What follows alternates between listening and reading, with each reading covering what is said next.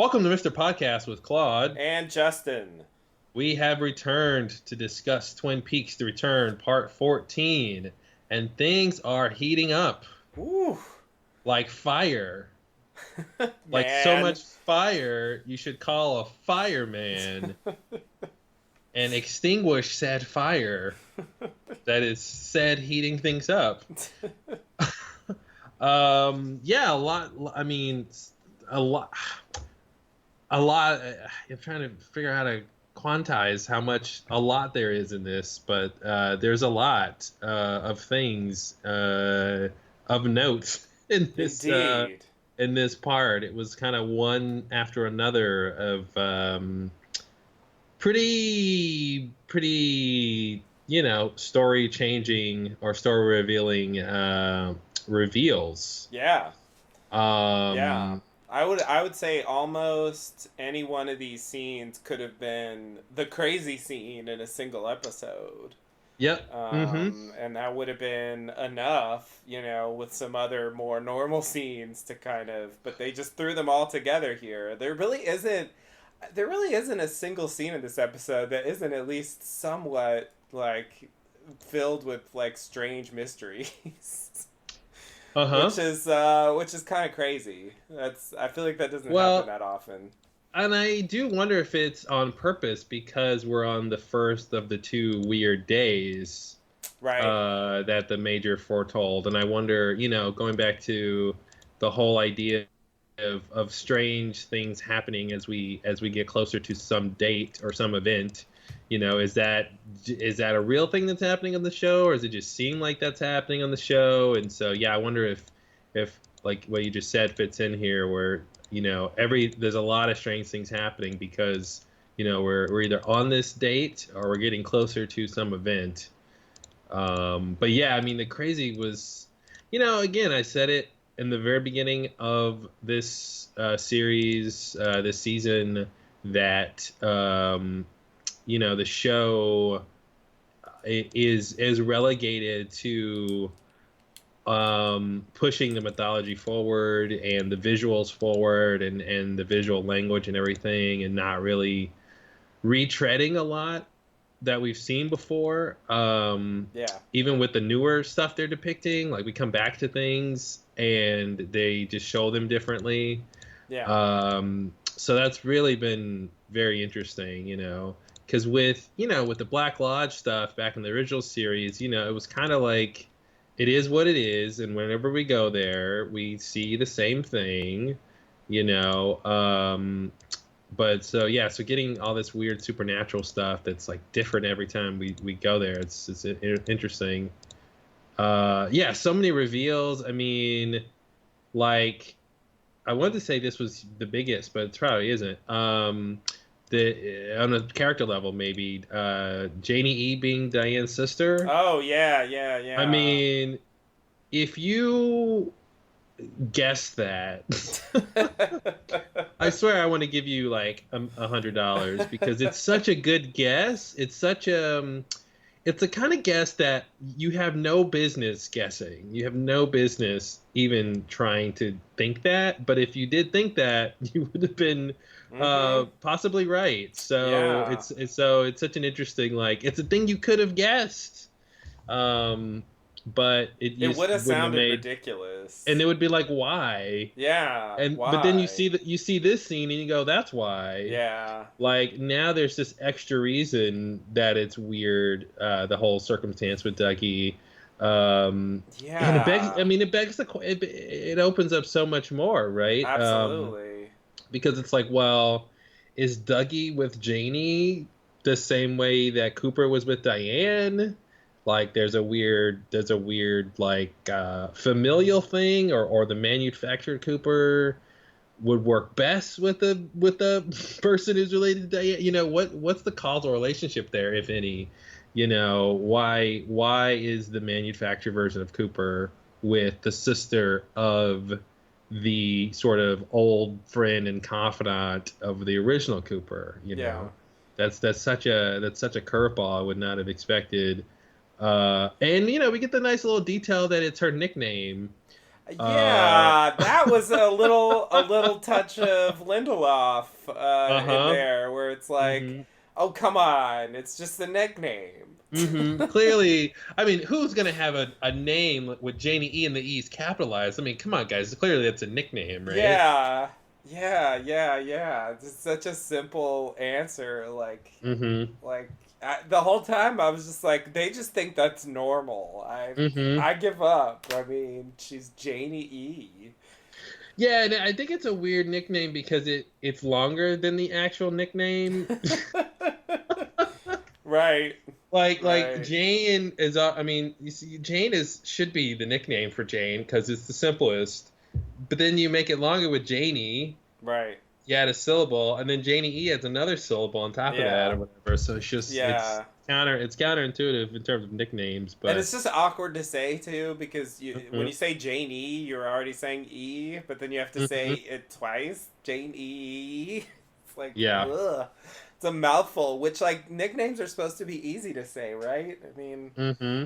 isn't that part of it? I don't know. Yeah, that's the nickname promise Yeah, exactly. Yeah, from that's the National Nickname Federation. it's somewhere in the whatever Hmm. in the paper, but it really just deflated the strangeness of it completely, and I was like, And it and oh, and yeah, it was that kind of Lindelof thing where, like you're saying, where it's a little bit like your fault for not guessing it. yeah, It's a little bit like, come on, it's so simple that was what it was, guys. And this yeah, whole time you didn't even think of that. yeah, and no, I didn't. And no, I didn't, because you gave me no way to think that. Yeah, Yet somehow exactly. I still had a way to think that. It's great. Yeah, It's like someone saying like, okay, picture a big room, and you go, okay, I'm picturing a big room, and then they go, okay, is there a yellow crocodile in that room? And you go, oh no, I didn't know I could picture a yellow crocodile. Well, I didn't say you couldn't picture a yellow crocodile. I just said picture a room.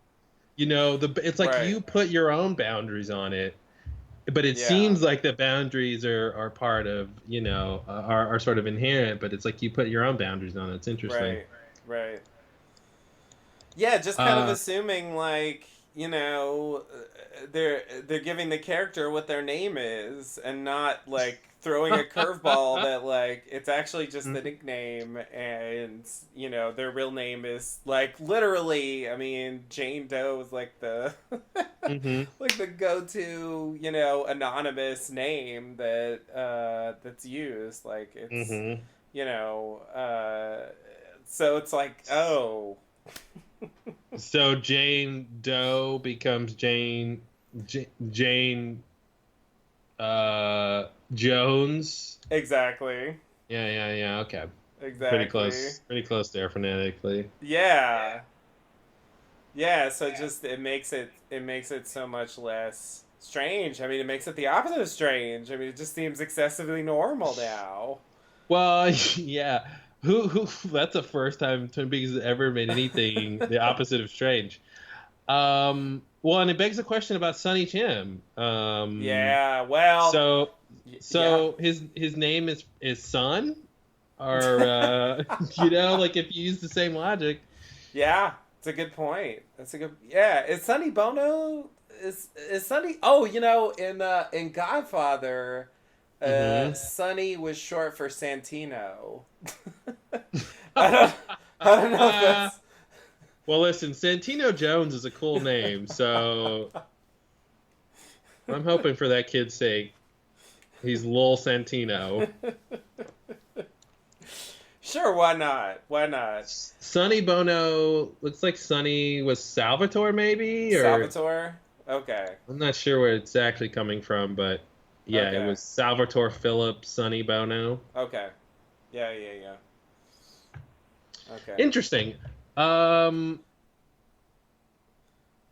yeah, so many crazy Yeah, it uh things. it, it raised the possibility in my mind for the first time, and I don't think this is necessarily true, but it's like it's there now that Janie E is in on it in some way, or possibly knows more than we thought. Um, Oh, I mean, it's not necessarily true, but that Yeah, possibility it is forces you to ask the question now. She's not completely innocent. I mean, now we do have a sense that they're estranged to some degree, true. but yeah, you do have to do your due diligence and ask the question of does that mean she knows more? Yeah. Was but it kind of goes back to what I was saying before. Was she targeted in a way because of this familiar relationship? Was it's just a random Did Diane coincidence?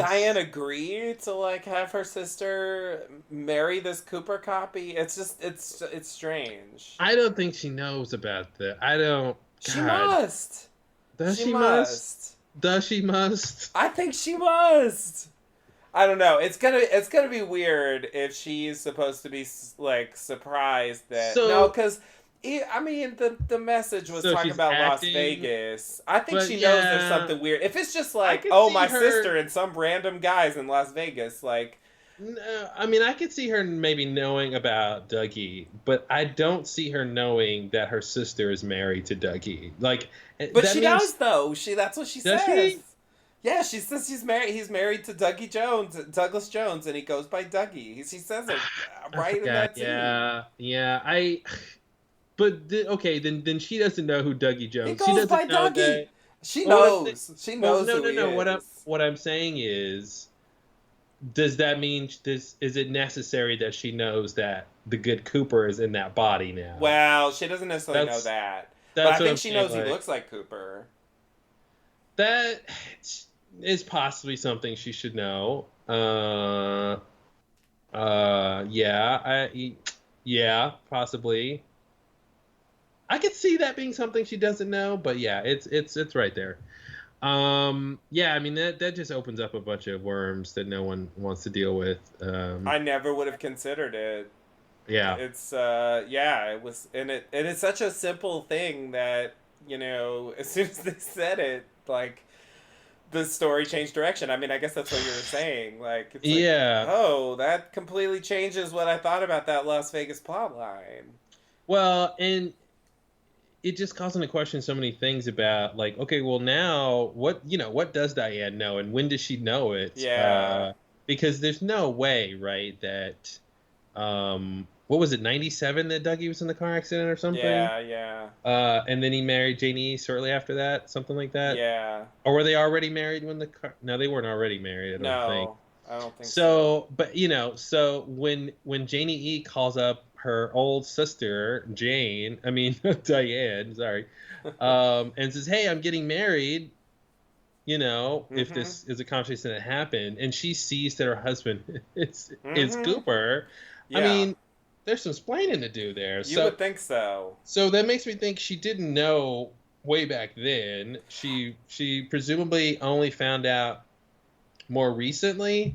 Well, That's what I'm I guessing. don't know. I mean, the meeting with Mr. C that happened, way back when, seemingly I would say is the start of whatever conspiracy they have now, and I think it's totally possible that she knew that was happening. I mean, it's starting to get crazy, but it's like seems like she's a willing conspirator in this craziness, and so yeah, I don't know. It makes me think she did know The more Jane, I'm that going to that call that her Mr. Jane C now. told her.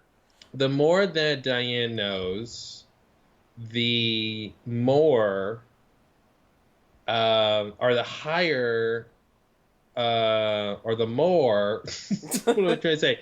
The more that whatever reason she is working with Mr. C, the bigger that has to be, right? So if she's a more recent conspirator, then whatever he's holding over her, or whatever, if he's coercing her, or whatever reason she's willingly doing it, is a certain level. But if she's part of the original plan and she's known for like a decade and a half or whatever, then I think that really ups the stakes in terms of like the believability on why she would be going along with this. So Right. yeah, so if it's a long time, then she's got a lot more explaining to do. Yeah. I feel like from this conversation that it's very possible that if we just take her at her word, she hasn't talked to her in years, Yeah. that she doesn't know about necessarily that the real Cooper is in Dougie. Unless Yeah. unless the whole reason she's doing this is to help him somehow, and Right. playing a double agent kind of a thing. Yeah. Or B, that that the Dougie Jones that's married to her sister looks like Cooper. The OG Dougie. Mm-hmm. That's crazy. That's crazy.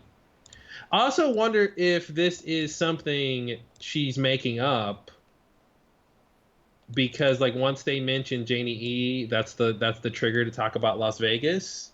Right. And that was the thing that Gordon guessed that they knew about that they haven't asked her yet was Yep. the ring. Yep. So I wonder if this is all part of the story, whatever game she's playing, Diane, that is. So these are all just not true. That's not her sister, and so this is just something she knows to say when they bring up Las Vegas or when they bring up Janie Right. E. Right. Yeah, yeah, yeah. It's definitely possible that it's not true. But yeah, I still think that would imply that she knows to some degree something about what's going on in Las Vegas. Well, and I was gonna say, Cooper, Mr. C could have told her to say this, but the FBI is monitoring her communications. So unless he found a way around that, they would figure it out pretty quickly that Right. this is a script he gave her. Right, right. Yeah, It I'm would trying have to to been prearranged like a while I'm trying to ago. minimize her culpability as much as possible. Yeah, well, I'm waiting for that like third act twist, or at Yeah. this point, 16th act twist, It where could like be coming. she takes that wig off and she's a brunette, and like, and she's wearing, Yeah. and she like undoes her outfit, and she's got like a monochromatic clothes on, and she's like, I hate all that color, it was all a ruse. Right. Fashion was just a red herring. Right. But yeah, okay, we'll come to all that. That rabbit hole. I mean, you got, oh man, so obviously, Andy's Adventure in Wonderland, Yeah. was really, really a game changer. Going to Jackrabbit's Palace, I didn't necessarily think that was going to be this one. I guess by having 2 days, they make it where they can have another one that maybe happens, a bit later in the series. But I think it's gonna be another. Yeah, I think it's something came during the first one, and maybe something will leave during the second one. So this is like the opening and closing of that portal. I think is what the days are. But I mean, this whole portal thing again is so interesting, and this idea that there's just portals now, guys. We just have to deal with it. Yeah. It's just the thing. There's just portals and vortexes. Vortices. Thank you. I was trying to figure that out. It's like a. Why did the mathematician die in the vortex? I don't know, like because Jason Vortices. Sorry. Wow. Sorry, I need to work on that one. Wow. I gotta work on that. Who stalked the mathematician in the Matrix? I don't know. In the Vertex. I don't know. So there's a joke. There's a math horror joke there. There's not enough of those. Yeah, yeah, yeah. Voorhees is a weird last name, I will say. Yeah. But yeah, so you got Andy's whole thing here, which Andy going there, like what the of fuck? all people, and what did the dirt in the pocket have to do with anything? Like, did he do the dirt? Did he do the dirt wrong or right? And that's why he went versus the other ones, or was he? They all had an equal chance, and the firemen chose him. Yeah. And I love the whole thing of like when you're in this room with him, and he shows you something or makes you listen to something, like you get it. Right. It's so weird because I'm like, I don't get it. You're not confused. Yeah, it's just like, ah, yes. Yes, clarity, finally. Yeah, he comes out of there with like some specific Oh man, information that was he's a like, man on the mission. He's got purpose. He's got direction. Like he's like a different Andy. yeah. And for a character that didn't really have any sort of character development in terms of like a big arc, you know what I Mm-hmm. mean, of like changing. He and Lucy are this. We talked about that. They're Yeah. basically the same, and they made that point on the show Yeah. that they've kind of not stayed with the times. They're very Right. much of their time, and but yeah, I can't wait to see what else is up with Andy and that whole thing. Oh man, I can't wait to talk about this whole. Oh man. Um, Yeah. then we got Mr. Green Glove. Yeah. Yeah.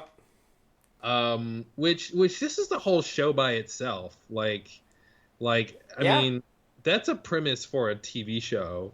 This guy has this thing, and he gets this glove, and now he's a superhero. Mm-hmm. And his sidekick is also a security guard by night, and plays at the local music joint. Mm-hmm. But yeah, what a crazy random type of character that they set up in the first episode, the first part, or was it part two when we saw that? Yeah. I think it was part two. Yeah, I think it was the end of part two. But the first night, I guess. sure, yeah, and yeah, because they showed them both at the same time, Yeah. and but yeah, this whole and obviously it calls back to Nadine's miraculous strength. Oh yeah. It's true. Just sort of out of nowhere being strong, sort of a thing. Maybe hers was drape runner related. Right. Right. Sure. It's logical.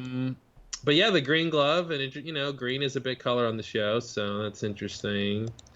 And then of course, I think the biggest thing, that really takes the cake is when Sarah touched up her makeup. Maybe it's a euphemism. She powdered her nose. Oh God. She what they used to say in the old days, put on her face, literally. Yeah. Yeah. Do you really want to fuck with this? She's like, dude, there's a void in here. There's a hand with a Yep. spiritual finger. I saw the spiritual finger. That stood out. There's some teeth. Yep. Do you really want to fuck with this? I don't. I mean, I think that's the Holy Trinity, right?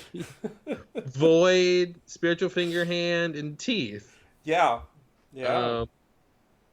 Yeah, wow. And that was much more than I thought we would get with Sarah Palmer. Way more. Whoa. And I think, like, holy shit, the small thing with Hawk and the ceiling fan and the noise, like, I never thought. Didn't you guess this from that?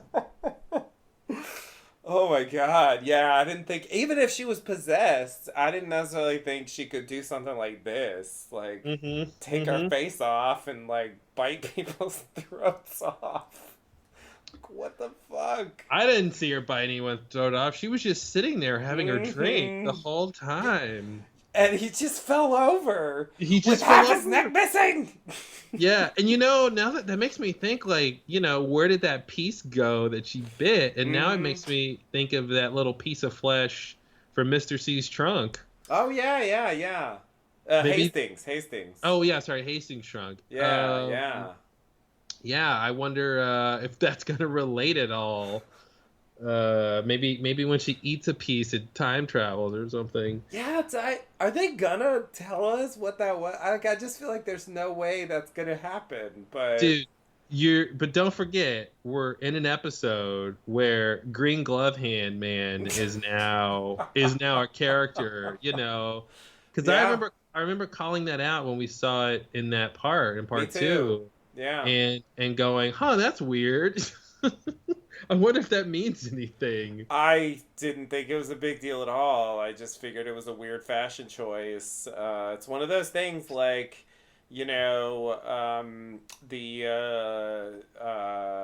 the atomic bomb behind Gordon in that one Mm-hmm. scene where like Mm-hmm. it really could have just been, you know, Yep. for scenery or whatever, like it looked interesting or whatever. It could have just been that, but it wasn't just that. It was clearly like No, a it was big like super thing. important. Yeah, yeah, like he's clearly gonna play some big role in the story, and it's like I never would have from that one little moment, which was literally all we had until this one. Like I forgot Mm-hmm. about him really. Like Yeah. I thought we'd get more James, but I didn't give a shit about Freddy. I didn't even know what his name was until this one. I didn't even know. I didn't even think we'd see. I didn't even think about what James's job was or what he would be doing besides playing music at the Roadhouse. Mm-hmm. That's. I was just like, once I saw him That's not paying as the a bills. security guard, I was like, no, no, it's not. He's only got Um, one song.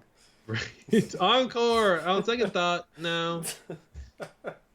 Just heard it. Yeah, once I saw him as a security guard, I was like, oh, I wasn't even thinking like what else could James be doing with his life. I just kind of thought, I kind of blame Shelley.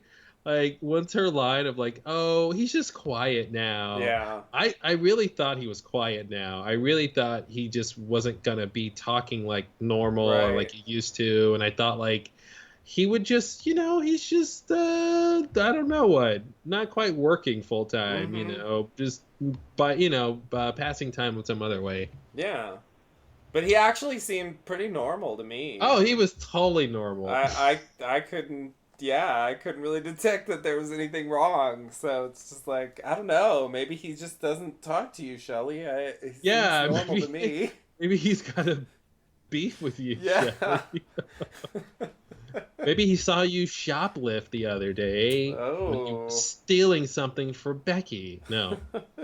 But yeah, so Sarah Palmer, she takes her face off, mirroring Laura taking her face off in Definitely. the Black Lodge Red Room. Yeah. So like mother, like daughter. Seemingly. Um, and, a completely different visage inside, of Yeah. course, sort of Yeah. the opposite of what you might expect. Yeah. Um, and so I'm gonna go ahead and just throw it out there. You are thinking that what's in her is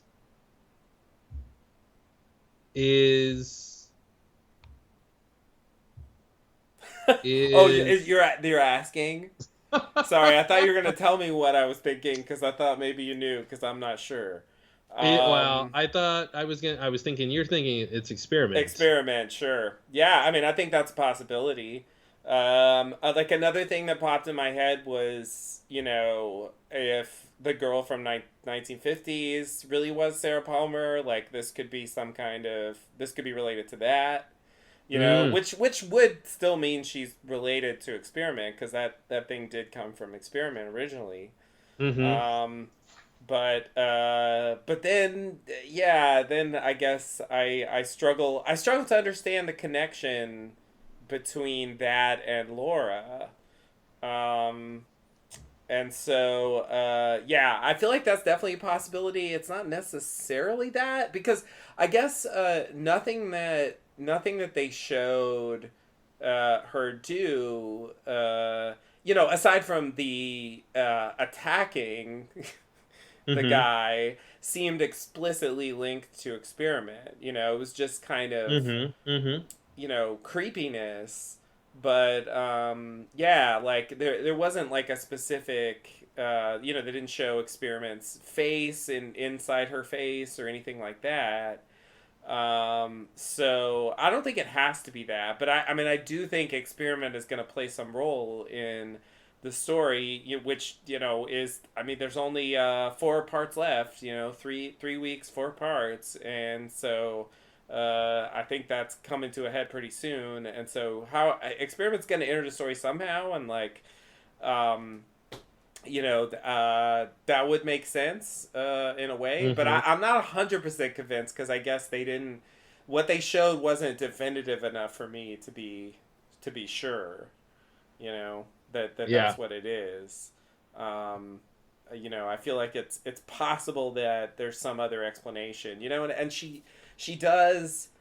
She attacks this guy who, it kind of reminded me of the Dexter thing from season 5.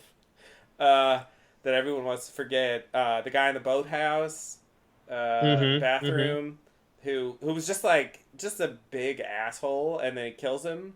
And like and it's this sort of thing where like you don't really feel bad because he was an asshole, you Mm-hmm. know and like this guy is Yeah. clearly an asshole, so the fact that she kills him, you don't really feel bad for him. If Mm-hmm. she killed a bag boy or something, Yeah. that would have a different effect. So I guess like this doesn't seem like enough evidence for me to think that she really is like something more evil like Mm-hmm. Experiment. It seemed I like got it seemed like a kind of extreme self defense to me. yeah. Well, but it was she didn't have to do it really. She could have walked. It wasn't, it was a type of self-defense, I guess, but it was sort of a preemptive strike because Well, she that's could why have I sort call of it walked over. extreme. Yeah, yeah, yeah. Okay, fair enough. Um, so two things that I think could relate it to Experiment. One is that Experiment was listed in the credits. True. Um, However, we see Experiment in Andy's vision that he's shown in the Slow 30s room. yes, So I yes. thought that was why Experiment was in the credits. But sure, go ahead. Yeah, I just thought, I mean, that's definitely true. But I also was thinking if Experiment became like a character, then Mm-hmm. it would make sense to credit it. The other thing was um what was the other thing that made me tie it to Experiment? Hmm, I forgot now. It'll come back to me. But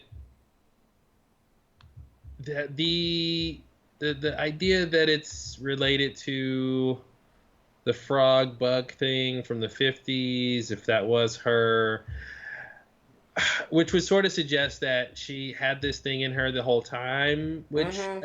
I don't really want to believe. It's hard to believe. I agree. Um, because if so, like she shouldn't have been putting up with Leland's crap. Yeah. Yeah. Yeah. It's a good Um, point. I do think this deciphering sort of what Andy has shown would probably help.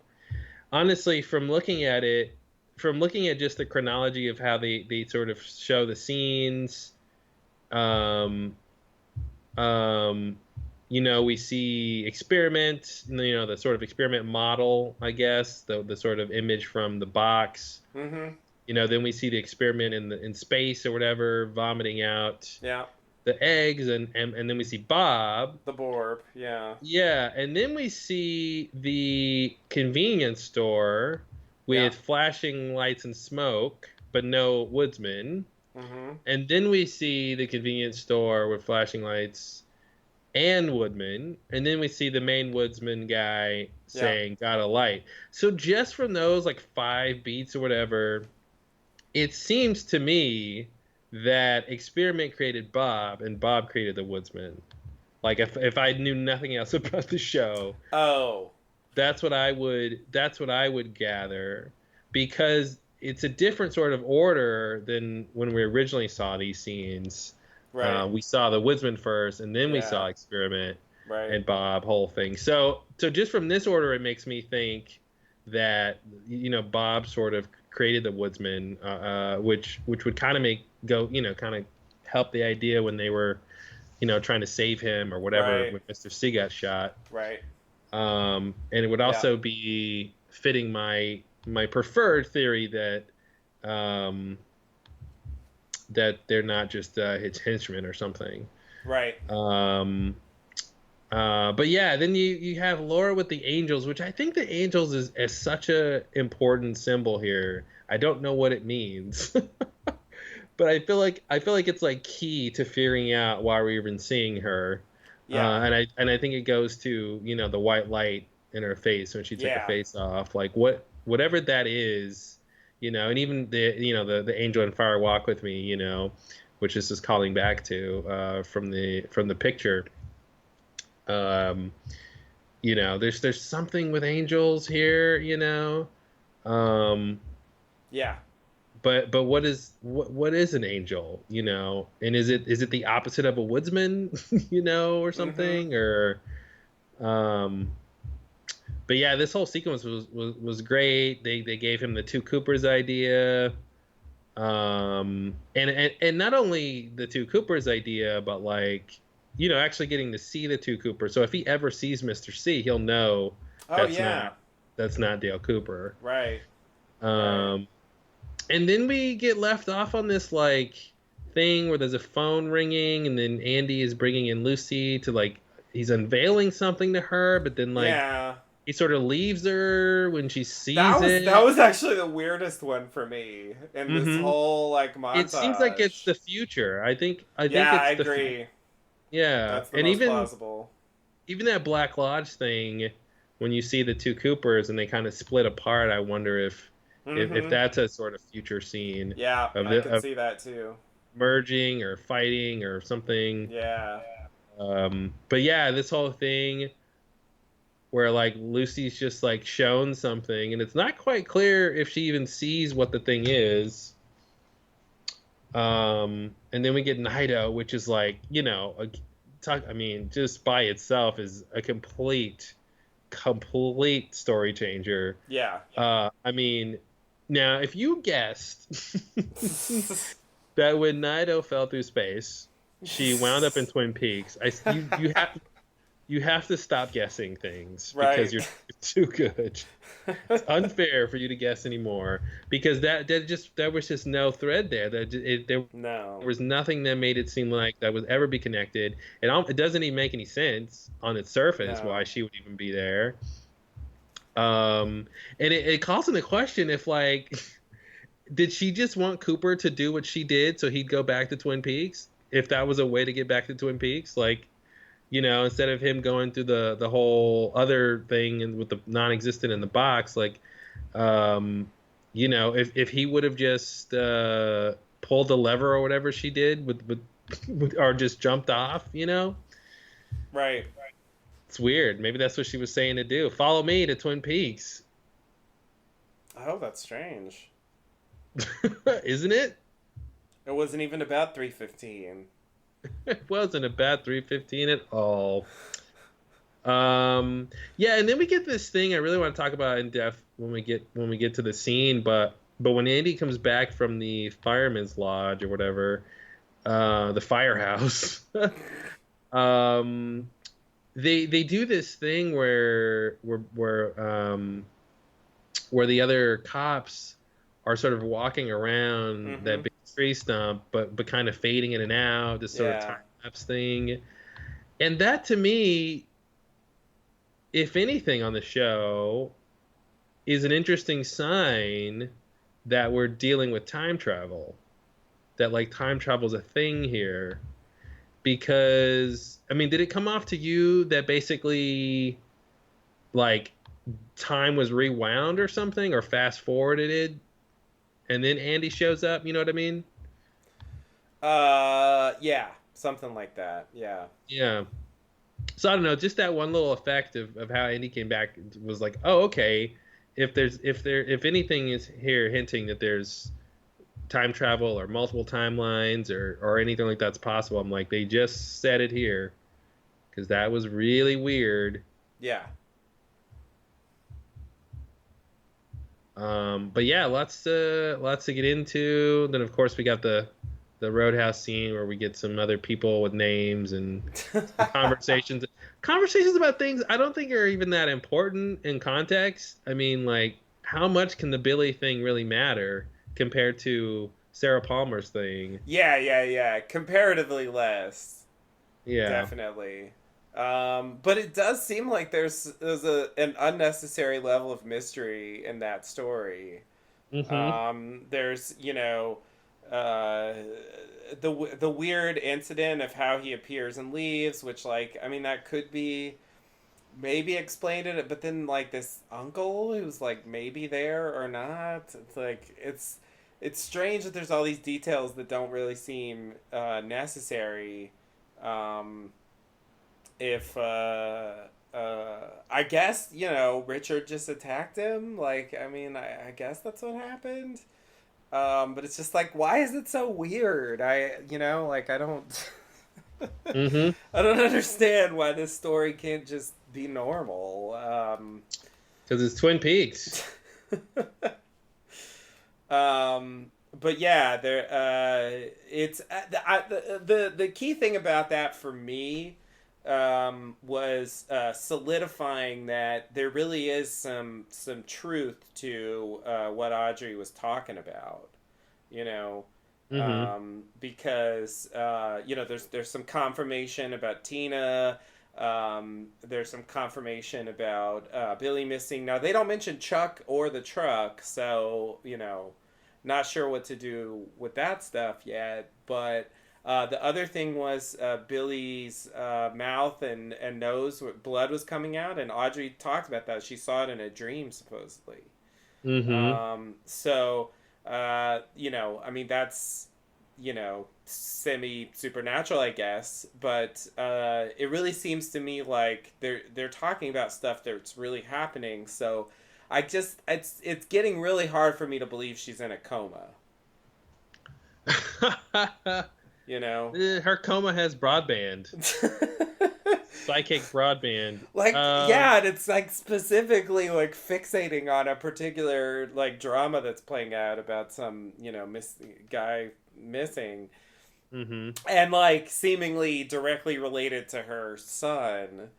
Um, and so that's weird. And I mean, I still don't understand how the story works, but this really did like pull it back to like it's not all some weird imaginary thing, Yeah. that like only seems to be connected to a story we saw. But maybe like for a second there, I thought like maybe it was a misdirection or something. Maybe they wanted us to think that's what it was in the first scene, and then the second scene, it's more like no, no, no, no. This is all some kind of delusion or something.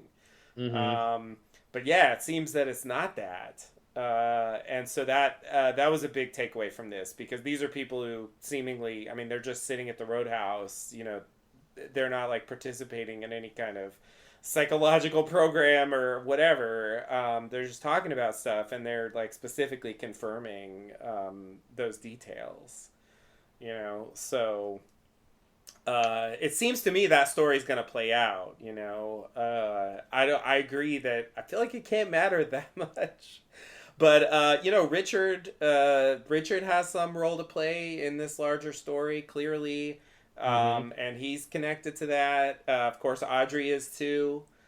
Well, I say that like I'm 100% sure. I'm like 99% sure she does. Mm-hmm. Mm-hmm. So I don't know. I mean, I don't know if Billy per se matters, but it does seem to me like that general plot line could Mm-hmm. have some significance. Yeah, I think there's a thread here connecting Audrey to Richard, of course, to Billy, of course, to Red. I think Red might be involved in something that's going on Mm-hmm. here. Yeah, I wouldn't be Um, surprised. yeah, because we're sort of dangling on Could on Red be that the whole uncle? Uncle Red. Uncle Yeah, I Red? did I did think that when she sort of couldn't remember if he was there. I'm thinking maybe that's a magic thing or something. Yeah. Um, but yeah, I mean, there's just a plethora of weird stuff that's not like the other. It's not like there's like three kinds of weird things and there's like 30 examples of that. It's just like Mm-hmm. no, there's just like 30 different weird things, which is the alternate title of this show. Yeah. 30 different weird things.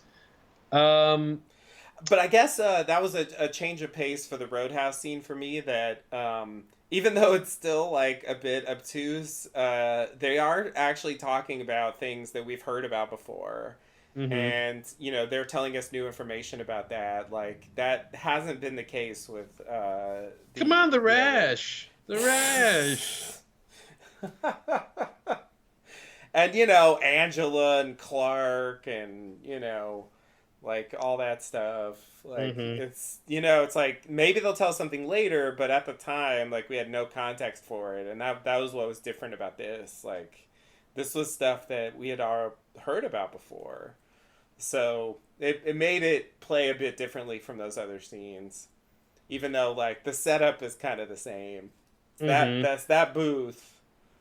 Yeah, this is like the conversation booth. Like Yeah, you go here for obscure conversation yeah, that only the two of you and possibly a third person who'll show up later will right, know. right. Um, yeah, so I don't know how much that can really matter, but I guess we'll find out shortly.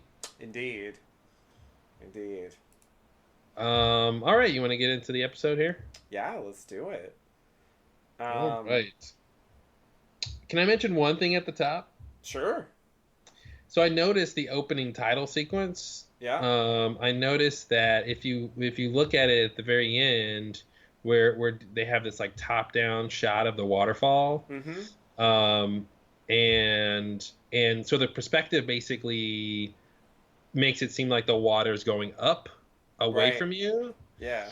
and then it cuts into Curtains. the curtains, which seem to flow upwards. Yeah. So I just noticed that. I thought that was kind of interesting thing because I think, with the whole where did Laura go? She went up somewhere. Right. So it made me think of that, like some kind of general hint that we'll be going up. We're going up. They'll Yeah. be up. They'll be up where we're going. Well, the vortexes definitely go up, Hey, the vortexes go up. for example. Like, did Laura just go through a vortex? Maybe. It was just a vortex. Could be. All right, yeah, I just wanted to mention that at the top. But yeah, it's definitely the flowing waterfall becomes the flowing curtains. Mm-hmm. And then like to an extent, like panning across the floor, it's like the zigzag pattern is like this sort of flowing wavy thing. Mm-hmm. So I think that's the visual kind of idea, but we're definitely going up. Up is where all the action is these days. Mm-hmm. You know where's up? Where's up? Atop the convenience store's up. Oh yeah, that's true. That's an up. That's a good point. Yeah. Yeah, so hopefully we'll find out. Yeah, it's just getting weird. Like I don't I feel Kidding. I I feel unsettled with the idea that although I have like some vague sense of like certain elements of where the story should go, as late as we are, I still can't quite picture exactly what is supposed to be happening here at the end. I Um, think with the time they have left, all they have time to do is, I think, like one more hit on Cooper. yeah, I think it's Sean please, just Talon. one more. Just one more hit. That's all we could take. I think one more hit, and I think Gordon and the FBI team arrive in time to save Dougie. Yeah. I mean, that's a big moment, by the way. I forgot to mention that. Like, the FBI finding out about Dougie, Yes. even if they don't specifically know everything, like, just the fact that they understand who Hmm. that is now, is a huge Hmm. step forward for the story. Yeah, and we were talking about the ring and how baffling we still don't know how it got in the Major's body and everything, but we were trying to figure out how would they even find out who Janie E is and who Dougie is Hmm. related to her, and the answer was Diane. Yeah. And that was never a guess. That was never. No. No, that didn't seem to be on the table. But yeah, I was just gonna say quickly.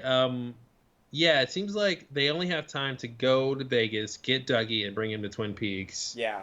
And I assume there'll be some sort of race or something, because like Mr. C's got to get there too. Right. So unless somehow he gets the coordinates and then goes to a place that ends up allowing him and Cooper to be at the same place eventually. But I mean, do they kidnap Mr. C? You know, like Diane's like, haha, I'm really on the good side. I secretly brought the FBI to get you, and I set you Mm-hmm. up, and I didn't tell them because I didn't want them to throw me off or whatever. My dastardly plan. I'm the smartest Diane ever. Um, and you know, and so then maybe they have Mr. C, and then they could just throw Mr. C and Dougie into the Black Lodge, and then Mm-hmm. Michael do the rest. Magic Mike will do some magic. I don't know. That's some kind of idea of what I think can happen. I don't think they have much more time for anything else. Yeah. I agree. I think it has to be something along those lines. But I guess, yeah, I don't know. It's still, is it going to be Jackrabbit's Palace? Is there going to be like a second trip there and uh you know, and then another thing? Are we going to see Glastonbury Grove again? I think they have Um to go back to Glastonbury Grove. I think Jackrabbit's Palace is a detour. I think you know, maybe something like if Mr. C goes to the coordinates, but that's in Twin Peaks though, so now I'm even confused. But if somehow he winds up in a vortex, maybe he comes out at Twin Peaks, you know, maybe like on the second day or something. I was thinking that. right. Um, but yeah, I remember leading up to Jack Rabbit's Palace, the reveal. I was like, okay, what's here? What's gonna be here? What's gonna be here? Thinking like, okay, rack my brain real quick. What's this whole thing about? And the thing I landed on right before they kind of reveal what's over there is I thought it would be another like owl cave. I thought we were just get another place with some clues, Right. with some symbols to decipher, Yeah. you know. So I was pleasantly surprised when it was something way more interesting than that. Yeah. Yeah. It's yeah, full on trip to That wherever is that place one is. whole complete trip. Yeah, The fire station. the fire station.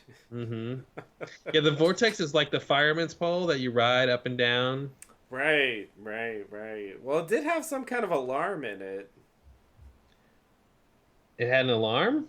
Yeah, sort of the alarm went off when you know, experiment spit out the Borb, you know, that Oh, was the original scene. Yeah.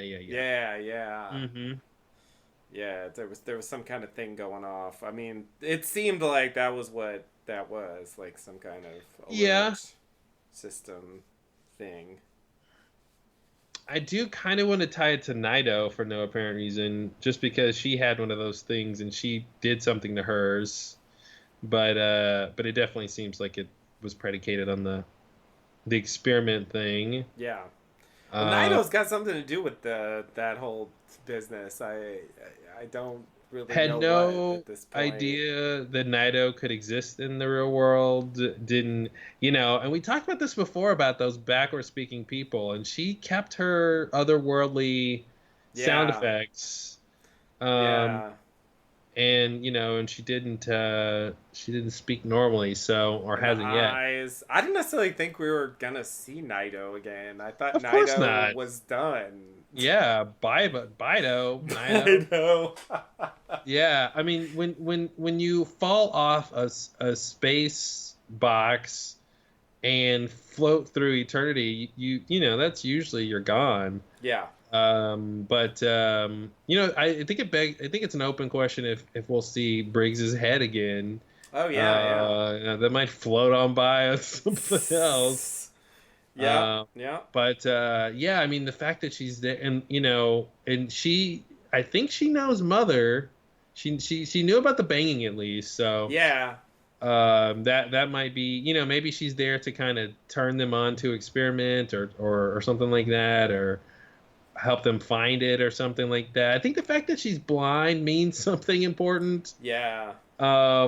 so maybe she has great hearing or the touch or sense of something, and that'll help her with doing something good. See, I'm a writer.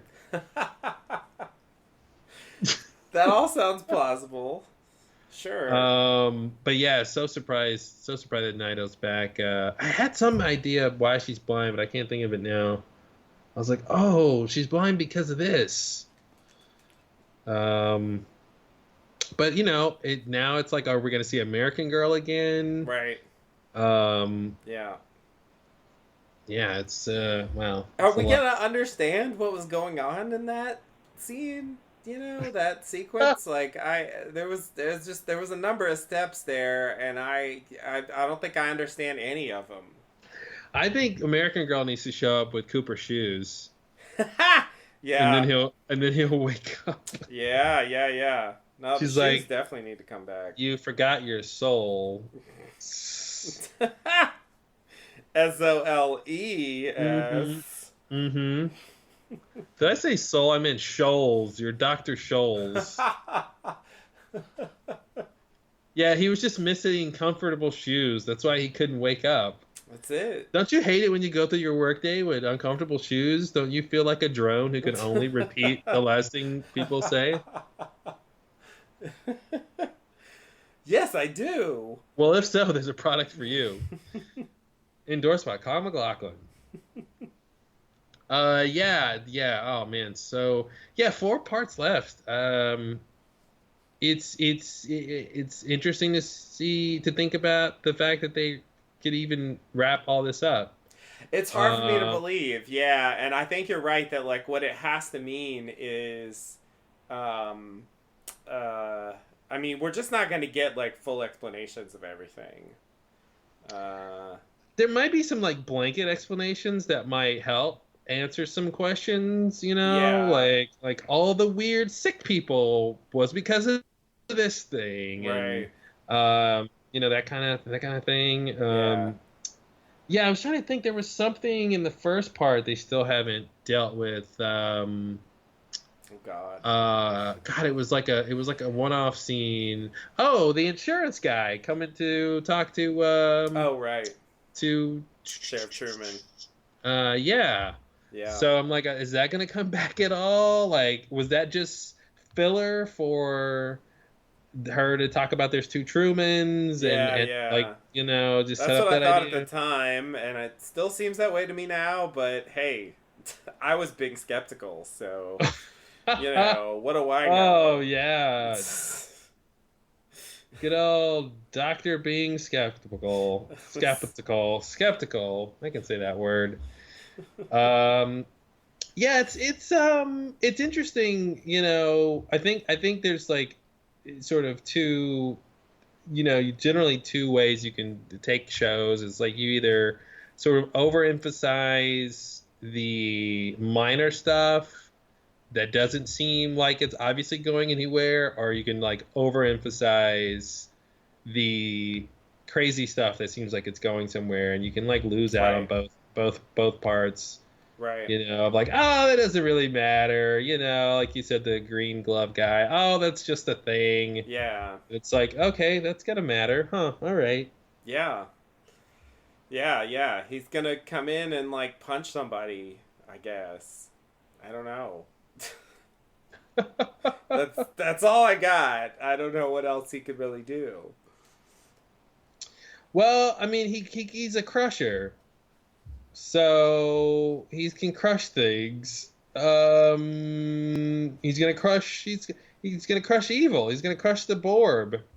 Oh, man. I don't know. He's gonna crush something. Get in there, Freddy. Crush the Borb. Yeah, crush Freddy, crush. Swing away home, Meryl. Swing away home. Oh God, everyone's favorite climax from everyone's favorite alien invasion movie. Yeah, it kind of seems terrible. It's such a random thing out of nowhere. He's British. Like, it took me a second to even understand that.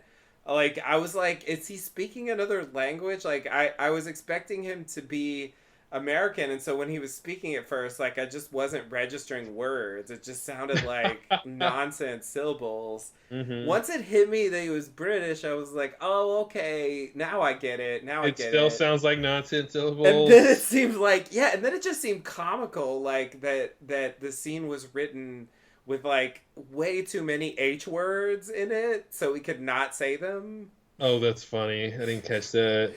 Like there was, he was constantly saying these H words and not pronouncing the H, and it was just like, I don't know. Hmm. It seemed like it That seems was yeah, like it's on purpose. exactly, yeah, like it was on purpose. Because they, I mean, yeah, they specifically wrote it that way. Hmm. That he was supposed to come all the way from London and get this mission to come to Twin Peaks and fulfill his destiny. Yeah, I could see that being in line with their interest in sound and dialogue and quirky characters, you know.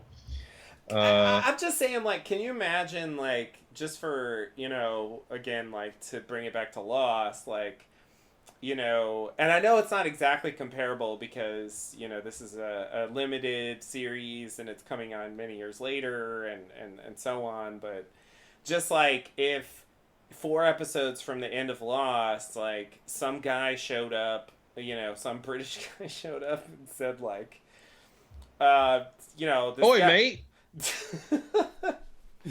This guy Jacob came to me and told me to get a glove, and one day I would fulfill my destiny on the island. And then he like punches the smoke monster back to the cave. Like, Yeah. wouldn't that seem? I don't know. It's just like as little as we know this character, like his role can't be that significant, right? I mean, I would think not, and yet, it must be something, or they wouldn't introduce this. So it's just I don't know. It's weird for me. Yeah, I had the same kind of train of thought when I was watching the scene. I was like, "Oh, he's British. Oh, that's so random. This British guy in Twin Peaks. Wow. Okay. Huh." And then once he actually tells the story, it makes sense. But I Yeah, thought it was just a weird casting choice, or just like, hey, some people immigrated to Twin Peaks. sure. Why not? But yeah, I mean, this is the kind of scene that they totally could have put up way earlier, Yeah, unless in the very next part we're gonna get another scene that connects and it'll sort of be better that they're close together. But like otherwise, it seems like just a one-off scene they could have put anywhere. I think the only things that maybe would have been different if they showed it earlier is like first of all the mention of a vortex. Like that would have been different if we saw that earlier, for example, True. before we had ever seen a vortex. Yeah. And then the other thing is that he mentions the firemen. Hmm. And if we had never heard who that was, then it kind of would have changed. I think it would have worked, but the scene would have been different. It was different because we just learned who that was Well, we would have. when he Yeah, we told would the have. story. If it was before this part, we would have been wondering if the fireman was the giant or if he Yeah, was someone else.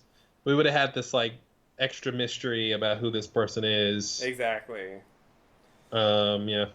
Yeah, but I agree that I think it would have worked anywhere else. It would have played slightly differently because at this point, we feel like we have a pretty good handle on what happened to him.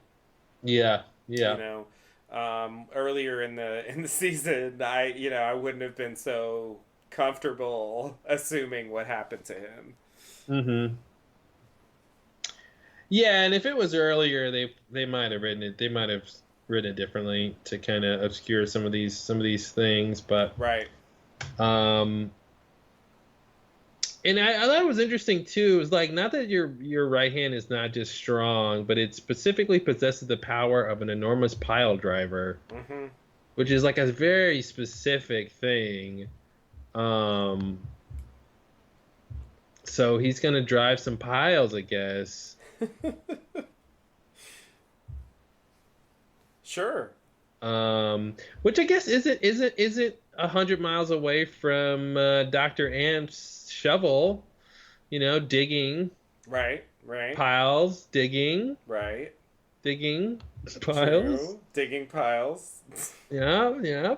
Words I'm saying together in a weird way. Yeah. Um, yeah, I wonder. Yeah, he's gonna punch something. That's what I'm expecting. I mean, it seems silly in my head. Like, okay, Freddy, do your thing. Like, it's just, Yeah. I can't really envision how it's gonna work and how it's not gonna seem really cheesy and kind of out of nowhere. Like, oh, Hmm. this guy we met like 2 episodes ago is like gonna save the world now. Like, it's just, I don't know. Or maybe there'll be a situation where his hand was gonna get chopped off or something, or it's gonna get cut off and it doesn't. Maybe like it's like a portal, and he sticks his hand in there and he keeps the portal open in time for them to escape. Mm-hmm. Maybe the sort of a Hodor moment or Oh something. God. Trying to think of like other uses for a strong hand. Right, right, right. Besides just punching somebody, yeah. Besides like a big punch. Yeah, that's a good thought. Maybe it will be because I feel like it's got to be an assist. You know what I mean? Hmm. If he really like if he really like does the big killing blow to Bob or something, it's just gonna be ridiculous. Yeah. Well, and it's interesting. God, yeah, this whole thing is like so crazy. But yeah, I was gonna say it's interesting that the fireman is recruiting other people to help with whatever's going on here, Yeah. and people not specific to Twin Peaks or related to Twin Peaks in general. Yeah. So it begs the question: why this guy? Does it matter? Could it Mm-hmm. have been anybody? Um, yeah, are there more people we haven't met yet that are involved in this that Mm-hmm. just haven't spoken up? Yeah. No. Seems possible. Yeah. Um. Yeah. Anyway. All right. So yeah, you ready to like talk about the scenes? Yep.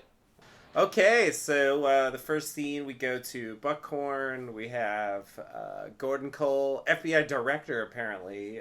Gordon Cole calling Twin Peaks Sheriff Station, returning Frank Truman's call.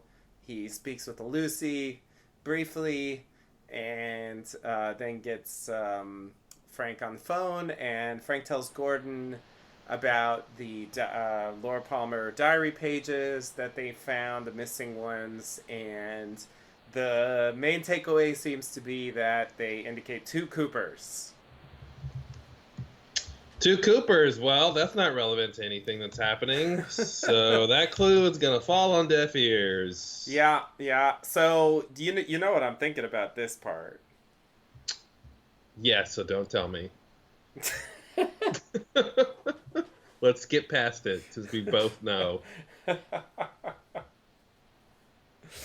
All uh, right.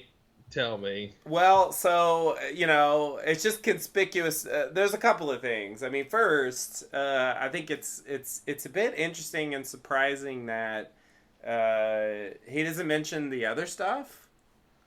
Mm-hmm. Um, I don't know. Maybe maybe that seems I don't know, not relevant or something. But I mean, they know that the Cooper came out of Black Lodge, met with Major Briggs, um, that he died shortly after, and so on. And then they found this stuff with Major Briggs, and I guess they don't know that the FBI is investigating Major Briggs right now specifically. Mm-hmm. But yeah, I don't know. I was kind of disappointed they didn't share more on that front, and also, of course, that there was no mention of Annie whatsoever. That basically that whole that whole message like boiled down to like there's 2 Coopers, and I guess like part of the point is he's not trapped anymore. Um, but yeah, the Annie sort of erasure kind Mm-hmm. of continues here uh, by the way they choose to present it. And I had a similar thought about the Fire Walk with Me sequence that they sort of replay later. Like, by what they choose to omit and what they choose to focus on, it sort of recontextualizes the thing. Mm-hmm. In terms of, like, here's the thing that matters for what we want to do now. Yeah. Yeah, which makes sense.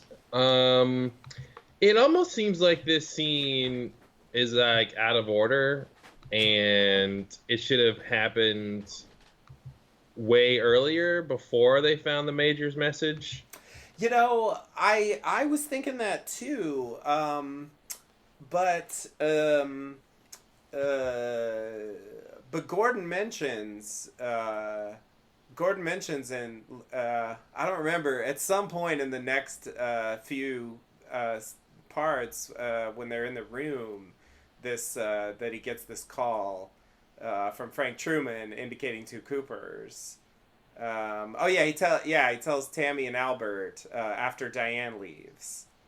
Mm-hmm. So I mean, that it has to be pretty late, because like by that point, if he's just telling them, I mean, it seems like that's when it should happen, and that means Diane's been deputized. I mean, that means like a number of elements in the story must have happened already. So I feel like I agree. I had that sense too. Like this seems like it's out of place, and yet you know, the direct reference to it in this other scene that clearly seems like it's in the right place makes me think this is where they intended to put it, which is kind of strange. Mm-hmm. You know, it's almost like maybe the scenes where they find all that stuff of the Majors are the ones that are out of place. Like, they should have been later. I don't know. Or maybe this whole thing should have been earlier. The timeline is very confusing, I have to say. Yeah, or he should have just shared what he knew, all of what he knew in this scene here, and I think we would have been fine. Yeah. Yeah. But yeah, the fact that he didn't say it did make me wonder if it was just moved around. Well, and also, I thought they didn't say it because they haven't actually gone, you know, by this point in this episode, they hadn't actually gone to Jack Rabbit's palace yet. Yeah. So I thought whatever he would tell him would be sort of incomplete at this point.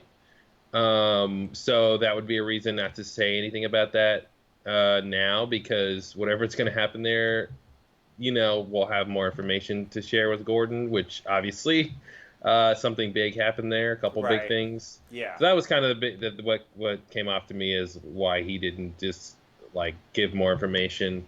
And it's, you know, it also goes back to when Harry, or by Harry I mean Frank, talks to Ben, you know, and they don't really share everything they know about Richard and all that stuff. It's kind of par for the course with sort of detective stories, or, you know, investigation sort of a thing. You see that a lot in scenes where people don't say everything they know for some reason. I guess it's just, you know, there's an economy there too of like that scene could have gone on for 5 minutes. Right. You know, with them just going back and forth, telling the audience things the audience already knows. Right. So, you know, those kinds of things factor in. Yeah. But yeah, it was nice to, you know, I mean, the fact that Gordon, you know, knows that something with Laura is up might help him because he had that Laura vision. Right. But yeah, the thing with Annie, you know, we'll see what happens by the end of the show. I don't know. You know, I just, you know, what could really be happening? Now, you know, there's obviously with, you know, the Audrey scene with Charlie, and is that a dream or not? And then, as we were talking about before, you know, the Jack Rabbit's palace scene when Andy comes back is edited very strangely, and it has you know, sort of a little, I mean, not exactly the same, but a little similar quality to the Purple Place, the weird editing there with the time skips and stuff like that. So, you know, there's evidence that something's up with time. Too. The Woodsman. Sure, yeah. So there's something up with time. It's not clear what that is and what it's affecting, and if it's a sort of like ambient effect, or if it's something particular, or if it's just how they're telling the story and it's just thematic to some like story thing we're gonna get. Um, so yeah, I don't know. I'm holding out hope that Annie's, not that she needs to be on the show or anything, but I'm holding out hope that I don't even see them bringing her up again. But I'm holding out hope that somehow she's not completely erased from the show proper. Maybe maybe we might hear something about the ring or something, or the nurse. I feel like we need to know what happened to that nurse. I don't know if they're like, 25 years ago, a nurse mysteriously died, and Mm-hmm. she complained that her arm was numb, Yeah, or yeah. something. Just something that would connect us back to the last time we saw Annie. But yeah, it could just be, she's literally just the messenger, which got them sort of going. We're still holding out for the context of that scene in part one with Hawk in the woods. Oh yeah, yeah, yeah. So that sort of connects to Laura's diary and that whole thing, I think, in terms of just whatever was getting going there with the log's message and stuff. Um, yeah, so I don't know. There's the time is weird. Time is weird. There's obviously there's a lot of people out there trying to make sense of the out of order, the seemingly out of order scenes, and then the other sort of like visual things we've seen. People think that glitch on the door in that one part it factors Oh into right, right, yeah. some larger thing about time. Um, you know. So anyway, I'm trying to think what else in this scene stood out to me. I mean, it for me it was even though like it wasn't everything I wanted, it was satisfying to have the storylines kind of interacting, Hmm. and we get like two doses of that really with they find out about Dougie later, so that kind of brings together multiple story threads that have been basically totally separate for the rest of the season. Hmm. So it was just nice. I was wondering how it was going to happen that they would finally um, contact Twin Peaks. Um, so yeah, I was glad that uh, Frank actually decided to call the FBI and tell them the small amount of information they know. Hmm. Yeah, it's interesting. Gordon is the FBI director, which never seemed, when they mentioned it again in this part, it caught me off guard because it never seems to me like he's the head of the FBI. Yeah, yeah, yeah, It just never comes off like he's literally, J. Edgar Hoover or whatever. yeah. Um, um, so that was interesting. We learned that, Lucy and Andy went to Bora Bora. Right, Another duality thing, one word, two words, sort of a thing there. right. Um, and yeah, and the FBI agents in the room were weird. Um, I don't know why they were like that, The but Las Vegas ones. yeah. Yeah, yeah, yeah. Yeah, yeah, Um, they're very strange for no apparent reason. yeah. Sorry, did I skip ahead? I was just thinking Yeah, yeah, of yeah. that. That's later. All right. Yeah, I think that's about it. We got the next part continuing this whole thing. Uh, yeah. When did that? Oh, yeah, I got it. Yeah. So we go to another room in the same hotel, still in Buckhorn. There's a bunch of equipment there. They brought a lot of stuff. Um, and Albert is telling Tammy about 1975. I guess it's the story of this original Blue Rose case that he alluded to earlier when they recruited her originally.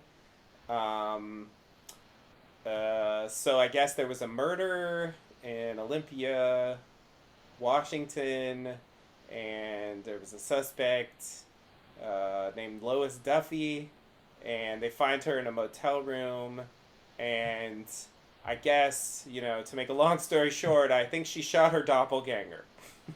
Mm-hmm. Mm-hmm. And I guess the doppelganger says I'm like the Blue Rose.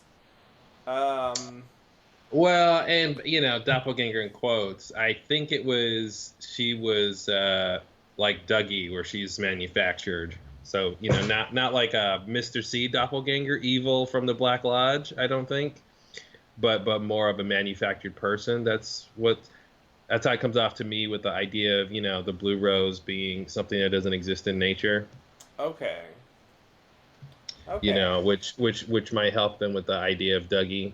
So this idea that there's been other manufactured people before. Yeah, yeah. Because it shouldn't be quite. I mean, obviously it could be because we're dealing with that in the main storyline, but I don't think it should be the doppelganger proper because they don't, because they shouldn't be able to come out at the same time. Because that's the whole quandary that Cooper is in. Right, right. Yeah, but I don't know, it seems like that the doppelganger committed a murder. I don't know, it made me think it really was the sort of evil doppelganger Well, they didn't say. situation. Oh, you're saying. Well, okay, yeah, I got confused on the line. So they're investigating a murder. So there's two dead people. One of the dead people is the Blue Rose Lois Duffy. Yeah, it confused me when they're like, we're investigating a murder, but then somebody dies, but they were investigating some other murder. So Yeah, yeah, so she's saying Lois is saying she didn't do it. So you're saying that yeah. the doppelganger did it and killed somebody. I mean, I'm assuming. Mm-hmm. That's what we're supposed to think. So yeah, that's what makes it sound more like, um, you know, more like a evil doppelganger type situation. Yeah, yeah, it could go the way. I'm thinking it's manufactured specifically so it ties into Dougie, which is the thread they're trying to pull on next. Um, so yeah, that's what I'm thinking. Yeah, yeah. No, But that makes sense. there's also a way to explain Mr. C, So if they're like, oh, doppelganger, evil version, Right, right. that's there too. Yeah, yeah, yeah, yeah. I guess that's where I thought they were going with that. Because I guess Dougie was manufactured, and that's a deal. I mean, that's not. I'm not saying that's a minor detail. I'm just saying, at this point in the story, like that Dougie is gone. You know what I mean? So I feel like the current Hmm. story is Cooper and the doppelganger. So I feel like it's possible they're Yeah, focusing on that aspect. yeah. Uh, There's still the idea though that they do need to explain Dougie pre Cooper taking over. You know what I mean? Like, there's a whole time period there yeah, where it's not Cooper as Dougie, yeah, and also they use the word conjured, which I think is very close to manufactured. So that's another reason that I was thinking they meant, a manufactured entity. right, yeah, yeah. That makes sense. Who manufactured her? That would be one question. Sorry. uh, so anyway, the other Lois says she didn't commit the crime, and she hanged herself. And the officers were Gordon and Philip Jeffries. Mm-hmm. Um, Tammy asked about the blue rose, and because blue roses don't occur in nature, I guess that means the dying woman was a tulpa. Mm-hmm. Mm-hmm. The obvious Tulpa answer. from Tulpa, Oklahoma, right? Yeah, The fight that's. home of the Fighting Tulpas. Everyone's familiar. Yeah, so I'm just looking up Tulpa, Yeah. what that actually is. And so if you don't know, a tulpa is an entity created in the mind, acting independently of and parallel to your own consciousness. So the idea that is, a being created from sort of collective thoughts of separate people. I guess Santa Claus or something, or is that kind of a thing? If it was real, I guess.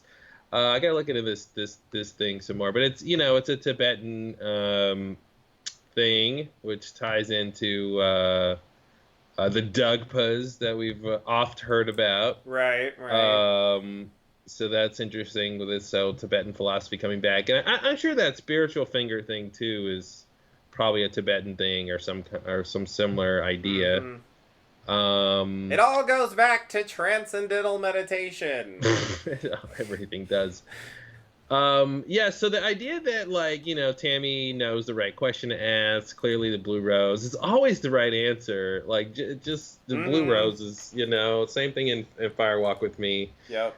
But yeah, so I was a bit shocked that Gordon we keep learning like more backstory with these people, and you think you know what's up, but like Gordon and Jeffries were partners basically. Yeah. Didn't know that. No, me either. And because even back in Fire Walk with Me, when Jeffrey shows up at the Philadelphia office and he's like, Cooper, this is Jeffries, blah blah blah. He's not like my old partner. Right, right, right, right. But so the idea that going back to what they mentioned in the last part about the founding of the Blue Rose Task Force, the fact that he basically put Jeffries in charge because Jeffries was there for the initial thing, which completely makes sense. Before I thought it was like, oh, he had a bunch of agents he could have chosen from, Right. to head the task force. But it's like, oh no, he just puts his partner, who's the other guy who was there when this all started. Okay, all right, Right. that makes sense. It's Yeah. pretty direct. Yeah. Definitely. But yeah, this is such an interesting just scene as you can kind of picture it in your head, like walking into this room and somebody gets shot, and then you see who the victim is, and then you see that the murderer is the victim, and it's very Yeah. very Lost Highway, Oh yeah. Um, And Albert has to add, like, she didn't have a twin sister. yeah, Just like in let case me you're just looking for a Lindelof yeah answer here. yeah. What's that? Oh yeah, it's a thing on Sherlock, where he's always like, it's never a twin. Yeah. That's never the answer to a mystery of how two people, are in the same place or whatever. Mm-hmm. I think one time it was a twin though. Yeah, come on. It's a twin once in a while. It's never a twin, except sometimes.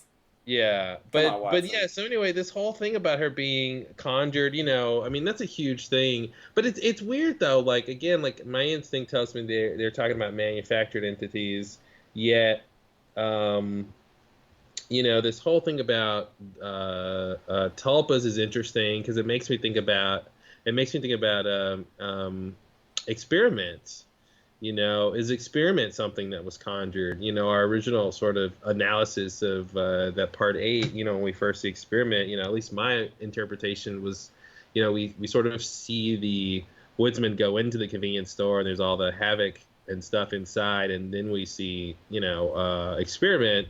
Right. So it seems like, okay, maybe they summoned her or conjured her. Mm-hmm. So maybe it. I say she, but it's it should be it. But maybe it's maybe it's a tulpa too. Mm-hmm. She's a tulpa and I'm a tulpa. You're a tulpa too. Sorry, just turned Italian very quickly. So yeah, but I wonder if maybe that's why they're bringing up this idea. Not just that this woman was conjured or she was some kind of duplicate or doppelganger, but that here's this like word we're gonna throw in here you can look up and get a sense of like what this concept is. Right. Yeah. Yeah. Yeah. Uh. Yeah. In 1975, I feel like that's probably around the time when Mike and Bob were out killing with each other. Mm-hmm. So maybe there's some overlap there. Maybe Bob was involved. Mike and Bob were involved in all that. Mm-hmm. Were having this twin. But it's interesting that they just even set that up. That like the two Coopers is not even original. They're sort of original weirdness. Right. Like this kind of thing happened before. Right. Which makes it interesting. Yeah. Yeah. Yeah. And I feel like the story's taken a turn here, and I guess it took 25 years to realize that had happened. Um, but like the Longest turn ever. like the distracting thing about it is that and like I feel like there's just been sort of a rethinking of what was going on with certain things um in the original series, but the original story with Leland, and even the way Mike explains Philip Gerard is inhabiting spirits, like they're just Hmm. taking over people, and to some extent, like along for the ride, to some extent they can control them if they want, or if there's no haloperidol. um, and Hmm. but now it's kind of coming off like the story is really a story of like copies of people doing things. Well, it's a story of both. I think it's the story of and maybe we'll get some idea of why there's one idea versus the other at times. The sort of original copy, the Cooper thing made a lot of sense. It seemed like some sort of loophole for Bob. This sort of creation. Because it already starts weird that you know, Cooper Dale isn't dead when he goes into the Black Lodge. So it already is a sort of weird case in terms of like Right. Hawk's sort of mythology of what the Black Lodge is for. So we don't even know if this is how it works normally or what, or like we've talked about before, like is everyone's doppelganger there even before they die? Is your doppelganger Mm-hmm. only created once you get there, whether you're dead or Yeah. not? But anyway, that whole 1-2 shuffle of Bob and getting Dale's doppelganger and then going on the Black Lodge and then sort of inhabiting the doppelganger. Clearly now in this series they're recontextualizing that whole event. And kind of maybe bridging the two sort of ideas you just mentioned. The sort of inhabiting spirits versus duplicates thing. It's almost like a bridge between the two by having Bob be in Cooper in an inhabiting way, Right. but not but be his own entity, and then have a second Cooper out there doing stuff. Yeah, it is weird. And I think there's a third thing here, really, with whatever's going on with Experiment and the Woodsman. I think is sort of a third weird thing about these entities and what they're doing Yeah. and how they sort of relate to each other. Right. But yeah, this whole weird thing with the Blue Rose woman and I love her. I thought when they mentioned this whole idea of hearing Blue Rose from someone who died or whatever, her last words or whatever, I was thinking, that she just said the words and it meant something. It was like a clue, Yeah. and not this strangely poetic like final word that hints at like her nature, Right. but is like more obscure than it needed to be. Right. She could have been like, "I'm a copy. Yeah. Yeah. Yeah. Yeah. I'm a doppelganger." Would have been a Right. great final last word. And then there would have been the doppelganger task force. Right. You're right. And then Major Briggs' head would have flown through space and said doppelganger. Doppelganger. Yeah. Yeah. I mean, their version is better, but still. I Still, I agree. say. I agree. Yeah, yeah, you're right. I thought it was some kind of code or something.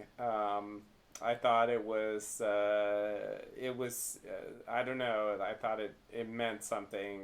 I mean, I guess it sort of does, and I guess it sort of is, but yeah, it's like this like figurative expression. Hmm. Um, you Like, know, also, botanical, like, you yeah, have to know blue roses don't exist in right, nature, right, which is an obvious thing if you've gone to the FBI Academy. right. It's just something you know. Yeah, yeah, yeah. Um, but You learned yeah, that it's, in it's it's Botany 101. Botany 101. Yeah, yeah. Everyone loves that class. Why are we taking this again? It'll come in handy one day. You'll You'll never get make to it in the FBI. with that attitude. Yeah, exactly. You'll never know what types of plants aren't natural. That's all we talk about. Which ones are natural? Well, that's Botany 102. Come on. Or 201. Which way does it go? Depends on the college, I guess. Exactly. Yeah. No, Um, I think usually, well, I don't know what the rules are. I think like 101 would be the first semester, 102 would be the second, and then maybe like the next year would be 201. yes, advanced botany. Yeah, Advanced exactly. botanicals. Exactly. All right.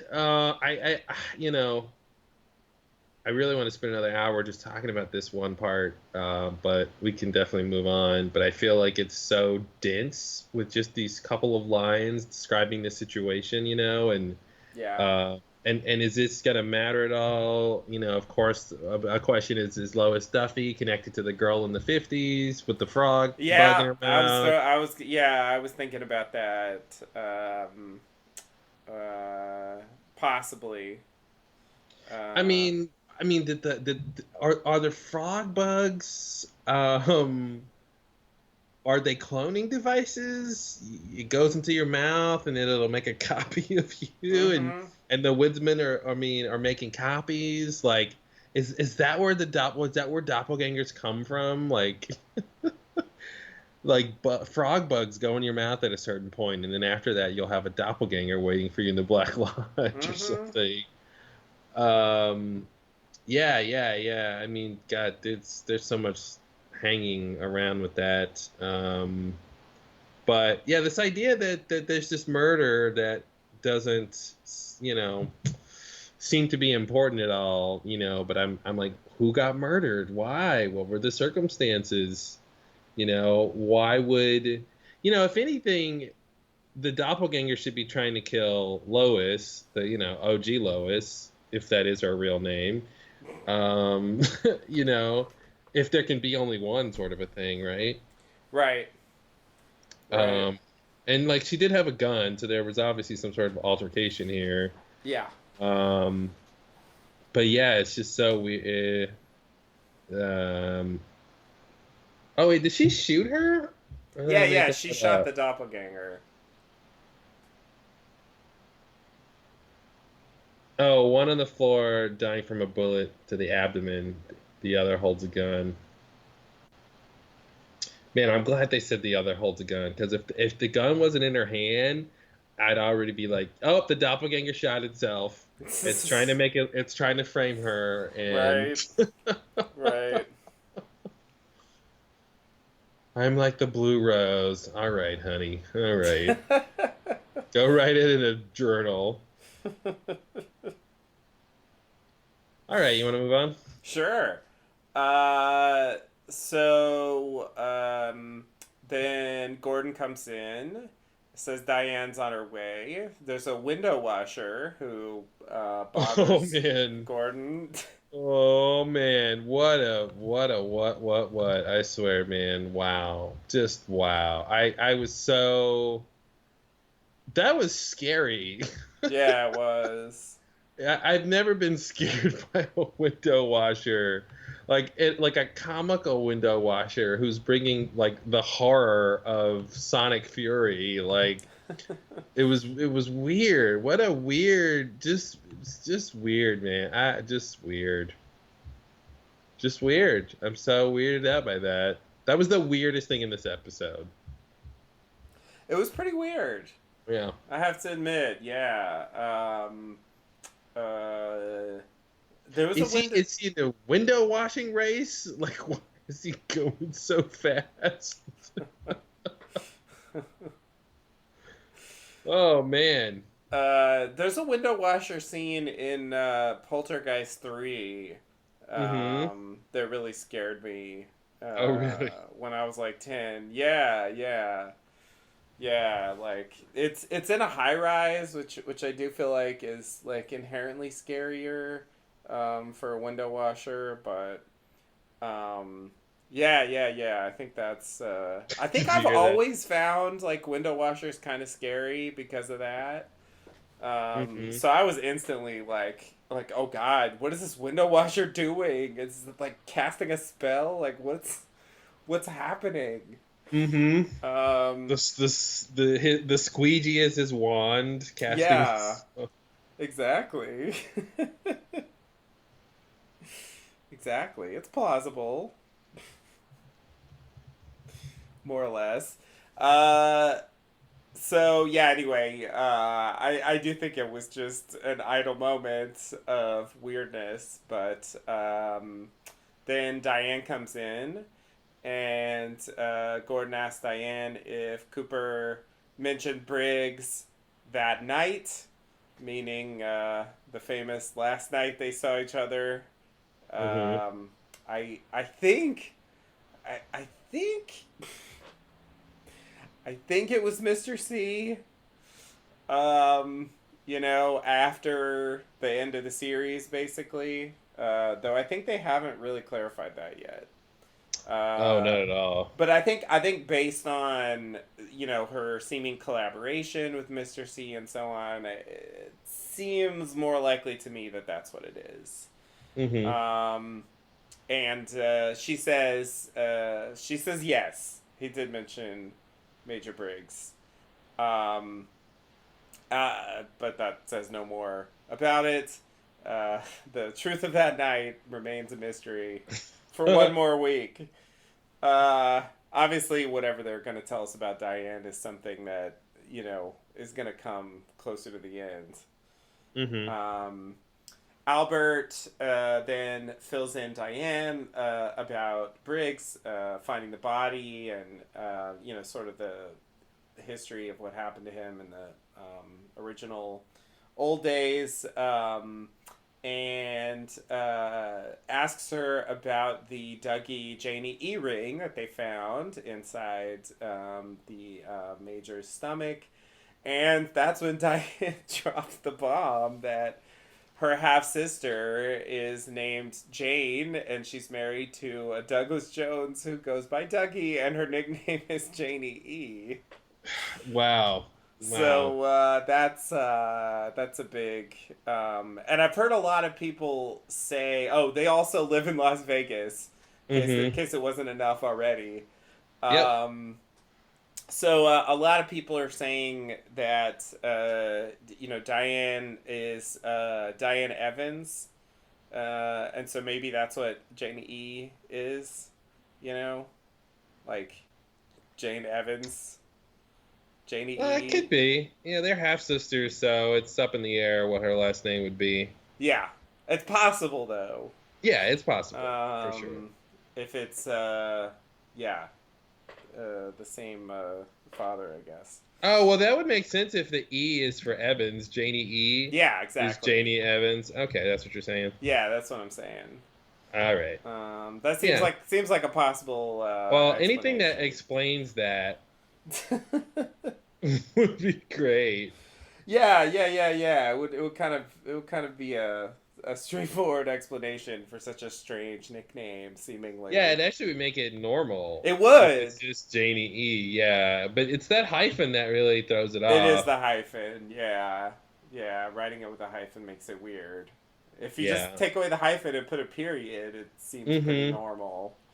Yeah, it's amazing how much mileage they've gotten out of people talking about that name when if her name really is just Jane Evans, it's like the simplest thing ever. Yeah. Yeah, exactly. Yeah, I mean, I thought like her name was so strange, like that's how they were gonna find Dougie. Hmm. There's only one Janie E in the books of all of Yeah, America. yeah, I actually thought that was plausible. Hmm. And no, but her actual name is just like you said, Jane Evans slash Jones. So yeah, like that's not really that useful as it seems, since it's just a Hmm. nickname. Okay, so Oh then yeah, I wonder if it's like there was another Janie in school, so yeah, there's yeah, like yeah, Janie R and Janie E. yeah, yeah, and Janie T. Okay, three Janies. What kind of school is this? The school for Janies?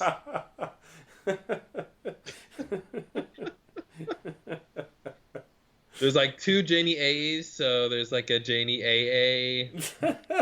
She really hates her nickname. Poor Janie A. Right? No one ever thinks about her and her problems. Mm-mm. The world according to Janie AA. Janie Yep. A. Mm-hmm. Oh, Janie A. Cheer up.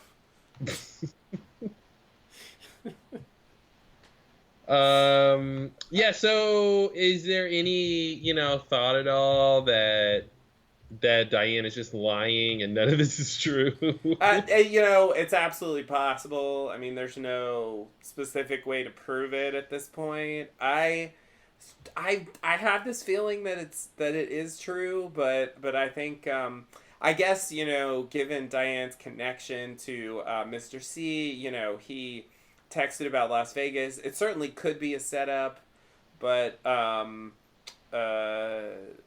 giving her like a deep connection to the Dougie storyline, actually, I don't know, it makes sense to me in a weird way, even though I don't understand it at all. Uh, so yeah, I think it's true, but I fully admit that I mean there's no real clear evidence for it at all. It really could completely just be a fabrication that she's saying to explain why she knows about Dougie, Mm-hmm. why she knows who these people are. Now, it is a weird story because it's like, oh, coincidentally, you have my sister's husband's ring there, like in Mm-hmm. this dead body. Like that's, I mean, that's a weird story to like go with as your sort of ruse. Um, but but it could be. It Mm-hmm. absolutely could be. If that was the plan all along, which then would make it seem like, in fact, and actually, I'm starting to suspect this now that we have this happening. Whether it's true or not, I'm strongly starting to suspect that Mr. C planted the ring, Mm-hmm. and that it was. I mean, it's ridiculously convoluted, but Planted for what? it's a long con for this. Why would Mr. C want the FBI to know about Dougie? I think I'm not 100% sure, but uh, maybe he's just luring them there to get them away from where he's going. Um, why this way? You know what I mean? Why not a note? With the ring, why with the ring? Why would the ring and put it in Major Briggs' stomach? Why not leave it at a crime scene? Why not some other way to get them to Yeah. know? Yeah, no, I mean I don't have an answer for that. I don't have an answer for that. Um, okay. But his plans do seem to be somewhat convoluted, and that's kind of a trope with these stories anyway. So I feel like it's possible that, it seems to me like he wants to lead them there. He's like, have they asked about Las Vegas yet? And as soon as she's prompted, she comes out with this, and so it seems like this was a plan. So that makes me think that he intended for this to happen. Mm-hmm. If the ring weren't there, they wouldn't have had this thing to ask about. But yeah, it could have been a note. Yeah. Could have been something else. Yeah. I mean, there's definitely something there. I see the semblance of a plan. I just I can't connect the goal and the motivations to what we know about the plan so far. But yeah, I definitely agree with your main point. It seems like, there's something up here. It just, the whole scene of when Major Briggs dies and, who's there and how it all happens. It's weird to me that he's presumably got Dougie's ring on him because he made the switch. If he's the one who gave Dougie the Alcave ring, then he made the switcheroo at some point. Yeah. And so, presumably recently, that would be my guess. Yeah, well, I would think within the last couple days. Dougie was on a multi-day bender.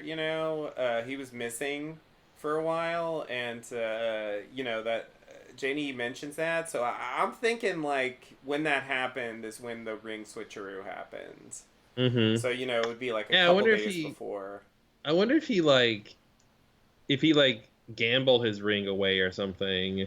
I wonder if there's like during that benders when the switch happened and he, the reason he's not like, oh, where's my wedding ring? Right. Like he knows, he doesn't necessarily know like an evil person has it, but he knows like where it went and why he has this Alcave ring instead. Yeah. Like, maybe so maybe there's some scene where that all happened. But yeah, so I'm just trying to think, Hastings and Ruth are there. Ruth has the coordinates on her arm, and gives don't them. Remind me. I know, and gives them to Major Briggs, who then says Cooper, and his head vanishes, and somehow Mr. C is there at some point, and then he's there with Major Briggs's body, but not Ruth's. Right. Otherwise, he'd get the coordinates, and then he decides, I'll lead the FBI to Dougie, and I'll put this ring in him, and then at some point they will find this body, and some point they will find the ring, and at some point, and then that's when I'll have Diane tell them,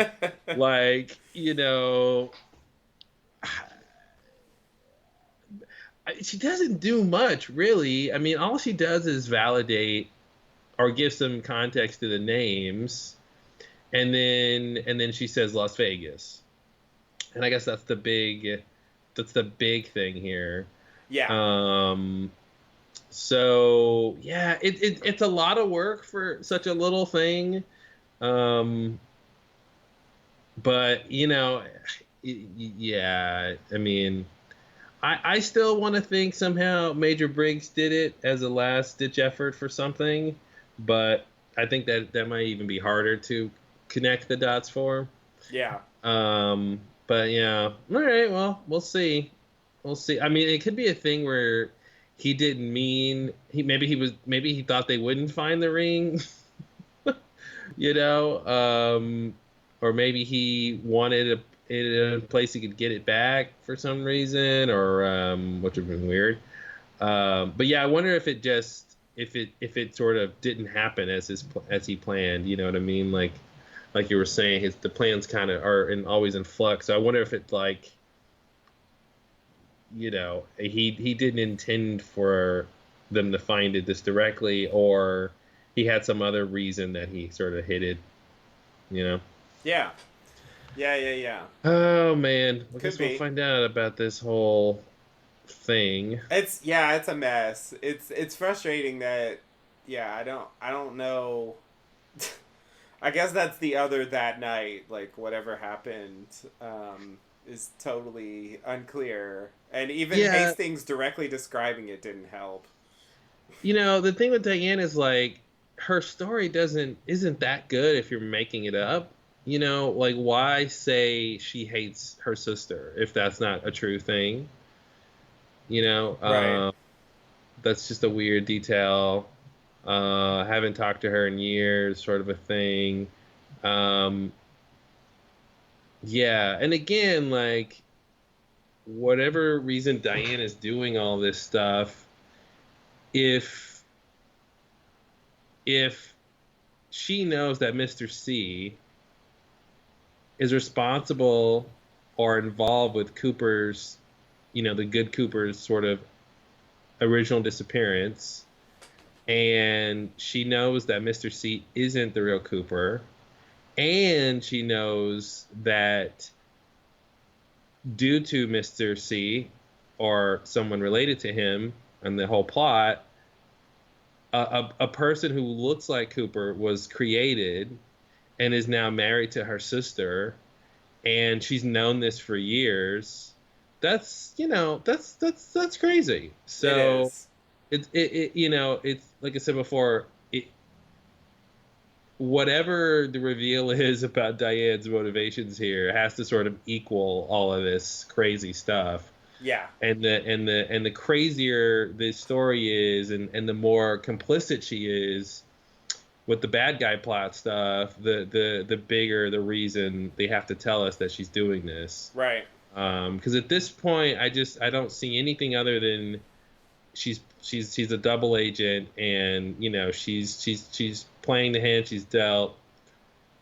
She doesn't, he could have threatened her that he's monitoring communications. He does have that technomancy stuff, and maybe she's afraid to let the FBI in on anything she knows, with the goal of, rescuing the good Cooper. That's, the obvious Right. sort of thing.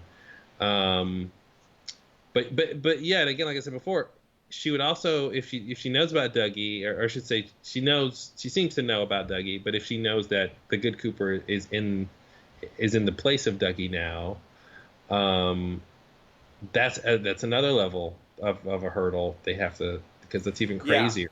If he's just out there now, he's not in the Black Lodge anymore. He's out Right. there doing something. Yeah, yeah. That's the one thing I'm not 100% sure. Well, okay, I shouldn't say that, but that's something I find somewhat less likely that she knows. hmm I think it's more believable, even though I agree there's a lot of explanation needed. I mean, I don't think it's this, but something as simple as like, I I can't see how this works, but like, you have to help me or I'll kill your sister, and she has to marry this copy of Cooper that I'm gonna make, and you have to help me. I don't know. I mean, that seems like such a mild threat, and in comparison with what she's supposed to do and put up with, but I don't know. Like maybe there is some kind of blackmail or some kind of coercion going on there. That would be the sort of Diane is not all bad, and hmm I think I suspect that is where the story's going. hmm Um, but I still think she knows about a lot of stuff. Yeah. Um, and she's just had to, uh, you know, make her peace with it or something. For whatever reason, she's been compelled to do this stuff. It is hard for me to imagine her just saying like, "Sure, Mister C, I'll help you with your plan." And you want your new copy of Cooper to marry my sister? Sure, that sounds great. Yeah, I guess there's sort of three levels of her knowledge possible, right? Which is generally speaking, like she knows the least amount possible to be Mm-hmm. involved with whatever Mr. C's doing. She knows some sort of medium amount, and then she knows everything. Yeah. And I'm thinking she knows the minimum possible. I Um, think it's medium.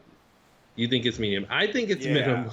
I think it's medium. I definitely don't think she knows everything. Like I don't But think yeah, what do you? I guess we could delineate what we consider to be in those categories. Like for instance, I do I think she don't knows about think Dougie, I for don't example. think. Yeah, see, that's a big difference. I don't think she knows that Dougie looks like Cooper. I don't think she knows that. I think she has to know that, and Why and does she have to know that? well, just if she's ever, I mean, She hasn't talked to her sister in years. she She does hates say she her. says years, but I mean, how old Sonny Jim? I mean, they've been together a while, you know. Seems like 10 or something. I Yeah, think 12. I think it's very possible they could have been estranged for years, but she still knows what her husband looks like. You know, she knows his nickname. You know, if they weren't speaking at all, and she didn't go to the wedding, she didn't have any Hmm. sort of idea of who this guy was.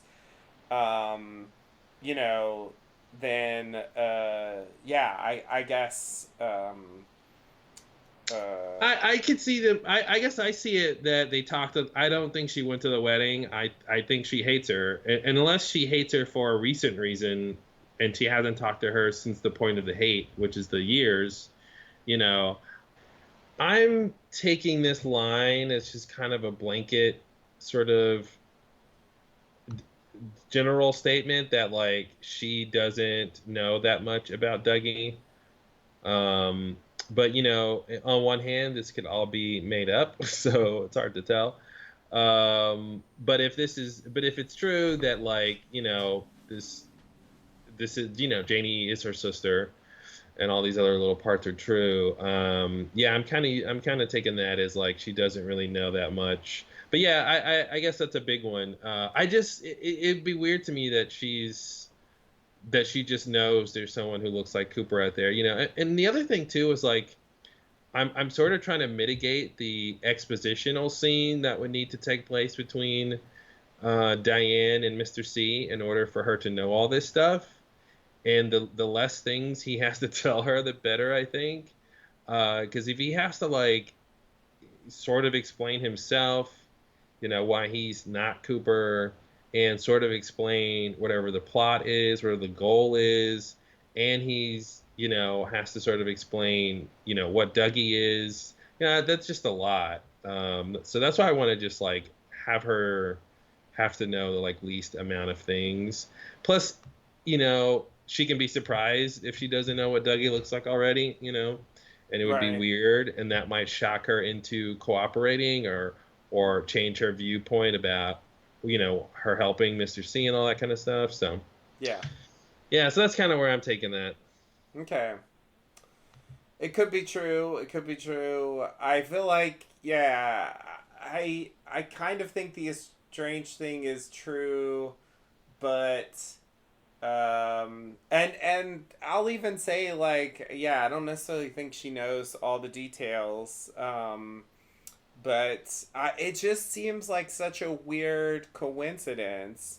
If it really is just a coincidence, I mean, I guess what you would be saying in that case is that Mr. C set this up. I mean, it's just weird, Well, it's isn't a it? coincidence. It's a coincidence either way. It's just one way she knows that Dougie looks like Cooper, and one way she doesn't. See, I It's didn't think still a it was a coincidence. coincidence. I thought it was arranged somehow, and that maybe she was even in on it. Oh, I see. Yeah, you're throwing her really deep into the woods Yeah. there. Yeah, I'm not. Oh yeah. I just I it just it's doesn't. hard for me to believe it's just a coincidence. I mean, that's crazy. Why not? There's a bunch of crazy coincidences on the show. Like the other version I could believe is that Mr. C and some like for some like weird um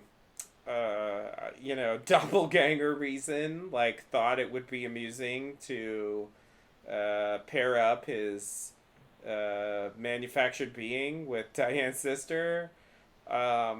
I could see that. It's hard for me to believe it's a coincidence.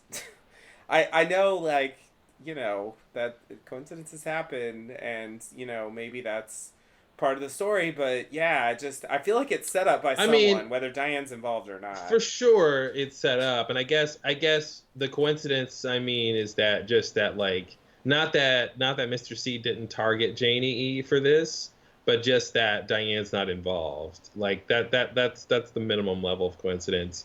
I'm kind of talking about, whether or not Mr. C targeted her specifically or whoever created Ducky. um I'm much more willing to get some buy-in on that. That, and it could have been because of her relationship, because her half sister is Diane, that she was the target for some reason. But I just don't want to give a bunch of baggage to Diane, without, just without more proof that she's in that deep. Yeah. And the other thing too, it would just be weird to me that you know Sonny Jim's like 10 or whatever, or however many years ago that Janie E and Dougie got married. Like Diane knows that this manufactured being is with her sister, and she's not saying anything to anybody. She's not gonna call, Gordon Cole in 10 plus years and say this guy who looks like Cooper's out here. I mean, Well, she again, has to like, be in on the plan if she yeah, she knows would about it. she would have to be in on the plan, or whatever pressure she's under She's would have to be willingly like keeping it a secret. super sustained. And again, like, if she's in on the plan and now her sister's involved and she knows her sister's involved, and, like, not only involved but, like, is married to this, like, Tulpa or whatever. There's this like weird non-human human thing, and, like, that her whole marriage is a sham, and that her son, her nephew, the father of her nephew, is not even a real sort of person. And then, like, at some point this is all going to come to a head, and Yeah. if she's in on it, she knows that Dougie's days are numbered eventually. Yeah. And so her half sister's just gonna lose her husband, and her nephew's gonna lose her dad. Like, that's insane amount of nefariosity to put on a character who's not even the main villain. So that I don't want to go that far. That's so much. That's just way too much for me to be comfortable with. She's got to do some more shit for me to believe that she's that far into it. But 4 more parts. We'll find out soon here. Um, she did confirm that I think Mr. C mentioned Briggs that night. Mm-hmm. So I mean, that's not, I don't know, that doesn't necessarily seem like something he would need to tell her anything about. So I do think he shared a decent amount of information with her. It is possible that it's at various levels, and I definitely don't think she knows everything. But yeah, I don't know. You know me. I for some reason I just think the worst of Diane. I do think they Mm-hmm. will. I do think they'll tell us. I do think that, like, morally you're right, that they'll tell us something where it's like, where we see, like, why she did it. Um, and I think it'll make her at least somewhat more sympathetic than she seems right now. Like, I'm definitely. There's a point Uh, of no return there. Like I said, if she's all the way in on the plan, I don't think she can come back from that. I don't think she can come back from doing that to her sister knowingly for a decade or more. I don't think you can come back I from don't know that. that she can come back from it, but I guess I'm saying I think they might pull back her evilness to some degree. It won't necessarily be full redemption, but Mm-hmm. you know what I mean. They'll sort of give some kind of reason that isn't just like, well, I wanted to collaborate with this evil doppelganger because, like, I Mm-hmm. wanted to unleash evil on the world or something. I guess that's what I'm saying. It won't necessarily redeem her character because I think she's in deep. That's how it seems to me, and I don't really know why, but I Yeah, think like, that'll nobody. be the moment when we understand, She why would she did be it. she'd be the only other character that's in deep with Mr. C. Like, everybody else is on the periphery, and they have, like, smaller things to do, in terms of people who he's had help with his plan. Um, so True. again, like it would be weird if she goes all the way back. The thing about her verifying that Mr. C met with Major Briggs, or he said that or mentioned that, I think can also be part of whatever this plan is here. If there is a plan here, um, you know, so I think that's sort of still under the umbrella of whether she knows that to be true or not. That could just be something he told her to say. Mm-hmm. I don't even know why they asked the question. I'm guessing just because they were about to talk about Briggs, Yeah. and so they were wondering, since Briggs is clearly connected to Cooper in some way, and they're trying to unravel this whole thing, and now they want to ask her something that came from Briggs. I think that's why they asked. Yeah. I mean, it makes sense. It's just the idea of them getting her to verify that, though, is what I mean. Like, I don't think we need her to verify that he said that. Like, even if she said no, he didn't mention Major Briggs, they're still gonna say the rest of this stuff. They're not gonna not tell her the rest of the scene. Right. That's kind of what I mean. Yeah. It seems like it's for them slash the audience more than anything else. What else would it be for? Just to know like a little more about what she was told, and of course, behind the scenes, they know she's doing these text messages, so Mm-hmm. I think they're kind of testing her to some extent. Yeah. Cool. Okay, so just to finish up this bit here, as he said, Diane says they're estranged. She hasn't talked to Janie E in years. Tammy calls the Las Vegas FBI office, and their agent Wilson tells Special Agent Randall Headley, I'm not quite sure, that Director Cole's on the line. Gordon asks for info about Douglas Jones, and he says, and spouse, I don't know. And he says they're wanted in connection with a double murder. And then Randall yells at Wilson about finding the right Douglas Jones. And then Gordon dismisses Diane. Yeah, so I was surprised Gordon wasn't more specific. Yeah. It seems like he was specifically unhelpful. Hmm. If he mentions Janie E, that would narrow it down. Yeah, or half sister is Diane Evans. Yeah, That'll if it's an FBI database or something, it's probably in there. yeah, At least exactly. from her records when she was an FBI agent or whatever. I'm sure she mentioned her family. So Yeah, yeah. Yeah, exactly. It's like he's given them this problem that it doesn't really seem necessary. hmm And like this guy, this special agent Randall Headley is he's a little high strung. yeah, he's one in a long line of high strung people on the show. Some people are just high strung for some reason. They're and I guess it was like, oh, the director is asking for something, we got to really get on it, and something like that. But Yeah. I guess that's the idea. But it seemed like such an extreme reaction. there's also something to this idea of this is the FBI, or just this is what we do in the FBI.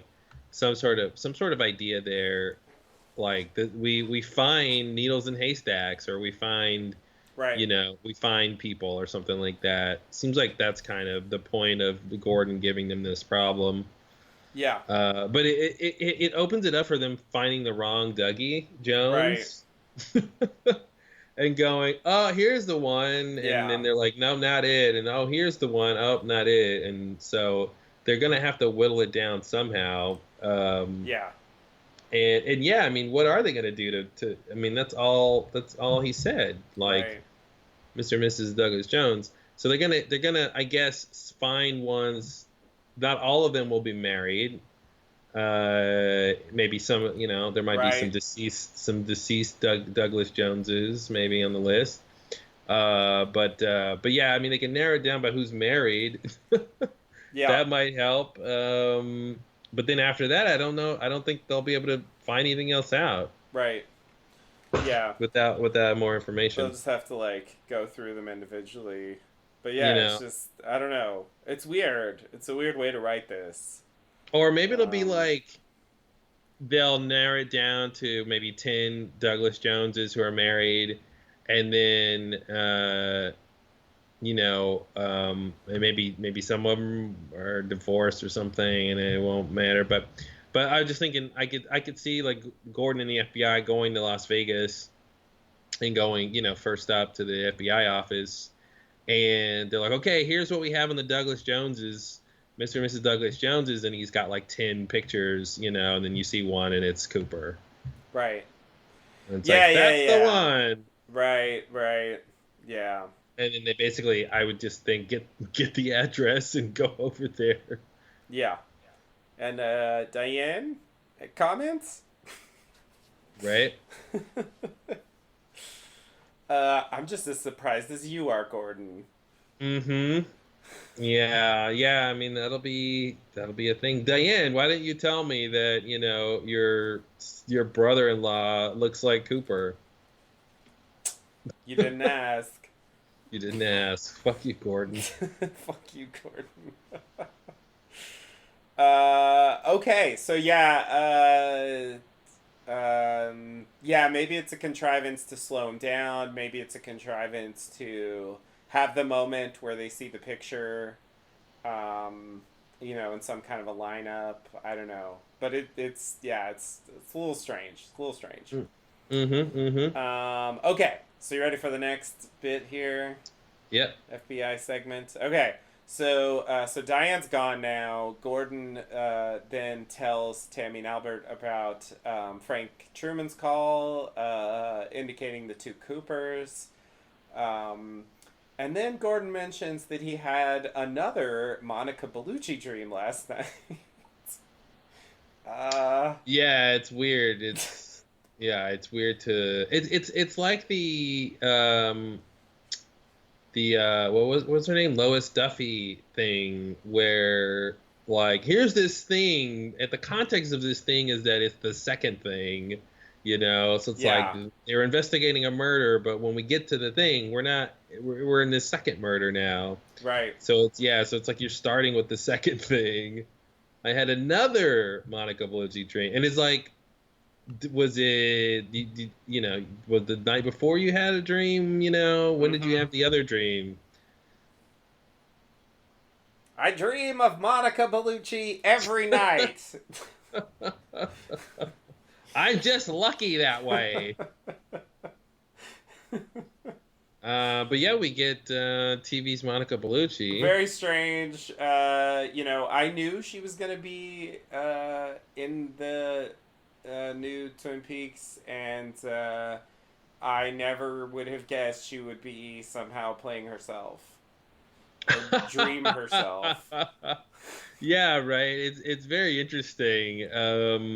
She's a total Lynch actress too. I'm surprised she's Yeah, not in, like, I feel like she probably auditioned for Rita in Mulholland Drive or something. yeah. But yeah, it's sort of her type of person. Wasn't surprising. It's in Gordon's fantasy too. Oh Like, yeah, and we're just having lunch or whatever, and yeah. in Paris. Mm-hmm. Um, but yeah, it's classic. I was glad she brought friends though. I thought that was a nice touch because it was platonic and cordial. Right. Yeah. Yeah. Yeah. Yeah. That was an interesting detail. So he was in Paris on a case. She met him at a cafe. Cooper was there, but Gordon couldn't see his face. And then she says the famous phrase, "We're like the dreamer who dreams and then lives inside the dream." Gordon said he understood. And then she said, "But who is the dreamer?" Gordon felt uneasy. Mana indicated to look behind uh, himself, behind where Gordon was, I guess. And then Gordon sees basically himself from Fire Walk with Me, the one of the Philadelphia scenes when Cooper comes in and tells him about his dream, and it's basically the Philip Jeffries sequence. Mm-hmm. It's not all of it, but that's the setup, and we see Jeffries come in, and the thing they focus on is Philip Jeffries pointing at Cooper and saying, "Who do you think that is there?" Mm-hmm. Um, Wow. Wow. and Wow. Wow. and Gordon says he didn't remember that, and Albert says, "Now that you mention it, I'm remembering it too." Mm-hmm. And that's the end there. Yeah, so much in here to unpack. I'll start at the end. It was. I'm so happy Albert was there in the Fire Walk with Me scene, and Mm-hmm. also in this scene to corroborate sort of this thing, and like it was great too because when Gordon was doing this and they get to this scene, and I'm like, oh yeah, Albert was there. He can actually talk Yeah. about what this whole thing. And so the idea that he didn't quite remember it, and that they both didn't remember certain details is, Yeah. I think, a huge, huge, huge revelation. And it goes right back to when when Albert is about to tell Cooper where the coordinates lead, and he sort of starts, a small town, and so that Right. idea of like he didn't sort of immediately put Twin Peaks, say Twin Peaks specifically or anything like that. And so is it because he doesn't remember some things with that time? Is it things with the case? Is it just that one instance? You know what I mean? So it just calls into question that whole thing of like, do they even remember certain events that happened with these incidents? Um, yeah. Yeah. So I made a couple of assumptions about that. Gordon's brief interaction with Lucy and thinking it was Harry and stuff. I mean, that all made me think Gordon remembers Twin Peaks. He remembers the people there. He Mm-hmm. remembers the case. He seemed to know who Laura Palmer was. Mm-hmm. I'm assuming they didn't necessarily like forget like Laura. My assumption was that it's sort of like the Jackrabbit's Palace sequence where because clearly when Philip Jeffrey showed up, like there was Yeah. some supernatural weirdness going on, Yeah. and they've had multiple instances. I mean, even the first vortex scene at the site, where Mm-hmm. Hastings was killed, like they had some memory loss issues. So I'm assuming it's kind of like that, Yeah. I mean, that's I why. agree. I agree. I think it's more specific to the Philip Jeffrey scene, but just the idea in general, I think brings up, that it could play a role in other things too. Yeah, But yeah, it seems related to portals maybe. So maybe there yeah, was a sky portal in the elevator or something that right, Jeffries came out of. right, Um, right. yeah, yeah. Oh man. So there's a couple things about this that are kind of curious. So the first thing I'll throw out there that I think is a weird, possibly significant detail is that they actually overdubbed it. It's not David Bowie's voice. It's Mm. they took someone else is credited as voice, and he's the one who actually says the line. Who do you think that is there? Mm-hmm. Uh, that's weird. Well. That the only reason you do that is if you're gonna have voice speak later, or maybe you've had voice speak before. And I think it points in the direction of that being who was on the phone device of Mr. C. Yeah, Uh, that's kind of what I was wondering about. He did like kind of do the accent. Like he sounded more like Philip Jeffries than the voice we heard talking to Mr. C in part one. hmm But yeah, I agree. I feel like that's the logical reason, like that uh, you know they're going to use this actor or just this actor's voice, and so they just wanted to kind of put him in the continuity, hmm so that he doesn't it doesn't seem like he sounds completely different.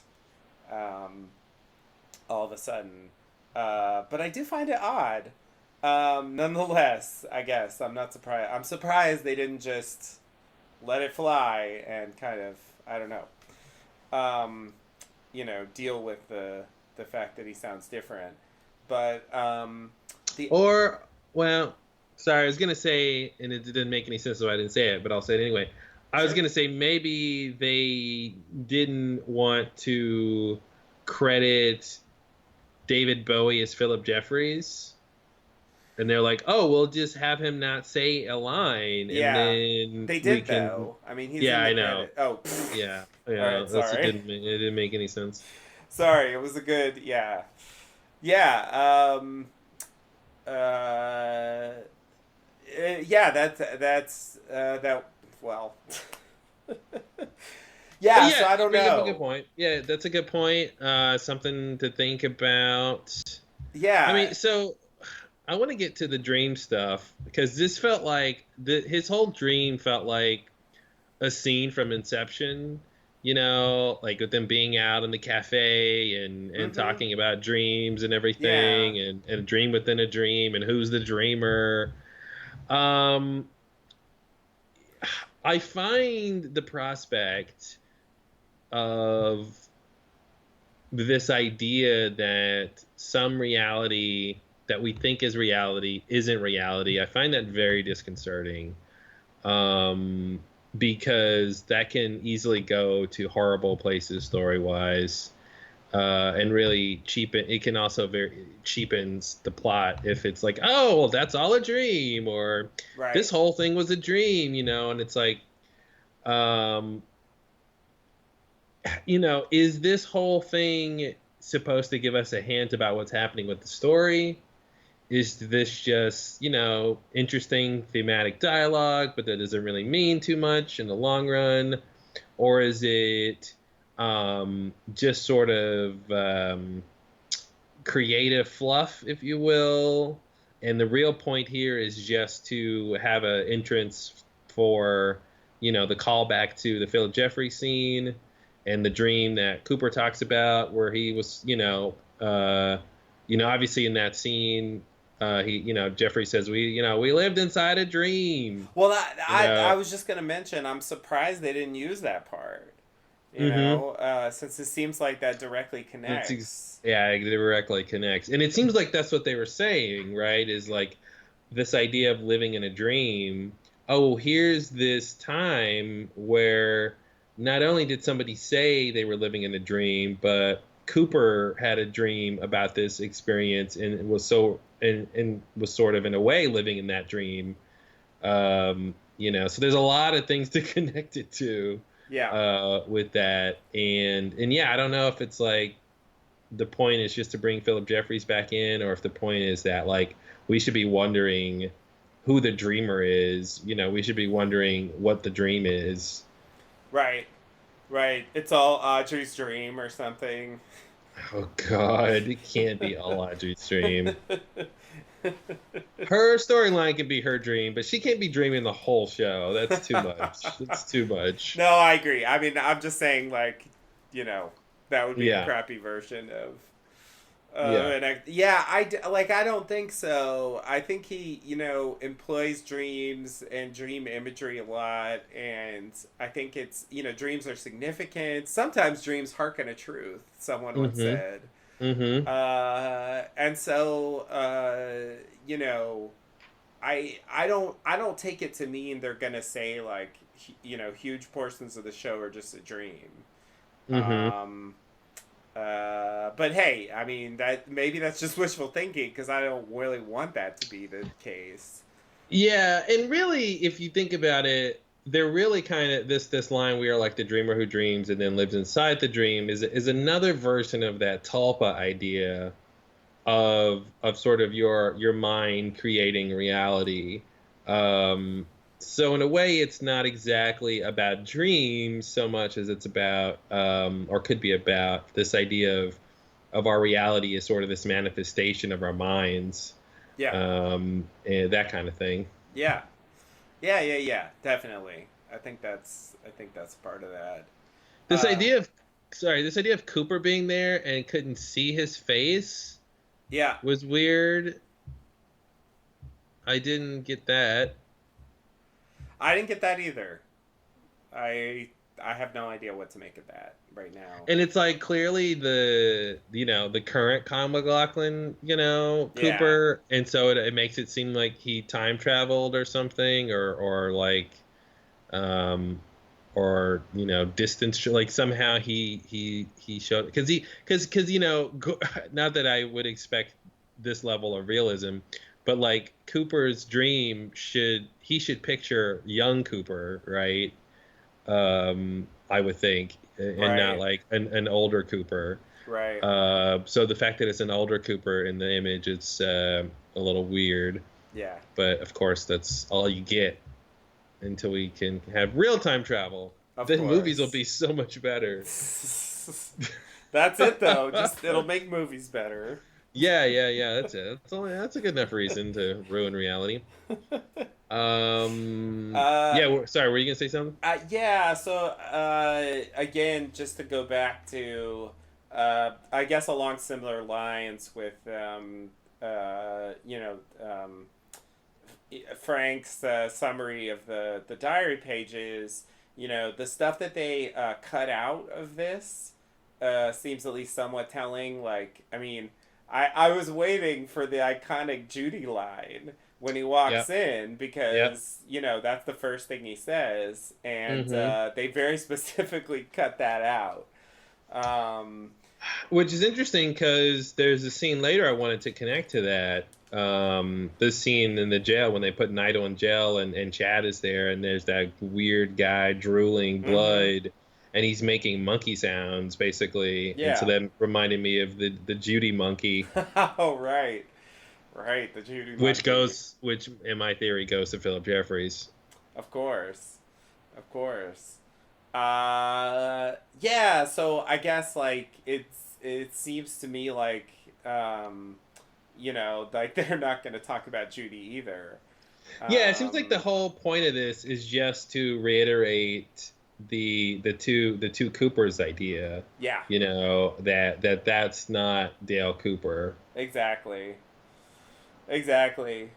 That like that by what they're focusing on, it sort of tells us which elements of those things you know they're going to address. And yeah, I feel like the Judy thing is like it's something that they had some kind of intention for back at the time, but it doesn't seem like it's getting realized. Perhaps Annie's along similar lines. Yeah, and I hope we don't get like another scene like this, but like from Albert, and he's like, I had a dream that you were telling me, Gordon, about a dream that you had, and in that dream, Cooper was telling you about a dream that he had. It's like inceptions of dreams here. It's different levels. Right, right. But Yeah, yeah, definitely. it's yeah. I mean, it's still unknown how or why Cooper had that dream of Philip Jeffries showing up. Um, yeah, it's super super. And for what? What did that do? It's not Like really it. clear what happened to Philip Jeffries. I guess that is something that we might get an answer about, but it does seem to me like, um, although I think maybe possibly not. It depends on what they're actually planning to do with these so-called Philip Jeffries, but uh, it looks to me like there's not going to be like a big Judy component to whatever they say about him. I would think they would mention that if it was going to play a role here.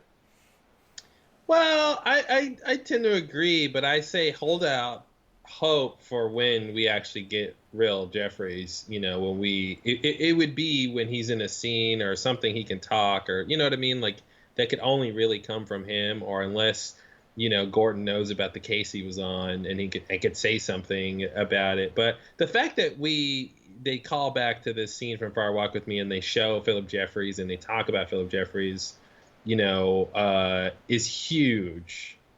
Where he's not just this background person anymore.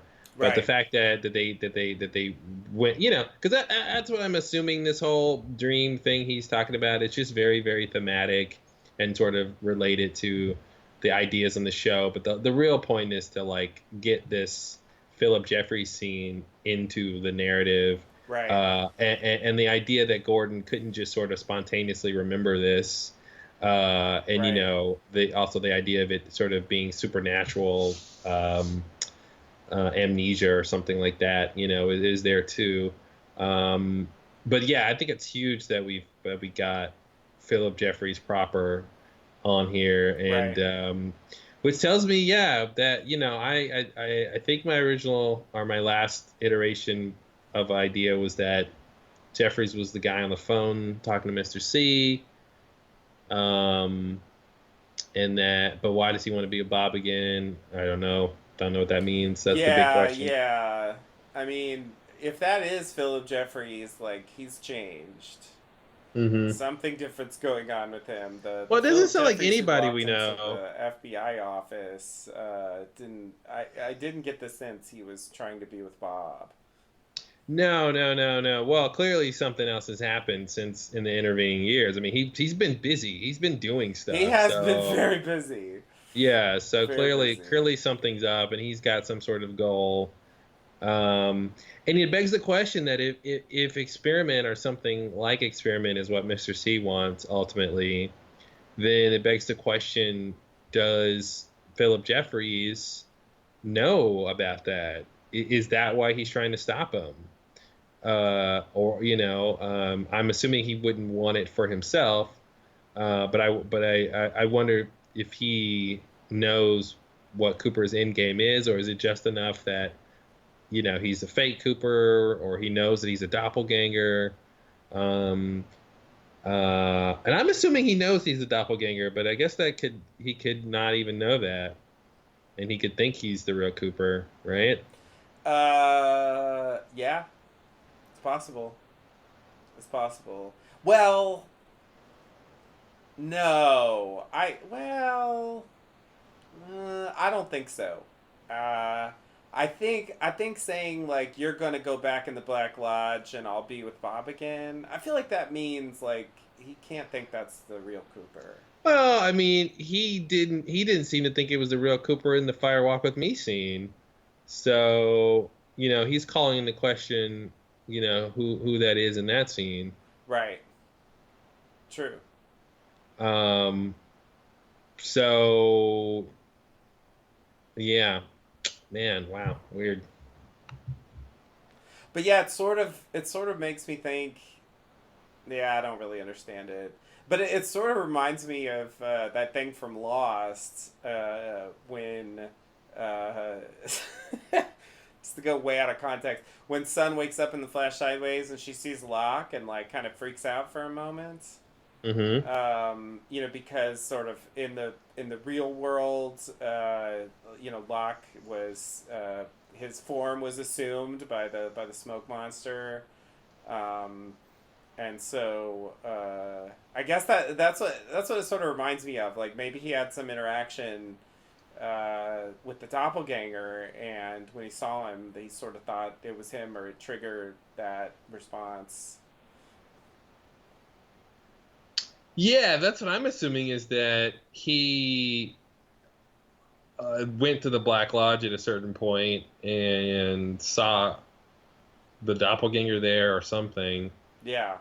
or saw Cooper there somehow, and sort of that calls into question, who that is. And there's also some time travel seemingly going on.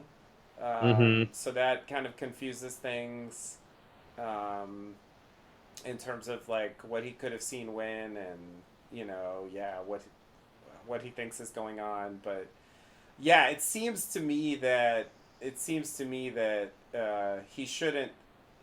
he shouldn't think that the current the Mr. C is the real Cooper.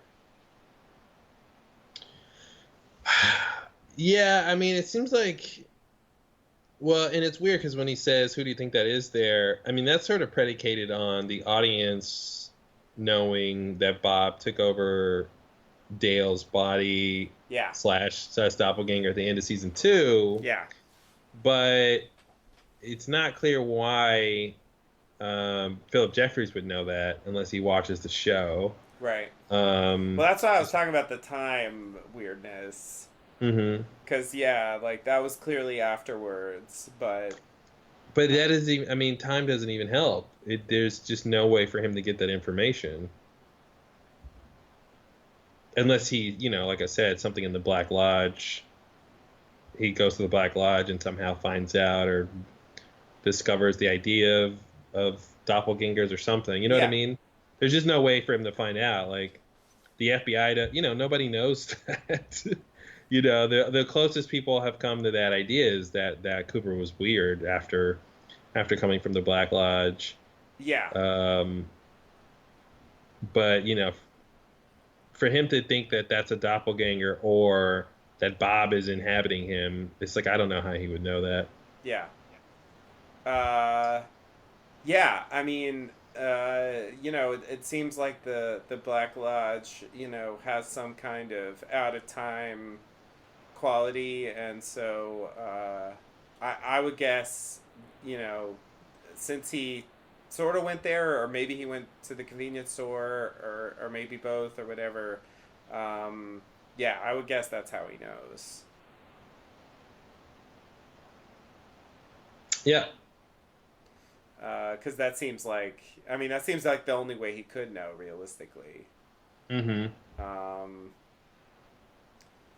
uh, so yeah, I agree. It's kind of nice, in a way. It does. Um, I think for the audience, if you've seen Fire Walk with Me, if you're familiar with all this stuff, like I think you have a better appreciation and context for all this discussion of Phil Jeffries. But another takeaway I get from this is really like, you know, here's the thing the audience needs from Fire Walk with Me as far as the Phil Jeffries scene goes. You know, Yeah, uh, at this point in the story, yeah. yeah, yeah, yeah. It kind of renders the need. And, they even kind of re-edit it and even overdub. Sort of redid the scene. To serve a specific purpose. So it's sort of like they, yeah, gave us a way of, uh, you know, you don't have to actually watch Fire Walk with Me to maybe understand where they're going with this. Of course, it's totally unclear what happened to Philip Jeffries in Fire Walk with Me, so it's not like it really answers a lot of questions. But Well, and this doesn't really answer anything either. So it doesn't, I mean, I'm just trying to think if I hadn't seen a Fire Walk with Me, what do I get out of this scene? um, Philip Jeffries seems to know about Cooper. It seems like that's the only takeaway. yeah, yeah, that's the main thing. Um, and But what's weird is if you had seen Fire Walk with Me, you wouldn't think that. You would just be like, I don't know why he said that. yeah, yeah, yeah. And it's weird because the last time I saw it did come across like that's what that line meant. Hmm. And so it was interesting to get that kind of solidified and confirmed because it wasn't really clear, you know. Because he says a lot of random weird stuff. Mm-hmm. Especially if you watch the Missing Pieces version. You know, he goes on and on about a number of things. Yeah, like what if he Um, means like who do you think that is there? He's the dreamer. right, He's the one right, responsible for all of this. right. Yeah, you know, I just I'll throw this in. You know, Mike did say you have to wake up. Mm-hmm. So yeah, is there a sense? I was kind of wondering that too about Cooper's appearance in the dream. Like, I was wondering if there's a sense in which I like. I don't think that means Cooper's dreaming the whole series, but if there's a sense in which Cooper is dreaming, and you know that maybe that explains why he's not present. Um, you know, in Dougie. Like a waking dream. Yeah. Life is a waking dream. I've like got season 3 figured out, Mark. like it's like Yeah. part of his brain is sleeping, you know, Mm-hmm. like the part that like does stuff, and only the sort of autonomous part is functioning and like conscious. But yeah, Yeah. made me Well, wonder or if or Cooper like was perceiving the stream in some way.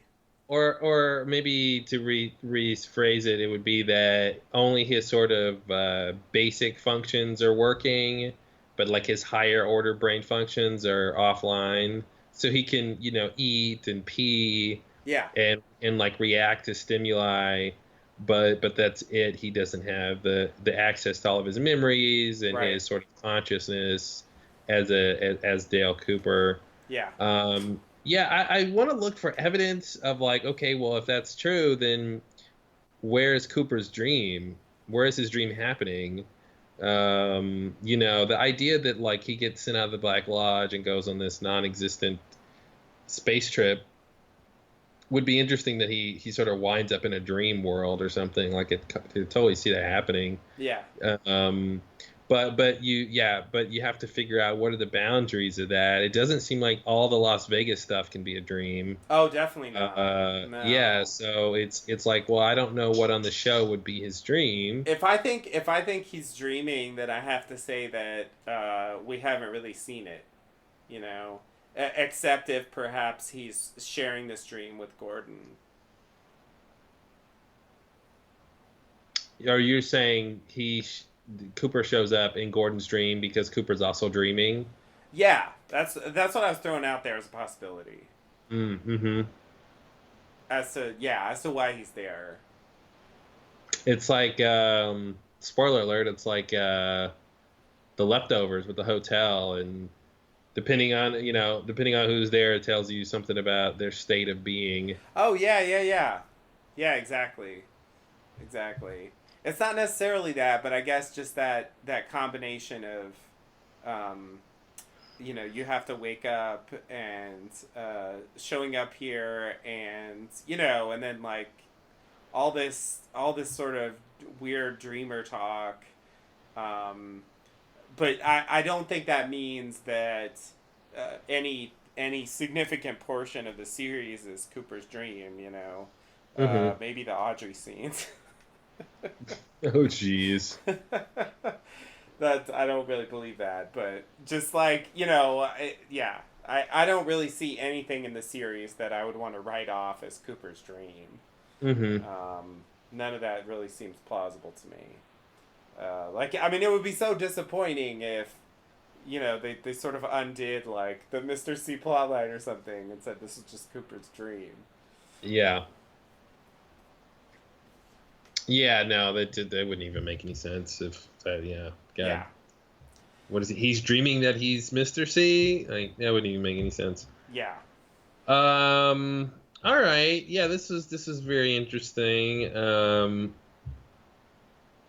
I guess we'll come back to this. Yeah, I mean Jeffries, I think is going to play a big role in all of this. That's why I want him to be the man on the phone. I don't want some last minute new character who's like supposed to have some huge impact on the plot here that just comes out of nowhere, you know. So far, you know, they've done a good job of setting up the sort of bigger entities and players at work here, you know, including Experiment and the Woodsman and, you know, and all that kind of stuff. And, you know, then we have Jeffries and Mr. C. So we still have the unnamed billionaire to sort of get a reveal on. So that's another suspect of who could have been on the phone with Mr. C at that point. Someone else who also knew about New York, if he's the one who, you know, has the box room and all that. That would also make sense. Wait, who did you say? The billionaire. Oh, the billion. Right, because we don't know who the billionaire is. Yeah. Yeah. It's clearly not Audrey. Yeah. Right. Yeah. I agree. And yeah, it's probably not Philip Jeffries either. Oh, you know who it is? I just figured out who the billionaire is. Who? It's Chester Desmond. That's my new crackpot theory. He's the billionaire. Wow, that is a crackpot theory. He went to the Black Lodge after touching the Alcave ring, and he then, you know, because the time is weird in the Black Lodge, he finally like found his way out, and he went out in the 90s and he got in on the tech boom early on and made $1 billion. He's the new Mark Cuban. No, okay. I was just trying to think. I was trying to think of a character who could be at play, who we've known before on the show, but we haven't seen, but we know is involved in like the deep mysteries of the show, but that like we haven't seen yet or heard about yet. So I was like, it could be him. Right. You know, Chris Isaac's still alive, so, you know. I kind of thought with the picture that maybe it's just that Mr. C's the billionaire. Mr. C's the billionaire. Yeah. But he's not a billionaire. Well, you know, that you know, he can use his fancy techno oh, I see. Magic to like, yeah, give the appearance that he's a billionaire. Mm-hmm. You know, they didn't really know much about him. It was just like some anonymous billionaire. You know, that was how he was. That's how. Yeah, there was another guy in that picture too. There was another guy in the picture. Yeah, it's possible that it's, but that guy's clearly not Chet Desmond or anybody else we know. So, you know, I guess I'm tempted to say that that's not a significant figure. Yeah, I wonder if he could just be the billionaire, and the billionaire doesn't matter. Yeah, you know, whatever. Yeah. Like, he's someone that has been recruited for Mr. C's cause. Yeah. And through his resources into the project. But yeah, you're right. It doesn't seem like he's playing a big role. It seems like it's mainly Philip Jeffries and his Philip Jeffries and his cohort. Mm-hmm. You know, I say Philip Jeffries in quotes. I think now that there's a voice overdub here, I think the possibility goes up that they're going to do a recast and that it actually is Philip Jeffries. Mm-hmm. I didn't think that before. I mean, that was the main reason why I didn't think it was going to be Philip Jeffries, just that I thought they wouldn't do a recast. And so I figured... You thought that the guy... There's a person pretending to be Philip... Telling people he's Philip Jeffries. Exactly. Yeah. Yeah. And, you know, they could say it's someone connected to him or whatever, but yeah, I figured it would be... it would not end up being him because I figured they wouldn't do a recast. But yeah, I think it. Yeah, and I still don't understand. He's got that Black Lodge connection too, which I guess isn't out of the question for the real Philip Jeffries. But there's some explaining to do, like of how he got there. Like, how did you how'd you hook up with these people that you were clearly like completely, seemingly like borderline driven insane by, and Mm-hmm. get to the point where you can just like go grab the ring if you want, and you can, um, you want to pursue Bob for some reason. You want to be with Bob. Like, where did how did you get that idea? Mm-hmm. Um, that would be a I big question for me. my vague answer to that is he um like Carl, he went places, like Bob slash some, Mike or a man from another place, um, sort of, showed Philip Jeffrey some crazy stuff in the Black Lodge slash convenience store. Um, you know, that's what I'm thinking, something like that, and so he gets a sort of sense of what the game is here, or what's at stake, or what they're up against. That's the kind of idea, you know, because like in Fire Walk with Me, when he sort of he vanishes from the office, he appears in the elevator, walks into the room, rants and raves, then he sort of disappears through the electricity or something, and then he shows back up in the hotel in Argentina, sort of with in a fireball or something.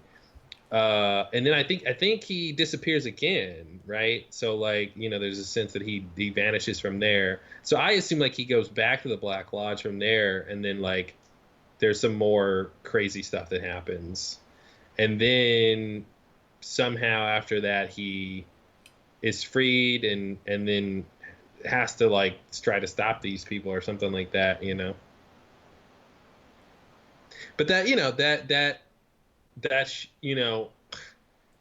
the big question there is like what is his goal? What does he know in terms of the goal of Mr. C or anybody else, or what the Black Lodge people want, or what threats they might levy against anybody. That's a huge one. Right. And why does he want to be with Bob? You know? Well, yeah, I mean it goes. I mean, you can't answer that without knowing the first question. Like what's his goal? Like what does he know of these people, and what's he trying to accomplish? Right. Does he want to be with Bob because Bob gives you power or helps you kill, or Mm-hmm. is he trying to kill Bob? Is this a noble cause? Like he's Right. trying to save the planet. Yeah, it's all over the place. Yeah.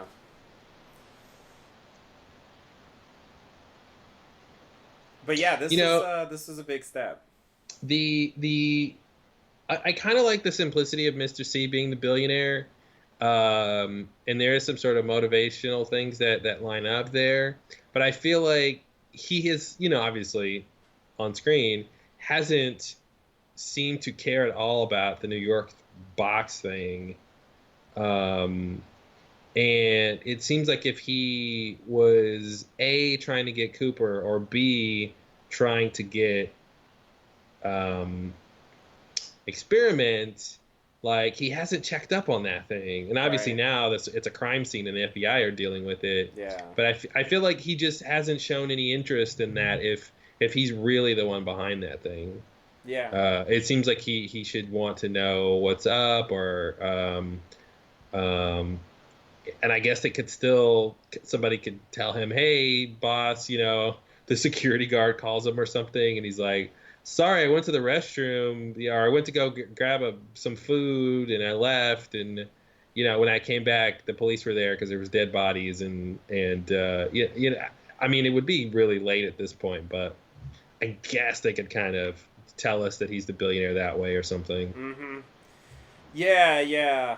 It is odd. I think it's kind of implied that he was there at the box location, like, maybe a couple of days, week, I don't know, before the beginning of the new series. Because the Philip Jeffries the Philip Jeffries mentions on the phone, "Missed you in New York." Mm-hmm. You know, um, and for it to be neat, I would presume that the photograph is from that visit. So in terms of I mean, the series has been, I don't know, 5 days, maybe a week. Not a ton of time has passed. Mm-hmm. So I guess yeah, it's clear that whatever he's pursuing, I mean, this larger goal and so on, like the box doesn't play a big part in that. So it raises the question of what was the purpose of the box? It's not Mm-hmm. clear. It's not clear at all. But there is a sense in which he didn't check up on it that long ago. So I guess there's always the possibility that it's something that maybe will come into play later, or maybe he knows it's lost because, like you said, it's a crime scene now. All that stuff's been confiscated. Someone would have to tell him that's the case in New York, because he hasn't been to New York since that happened. Yeah. Well, yeah, he would have to find out somehow.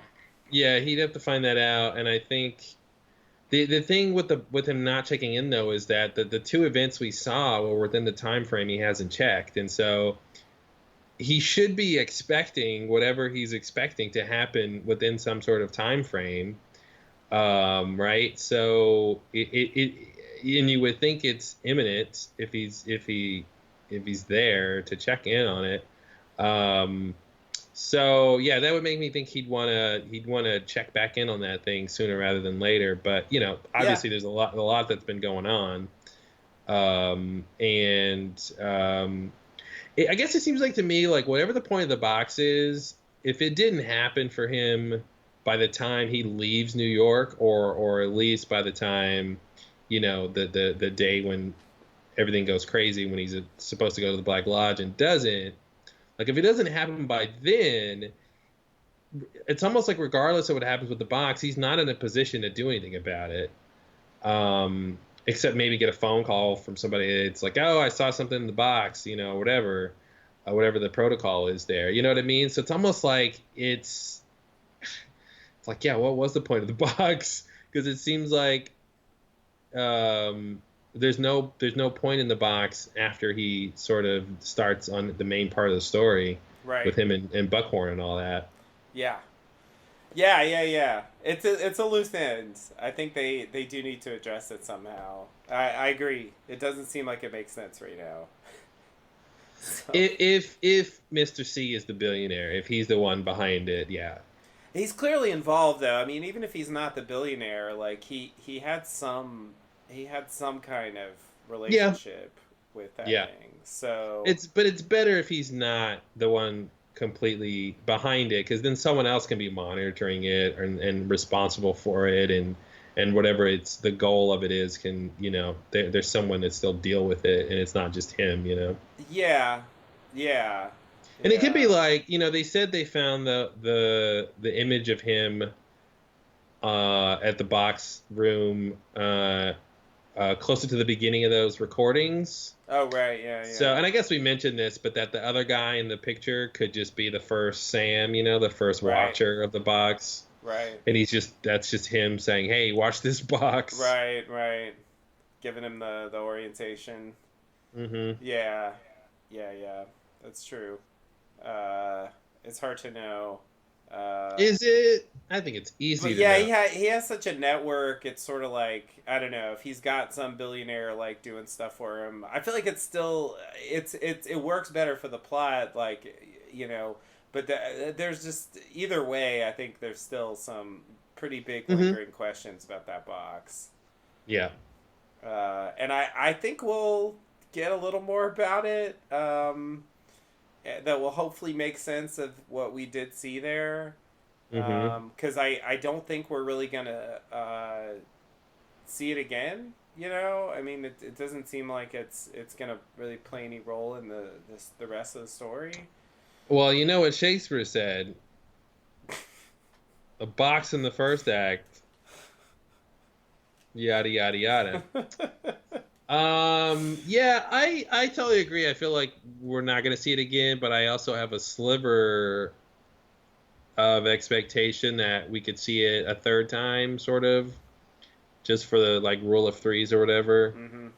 And maybe something will be in there or come out, and and I kind of expect it to like be destroyed. Like if the experiment had actually broken through the glass, and it was the box was sort of broken, I'd be like, oh, Yeah. okay, we don't have to ever see that box again. But Right. since it's still sort of intact, it makes me have a little bit of suspicion that we'll see it one last time for something. Yeah.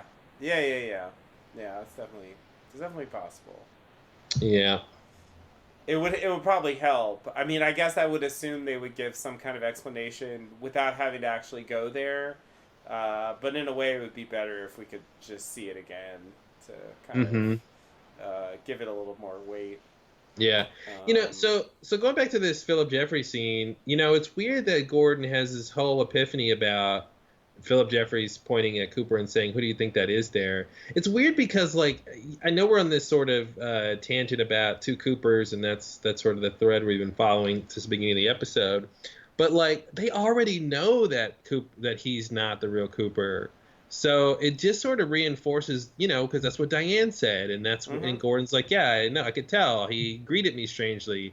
And the whole spiritual finger thing. Think about that, Yeah. Tammy. So it's like they've already sort of proven that this is not him.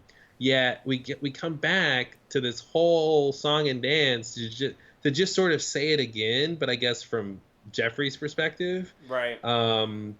But anyway, I just want to point that out, that it's like we get this huge revelation that we already knew and that they already know. Yeah. It Um, seems kind of redundant. Yeah. yeah, and I guess the big thing might be the time discrepancy here, the idea that Philip said that years ago, Right. and what does that mean? Maybe that'll give him something to think about, Yeah. because he said this is really something interesting to think about. Yeah. And again, there's something up with time. They're trying to tell us something with time and dreams and reality, um, which might be the title of the next part. Yep. Yep. Um, yeah. Okay. All right. Well, that's all I got. Okay. So you ready to go on from there? Yep. Okay. So we go over to the Twin Peaks Sheriff's Department. Bobby delivers some various kinds of cheese sandwiches. And then Chad comes in, and Frank, Hawk, Bobby, and Andy arrest him. They've apparently been watching it for months. And Bobby and Andy take him away. So it's funny because like, um, sorry, I'm looking at the transcript here. I don't know, just all the sandwiches with cheese. It makes me think Mm-hmm. of, they're catching a rat, Yeah, yeah, yeah. a little Definitely. mousetrap here. It's like this. It really threw me, and this whole thing throws me because it's just strange. Like, uh, you know, Mm-hmm. Because they're skipping over the plot point where they find out he did something wrong. yeah, they don't even specify what they're arresting him for. You Mm-hmm. know And what I we're just mean? supposed to like guess. It's like we've seen him do some things, so it's like we Mm-hmm. know, like, yeah, they're probably right, but specifically, why are you arresting him? Like, it's not clear. Do they know about the letter? Is it that he Mm-hmm. was taking money from drug dealers? Is it, like, it's strange to just spring this on us, like, all of a sudden. Okay, we're Yeah. gonna arrest Chad now. Like, it's just, it comes out of nowhere. There's You no know, you have to investigation. There's no build up. It's just like bam. you have to sort of put it in the weird time category of, sort of anachronistic scenes that just that aren't quite in line, in a very minor way, but it's just it's a little weird. They said they've been watching him for months. I'm like, who's been watching him for months? There's not enough people on the staff to watch him for months. who Andy's been watching him for months. Come on, guys. Now, Um, when they said that, it did make me think that maybe that's why Lucy was watching Chad out the window. Like maybe they said to her, like, if you keep an ever, eye. yeah, if you ever see Chad doing anything suspicious, let us know or whatever. And like, yeah, but the letter thing, I just can't get over what a waste of time that letter thing was. They're gonna get back to that. Uh, It's come on. are you No one serious? makes a joke of the United States postal system, and I guess I just made a joke about it. I there's is it one of those things where the bad guy just won that round? Like he just got the right letter and no one found out about it. And sometimes bad guys win a little bit. But it wasn't a total win because they knew what Richard did anyway because Miriam Well, but survived, yeah, that was Richard, but and that's on Richard. and Like that's his bad luck. and maybe they don't know that Chad got the letter, but they know he was doing other stuff, and so they're arresting him anyway. Yeah. So it's sort of like, I mean, the letter infraction didn't even matter; it had no consequence. It's just like real life, where things are kind of muddled and not they don't happen in straight lines. But the bad guys still get what's coming to them from the good guys. I don't come to Twin Peaks for real life. Oh, that's all you get. That's yeah. So it's just, I don't know. There's something very I don't know, very unsettling about this. Well, listen, they were going to. I mean, yeah, I totally agree. It comes off strange, but if it's true they've been watching for months, then the letter doesn't matter, right? That's a whole separate thing that didn't sort of have to happen. The main plot here is Chad's a crooked cop, and Right. he's in bed with drug dealers, and they've been watching. So this scene should have happened anyway. Yeah. It's just weird that there's this. It's muddled by the letter sequence. And again, I just feel like it's just a weird. It's just the bad guy won that round, which you don't see a lot. I mean, obviously, Mr. C wins, rounds consistently, Mm-hmm. but I mean, just that this whole thing of like, is he gonna get the right letter, and is Lucy gonna be able to see, and like, he just did it. He pulled it off. Well, there's the last name controversy. Like, did he get the wrong letter? I mean, just the whole plot line seems like it doesn't matter at all. They need to say somebody needs to mention a letter. Chad needs to mention a letter. Lucy needs to mention a letter. Frank needs to mention a letter. Like someone mention a letter. Miriam needs to mention a letter. Someone mention what happened with the letter, and I think we can like put this to bed. Yeah, Like, tell us it's the wrong letter. I agree. Have the other Miriam show up and say, "Hey, did you get my letter I sent?" Oh Mm-hmm. no, like, well, I sent it on this day, and Yeah. hey, that was the day that Chad got the mail. But why would he take Miriam's? Why would he take a letter from a Miriam? Oh, maybe he meant to take a letter from Miriam who got attacked by Richard. But wait, why do we know that she sent a letter? Oh, because she told us she sent a letter. Where did her letter go? Let's end the conversation now. I'm all out of talking. I gotta go charge my taco meter. I'm all out. Can't answer that one. Yeah, it's weird. It's weird. Yeah. I don't know.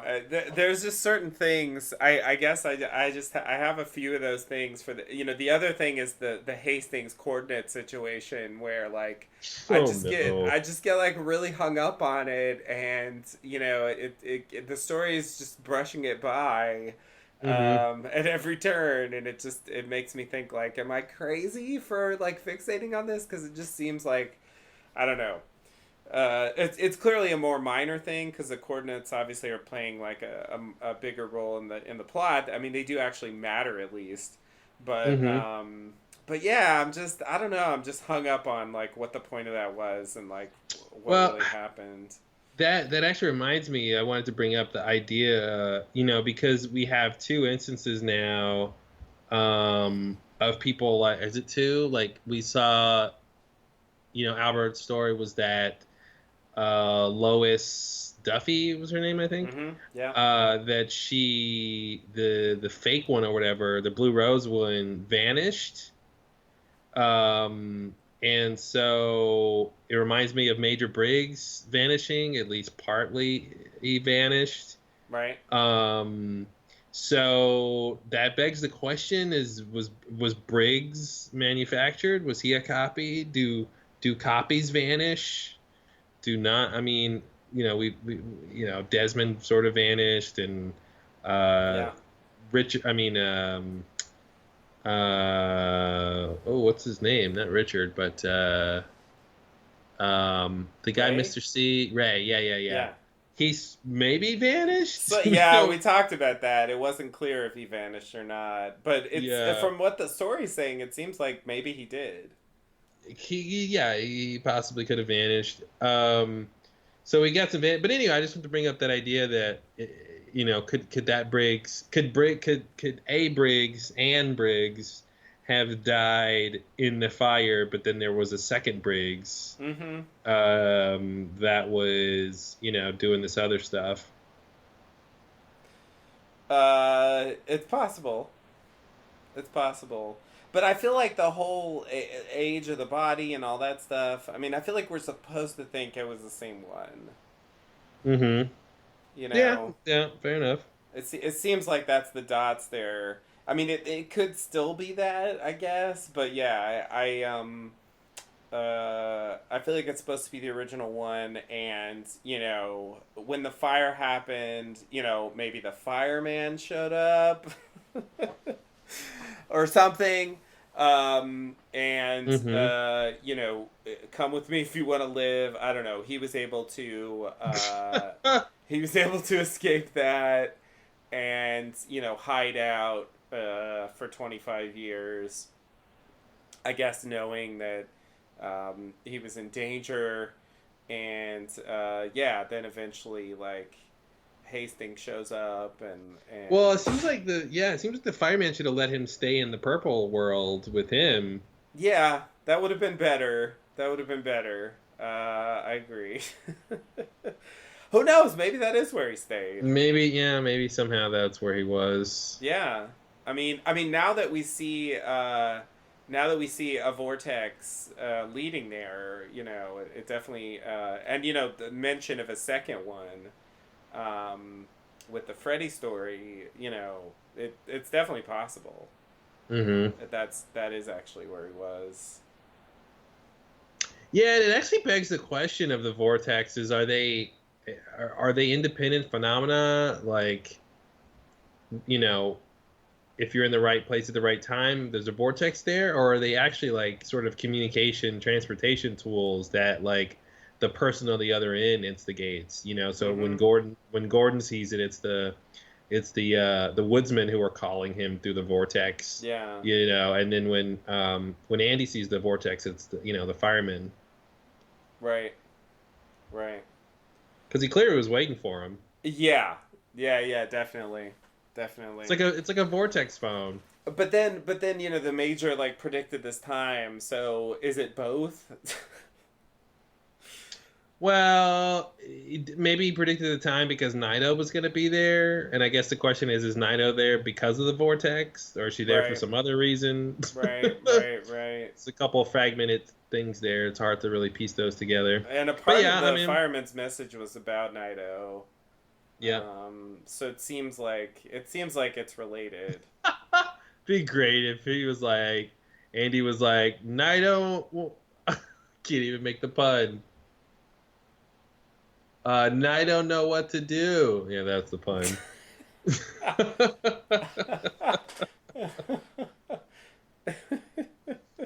Now don't do that. Wow.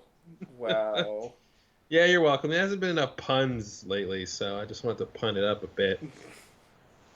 Yeah. Anyway, I just want to bring that up. That idea. And somewhere they mentioned, who mentioned it? later, somewhere, somewhere the idea of tunnel is mentioned with the vortex. Do you know what I'm talking about? Uh, Uh, oh, the Freddy story. yeah, He I was think in the sucked up in Freddy's. Yeah. a massive tunnel. So that idea of it being a tunnel, I didn't. I mean, it's obviously there, but just that specific word I thought was interesting. Mm-hmm. Yeah. Yeah. But yeah. So anyway, I get. I mean, yeah, they've been watching Chad for a while. What did they say? Years? Oh no, Months, months. Okay, I months. was gonna Yeah. say Years how much, is. how much do they need? Yeah, Um, seriously. do they know he's involved with Richard? Is that what this is gonna lead to? He's like, okay, we I know was you've wondering been, about that too. Yeah.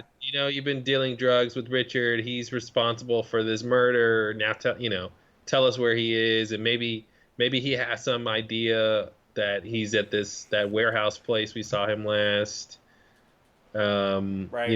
Where is his hideout, or who does he hang out with? Well, there's a group of unemployed guys who Ne'er do hang out at wells. this, yeah, ne'er do wells. Thank you. Nary one of them were doing well. Um, yeah, so maybe that's the big idea of where this is leading to. Yeah, yeah, yeah. But it also goes back to the idea when we were talking about how nobody likes Chad. And it was clear from that scene when they kick him out of the conference room, and Yeah. Hawk wouldn't open the door for him. Like, Mm-hmm. okay, this is some nice backstory to know that they know he's crooked and they've been Right. following him for a while. Right. It seems like it's not just like a personality A thing. person, yeah, exactly, yeah. Yeah. Man, we haven't seen Jesse in his new car in a while, right? Oh yeah, yeah, you're right. Yeah, Jesse hasn't. He wasn't in this at all. Yeah. So yeah, Jesse and his car will have to come into play at some point. I don't know how they're gonna fit in all this stuff. There's a lot. There's a lot of weird dangling things out there to like give some kind of closure to. Mm-hmm. So yeah, we'll see how that works out. It's gonna be strange. Yep. All right, so are you ready to go on to the next thing here? Yep. Okay, so in the next scene we have Frank, Hawk, Bobby, and Andy heading off to, as we discover, Jackrabbit's Palace. Now that they've arrested Chad, I guess they're off to investigate this thing from the Major Yeah. Briggs message. And real quick, I just want to say this is the unofficial Bookhouse Boys, right? Like, it's not an official Bookhouse Boys outing, but come on. Yeah, yeah. Definitely I the think, sheriff's wing. yeah, I think Harry would be proud. Yeah, yeah. Yeah, if he weren't in Hawaii, I'm sure he'd be there. You mean in the Yeah, hospital? that's what I mean. Yeah. You mean retired from acting? No, no. I mean sick in the hospital. Really on the show though, like for real on the show. Oh, As on he's the show as anyone. just off camera every time. Yep. Yep. It's you should have seen him. He was right Yeah. there. Yeah. Did you blink? Yeah, that's why you missed him. You blinked and you missed him. He was there. We all saw him. So Bobby leads the way, because he knows where it is, I guess. We walk with them for a while. Eventually, they arrive.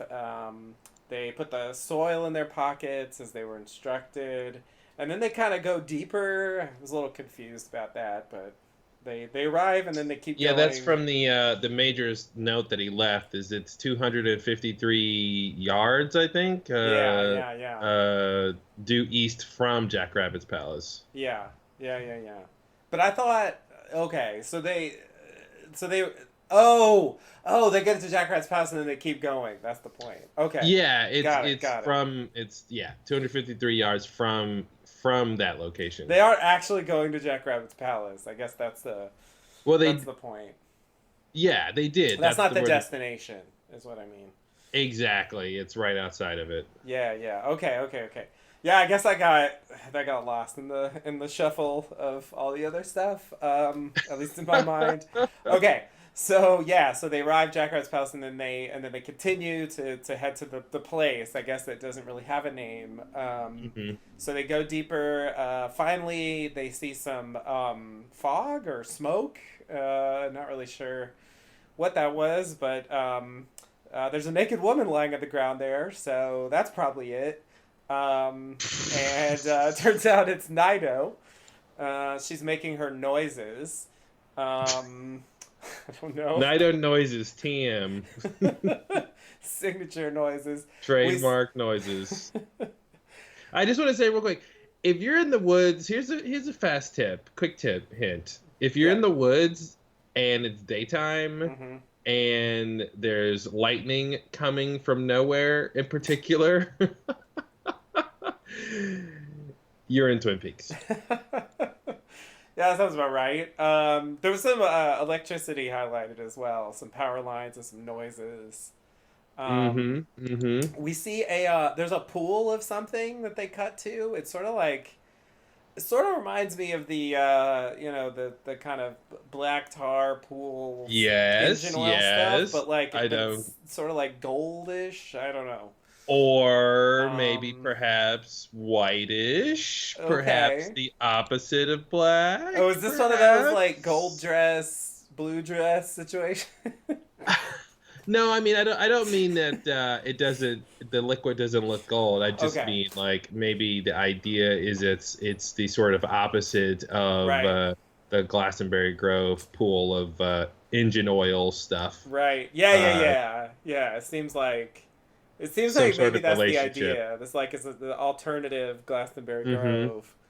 Well, Um yeah, and the question is if the black liquid left leads to the Black Lodge, does this whitish, in parentheses gold liquid lead to perhaps the White Lodge? right, right. Yeah, yeah, yeah. Which is, I mean, a lot of people have made that assumption, and Hmm. it really could be true. Who am I to say it's not? I just, In you in, know, in another detail I think that helps is the fact that the Major said he's been to the White Lodge, and we know this is that's true. basically his place, this Jack Rabbit's palace stuff. That's true. And we know that like when he was sort of abducted by the guardian on the threshold or whatever, Yeah, that yeah, figure in the woods when he and Cooper goes camping in season two. yeah. He's also in the woods, so True. this whole portal idea leading to the White Lodge. I mean, I don't necessarily think the fireman's place is the White Lodge, but that being said, this is the I think the most straightforward sort of answer of what's going on here. Yeah.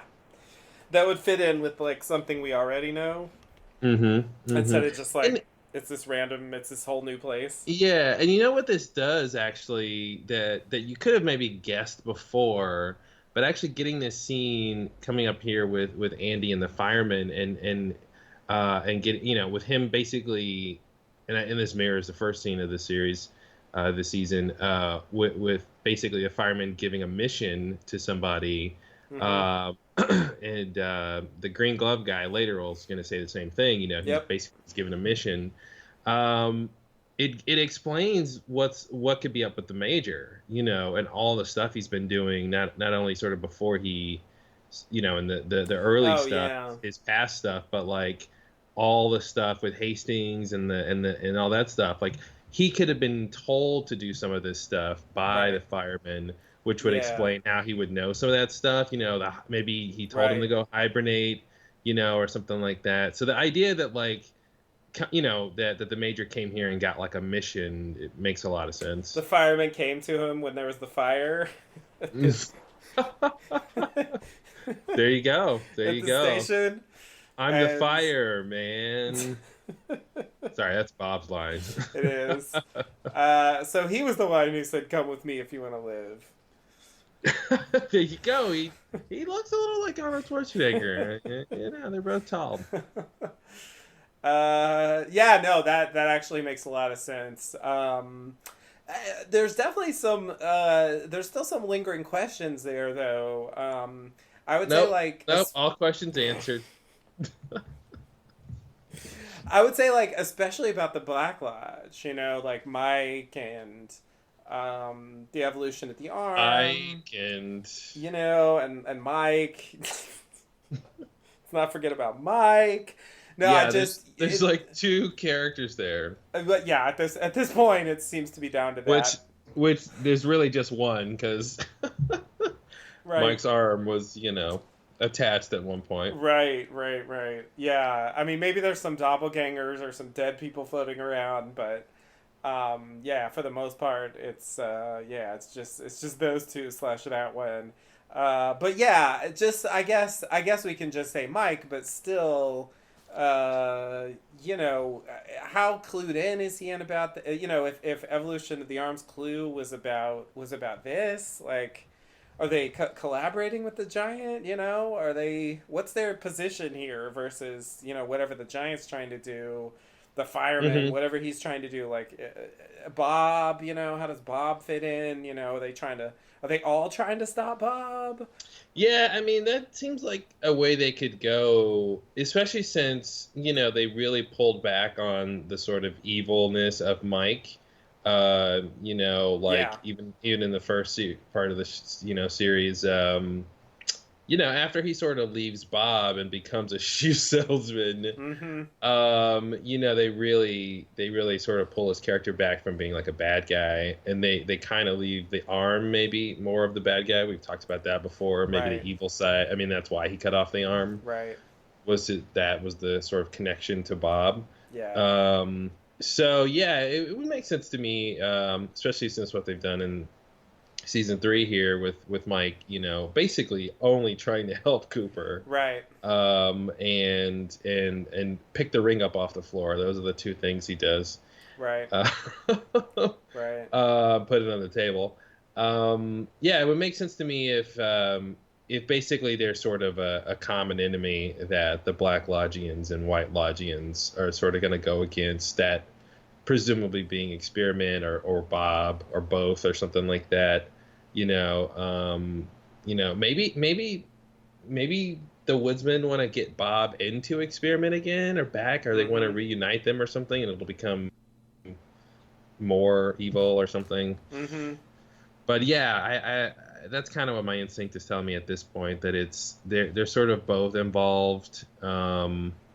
We did see the giant. I think I'm gonna just always call him the giant. It's hard not to. It's hard not to. It's been 25 years of that. You can't undo it like Literally 25 years of that. in 1 week. Like Yeah. he's got a new name. He's question marks. Why do you have a Hmm. name for him? What are you talking Yeah. about? And Yeah. then no, he's the fireman. Hmm. Like And I okay, do wonder, like you said, like you joked about like if he showed up to save the major during the fire. If the major's like, "Are you a fireman or something?" mm-hmm. It's like you get to name him, in a way. Yeah, Whatever you call him is yeah, is what he's called for a while. right, right. Um, but yeah, that whole thing. It also But makes you like, wonder about how Mike's been credited as Philip Gerard in the new series. Like that's a is good point. That did they kind he's of change his name too? Like, Yeah. Well, I guess if it follows a pattern with the giant, then I would say he's gonna tell us what his name is later. right, And right, he won't say Philip Gerard, so right. maybe he'll be like, "My name is Mike," and we'll go, "Oh, okay, this is like, like the giant saying his name is Fireman." Sort of a re-reveal. Mm-hmm. Like, oh, that's just Philip Gerard. Why do you think anything? Why do you think anything different? What's wrong with you? But yeah, like I was saying, we did see, we saw Mike and the giant in the Black Lodge, at the end of season 2. So we Right. know that there is a connection there, that they're not like explicitly enemies. It doesn't seem like. Yeah. Uh, um, Yeah, yeah, I remember Cooper asked about him, the giant, and Mike hmm says he is known to us or something like that. hmm hmm So yeah, yeah. I mean, I got the impression the giant was supposed to be connected to Black Lodge too. It seems like maybe it's a retcon. I don't know. He doesn't appear in Fire Walk with Me, so that kind of muddles things.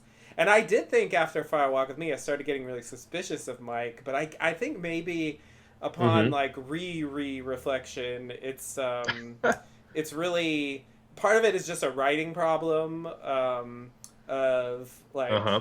how he behaves in the series versus like what they Yeah. wanted him to do, what they wanted him Because to have it's done and and known. the juxtaposition of it being the sort of prequel thing, Yeah, so it has to yeah, like fall in line with, the show, and it doesn't in a way. So. exactly. Yeah, yeah. It just makes him seem like spectacularly unhelpful Mm-hmm. in the series, and that may be like. But I think maybe it's just a writing because like he did, and this is something I just didn't catch until recently, and it still wasn't from watching it. It was just from like um, reading the script and stuff that supposedly he threw the ring to Laura. So Mm-hmm. that's like the most Oh helpful thing he man, does, seemingly. it feels like that's one of the most disputed like 2 seconds of film ever. Like, what exactly is happening in the moment when Bob is trying to kill or take over Laura, and Mike shows up, Yeah, and then there's a ring, and yeah, then Laura dies, and Bob can't have her, and it's just yeah. kind of like it's like a puzzle. You get like 5 pieces to put together a puzzle, and it's just like I think it fits this way. I that's Dale said, "Don't take the ring." Yeah, we've talked a lot about that whole thing. So yeah, yeah. It's yeah, and like the way he's standing outside the train car, just like kind of weakly knocking on the door, but not really He seemingly only trying to had one do arm. anything. I mean, I don't know. Can he not like grab something and like hoist himself up there? I don't know. Is that what we're Maybe supposed to there was think? some. Maybe there was some. Bob's telekinesis is like Bob has telekinesis, right? Can we just say that? Can I Sure, make that up now? sure, why not? It was keeping the door closed. His psychic energy. I don't know. I mean, yeah, it's yeah. What are you gonna do? like Like, I have like no uh, defense for that.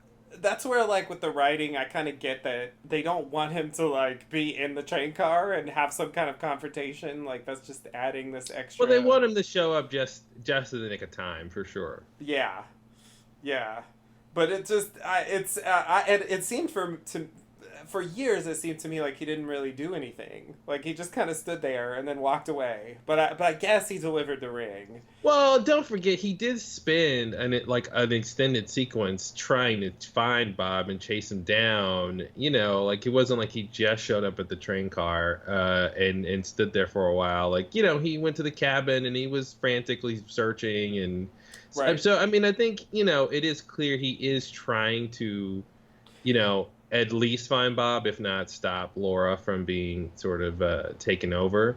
Yeah. But I do agree that that moment at the train car was a little weird. But I think that's just a contrivance of like wanting him to only get in there at the very last second, Right. right before it's too late. Yeah, so the searching for Bob what did you say, what hotel, what was it, like when he's doing the candles and stuff, what did you call that scene? I had a name for that scene. Oh, I thought you just called it something. You were referencing it, right? Isn't that Oh, I said cabin. I meant cabin? Leo's cabin or whatever. Oh. But you're right. He does start with that. Oh, okay, okay, I was okay. talking about when He he shows up there. yeah, when he's basically following the trail of where Yeah, Laura went that night, and right. he's like one or two steps behind. Gotcha, gotcha. Yeah, yeah, yeah, yeah. He did show up there. Cause yeah, the other scene I was gonna say was it was in the missing pieces, so I didn't really see it for a long time. And the other scene where he shows up, he has this confrontation, but it seems like it's all about the Garmonbozia. And oh yeah, Which scene are you right. talking about? That reminds me. That's the other reason I got suspicious of Mike. So the scene when he's in the van and he pulls up alongside it's Leland and Laura driving.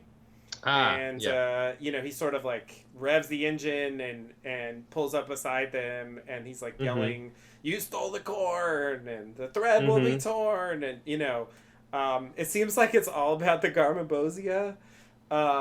And yeah, the other thing was the fact that he failed utterly to really do anything to prevent the murder, and then he hightails it to the Black Lodge and collects his Garmonbozia. I think that was where I started feeling like, okay, you're something's up with you. I'm not sure if I trust you anymore.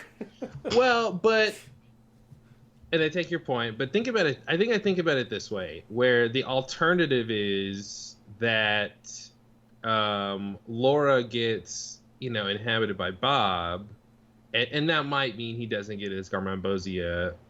I mean, maybe, I'm not sure. I guess if Leland still die, I don't know what would happen with that, right? Right.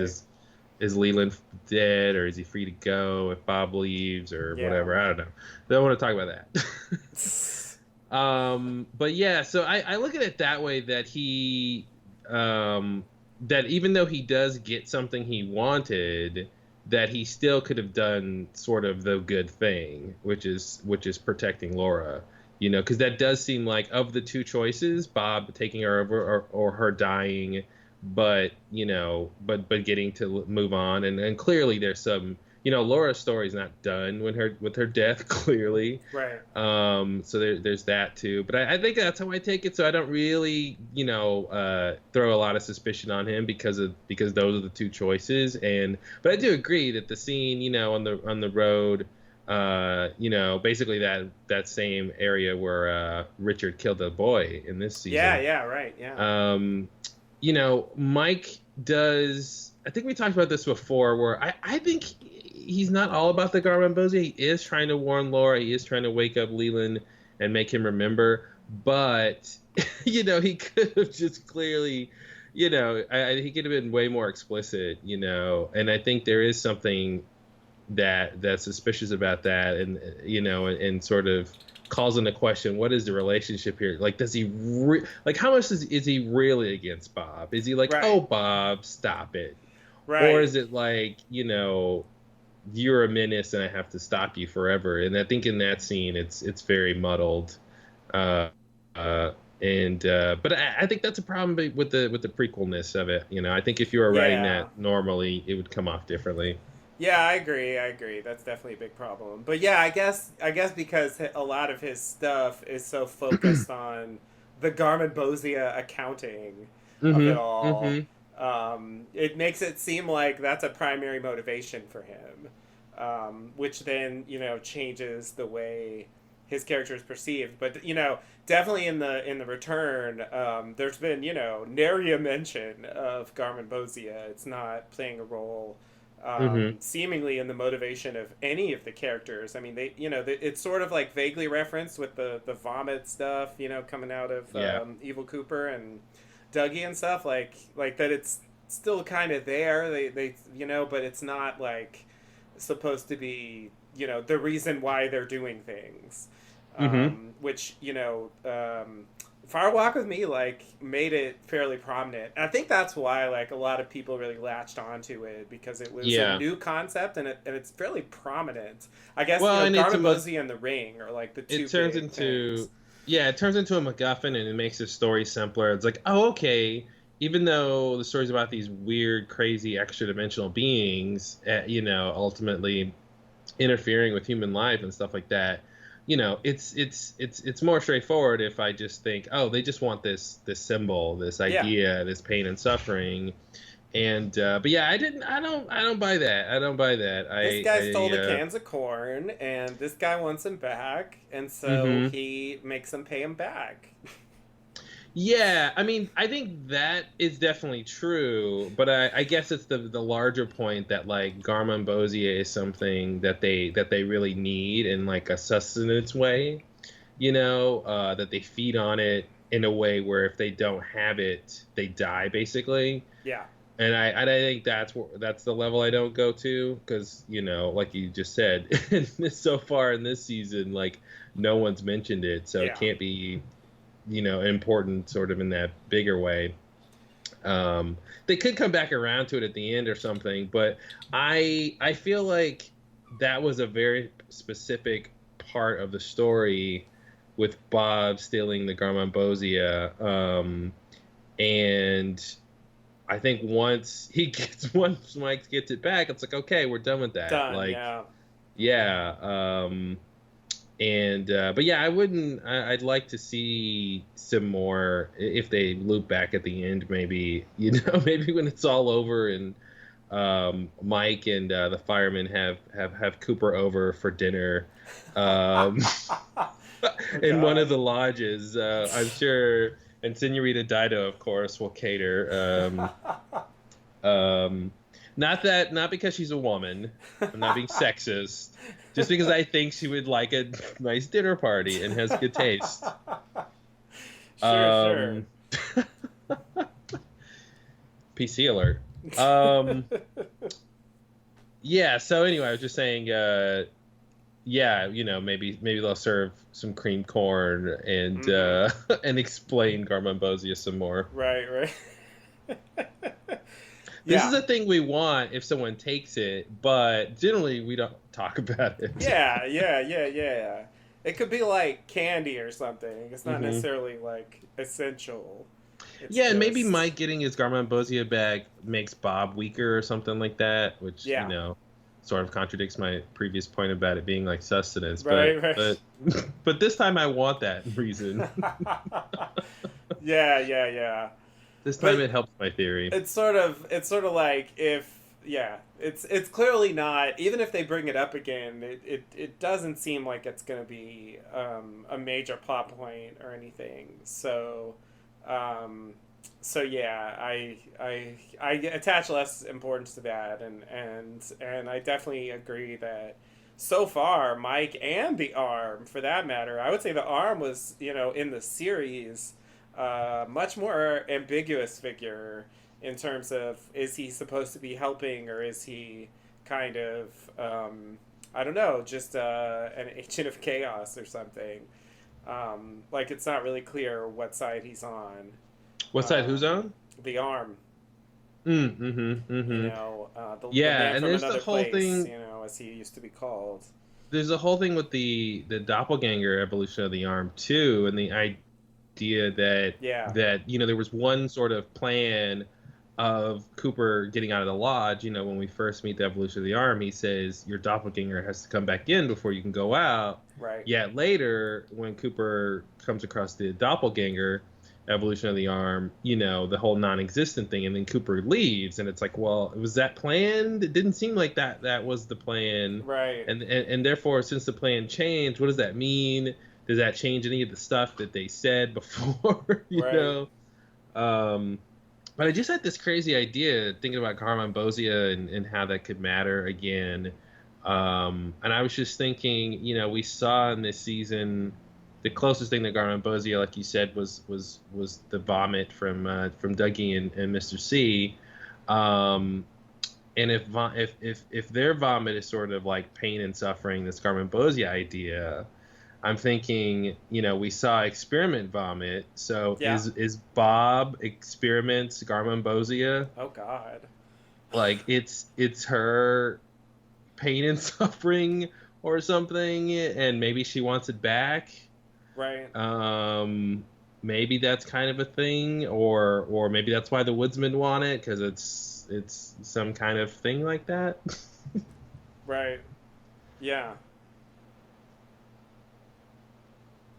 That's You think weird. about that, Tammy. That's weird. And then how did Philip Jeffries get mixed up in all that? Mm-hmm. Or whoever it is. Whoever it is, yeah. I feel the need to say, because it's not 100% clear. But yeah, that's interesting. I also wonder, why is it called Experiment? Mm-hmm. You know?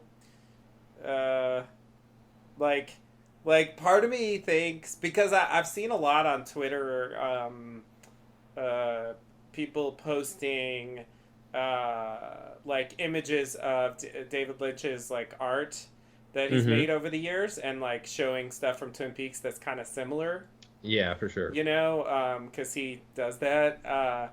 And so yeah, I was wondering if, because I think he had some kind of exhibition of figures, sort of like experiments, Mm. at some point, and so it made me wonder if it was like his name for the thing, Mm-hmm. but it doesn't necessarily, like, it was an experiment for him, but it doesn't necessarily mean it's an experiment within the world of Twin Peaks, Mm-hmm. like a military experiment or something like that. Yeah.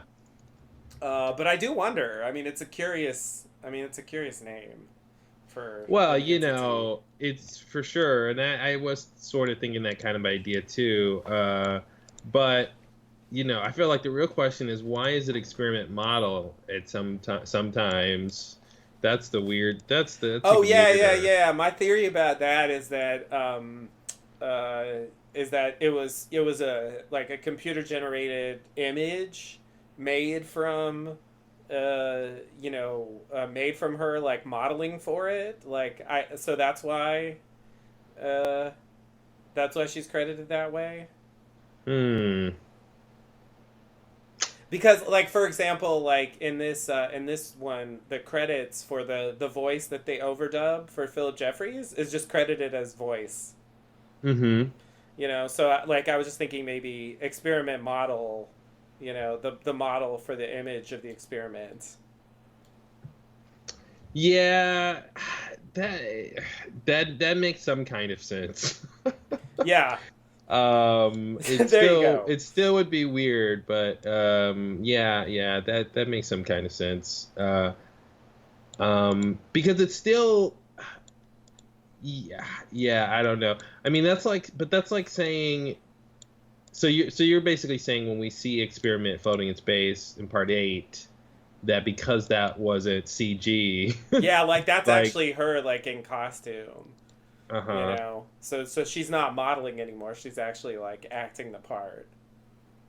But why the need to credit that it's a model or specify that it's a I, model? I Like no agree that one that's like weird. that like you never do that. Yeah, No one ever it's does that. strange. Like, oh, this is a CG effect, so we'll just say that this is the model for that. Yeah. Um, I don't know. I think it's we don't really know how they're making these decisions with credits. The credits have Clearly, been pretty there's weird this yeah, season. yeah. Yeah, Credits are like a character on the show. yeah, yeah. They I they feel they make, like like, inconsistent decisions about them. Yeah, I feel like the end of the show, like the Roadhouse stuff, is sort of a character on the show, Yeah, that evolves, and I feel like the credits are like that too, where like it's this extra level of like information, and it's just like, what, yeah, why? yeah. There's times, like, with Richard Horn, or like some of these characters, where um, it just feels like they're not even thinking about it. They're just putting in the Mm-hmm. the name of the character they're playing, and not really considering how that comes across to the audience. And I then there's the question marks and stuff, where it's, like, clearly intended to hide Yeah. something that they want to reveal later. I'm thinking it could just be they could just get the production company or whatever could just get these credits from the script because a lot of that stuff I could Oh, see being in the script and yeah, it making sense in script form. So Richard right, Horn, just specifying that it's Richard Horn when you introduce the character makes sense. right, I mean, you could sort of want to hide it from the reader, but the reader is sort of the writer, right. so they know who he is. Yeah, So you know what I mean? Where it's like no one says his name per se, but in the action lines of the script, it could say Richard Horn. right, So you could still have that reveal later of who he is right. for the on the story level. But yeah, that would and even the question marks with the fireman makes sense in a way. Mm-hmm. Um, It's yeah. that one is so Hmm. confusing to me, because if they just credited him as the fireman, like, I mean, it's not like that would really tell us a whole lot. I Mm-hmm. find that such an odd choice to conceal this name that is. I mean, it's new information, but it's not like it spoils anything. I mean, you know what I mean? Like, Mm-hmm. like maybe later in the story it'll be really significant that he's the fireman. I'm open to that, but they've already put it in the credits, so by now, like, it doesn't seem to me like it would have mattered if we knew in part one that he's called the fireman. Mm-hmm. You know, like, I don't see how that would have negatively impacted the storytelling. So it's like, whereas with Richard Horn, I do feel like they kind of lost an opportunity to get like a little more intrigue and speculation into that character. They could have just called him Richard, left out the last name, and waited until he showed up at Sylvia's to reveal it. You know, and I think that might have had more impact. And I just that's weird to me. Well, that's the thing. Like, if you're not watching the credits, it still works, right? Like, it still is the way you're talking about. So Yeah. that's why I think it could just be an issue. It's like, our they bad just for get watching it the from. credits. Yeah, it's like because the credits are maybe just coming from the script. Right. Where Right. if you're writing the script, you know the character is Richard Horn, so you're going to call him Richard Horn, even though, you know, in the dialogue no one said his name yet. So like the Right. audience isn't going to know his name because they're not reading the script. Right.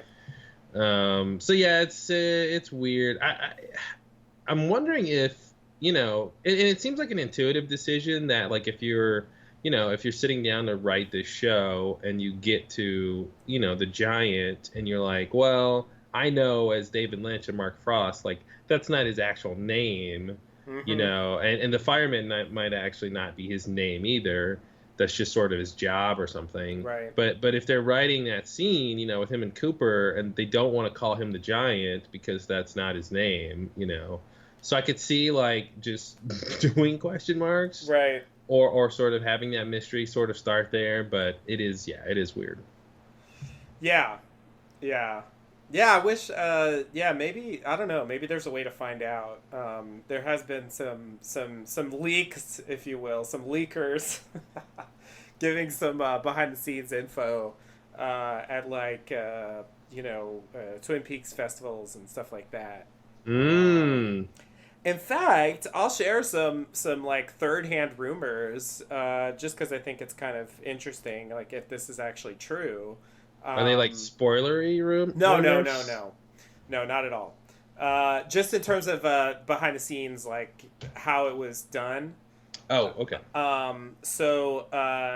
What I heard one of the producers said, and specifically the producer who supposedly said this is the one who revealed that it was, has anybody seen Billy on Twitter? Okay. Sabrina Sutherland. So anyway, supposedly she said that, I don't know if you remember, there was some, so they initially announced Twin Peaks and like October or something, 2014? Was it that long ago? I think maybe it was. Anyway, they announced it, and then that spring there was some kind of breakdown in negotiations, and Lynch announced on Twitter, like, I left. It's over. I'm not doing it anymore. I remember that. And then eventually they came to an agreement, and so he came back and so on. So anyway, the thing she said that happened supposedly, because like part of the announcement when he finally came back was that it's not going to be nine episodes or 9 parts as was originally announced, but 18. Wow. So anyway, what she said was that after they made the initial deal, like the collaboration between David Lynch and Mark Frost was basically over at that point. They had the script they had, and Mark Frost went off and wrote The Secret History of Twin Peaks, the book, you know, that we've referenced a few times, and that supposedly David Lynch like kept writing. So you're saying himself. they turned in 9 the 9 episodes that that the deal was for? Yeah. And they were like, shorter. okay, we're all good here, and then David Lynch kept writing. Yeah, that supposedly he did like a significant amount of additional stuff that wasn't in the original script that they wrote together. So anyway, I thought that was kind of interesting. I had never heard anywhere else that had happened. Nice, that makes sense. So yeah, I think that might partially explain the schism or whatever between the book and the series. You know, that Yeah. like they started from the same point, but they kind of diverged there. You know. Wait, but I'm a little confused. So why did Lynch say he had left the project? Did he tell them, "Hey, I've got more story I want you guys to film," and they were like, "No," or something, or Uh, yeah, I think that was part of it. I mean, it hasn't been fully disclosed what the disagreement was, but yeah, it does seem like it mainly had to do with like budgetary issues, and I think that part of that was wanting to produce, twice as much stuff. oh, so it could have been before. Oh, I see. So they could have turned in the scripts, and he's like, "No, no, before we shoot, like I've got 9 more parts," Yeah. and they're like, How no," and about he's like, no? "Well, how about I leave then?" Yeah, exactly. Okay. So then, because then they'd be sitting there with 9 scripts of David Lynch material no one else can shoot. Right, right. And there were talks of like, could someone else come in and direct these? Like, and I think Showtime, the president or whatever, made it pretty clear that like we're not going to do this without David Lynch. It won't be Hmm. like the limited audience. The audience that it has is gonna not accept this. Yeah, yeah. If David Lynch isn't on board. So it's like we might as well not do it if we can't get him back. So yeah, they Hmm. and probably the French funding was, my guess is at least the French funding was part of that, to help provide more money for the extra stuff. God bless the French. Yeah, yeah, they came in, and yeah, I did also hear on a podcast that the Monica Bellucci scene was filmed in Paris, and like that's part of the deal to get the funding from the French government. Like you have to have at least one scene that takes place in France, Oh, and that's you great. have to make French cultural references, which might explain the Bordeaux and the That's great. and the French woman in Buckhorn. Oh, that's great. So yeah, that's a See, that's weird so little. interesting, when and that's what you can almost sort of never really understand any show in a way because you're never really exposed to these production issues. Yeah, So you don't know the right context to look at some of that stuff right. because it's like is the whole dream, like for all we know, the only reason we got that Gordon's dream of Monica Bellucci tying into, the flashback to Fire Walk with Me and all that stuff, and Philip Jeffries, like, and, leading to Jeffries' sort of prominent role in this larger story, like, that could have just come from the necessity to film in Paris. Right, right. Yeah, And Paris makes him think of Monica Bellucci, and right. then he's just off to the races, So it's so Yeah. weird, that it's like, how integral was this to the story versus this is just a random idea based on like a real world production Something issue. that they had to do. Yeah. Yeah, like filmed there somehow. Mm-hmm. Yeah, yeah. Like, yeah, I guess I would assume there would be some kind of dream sequence or some kind of way to introduce that flashback again. And yeah, having this constraint like was like, well, we should do it this way. Mm-hmm. And it's I mean it's such a strange thing that it works for a dream sequence.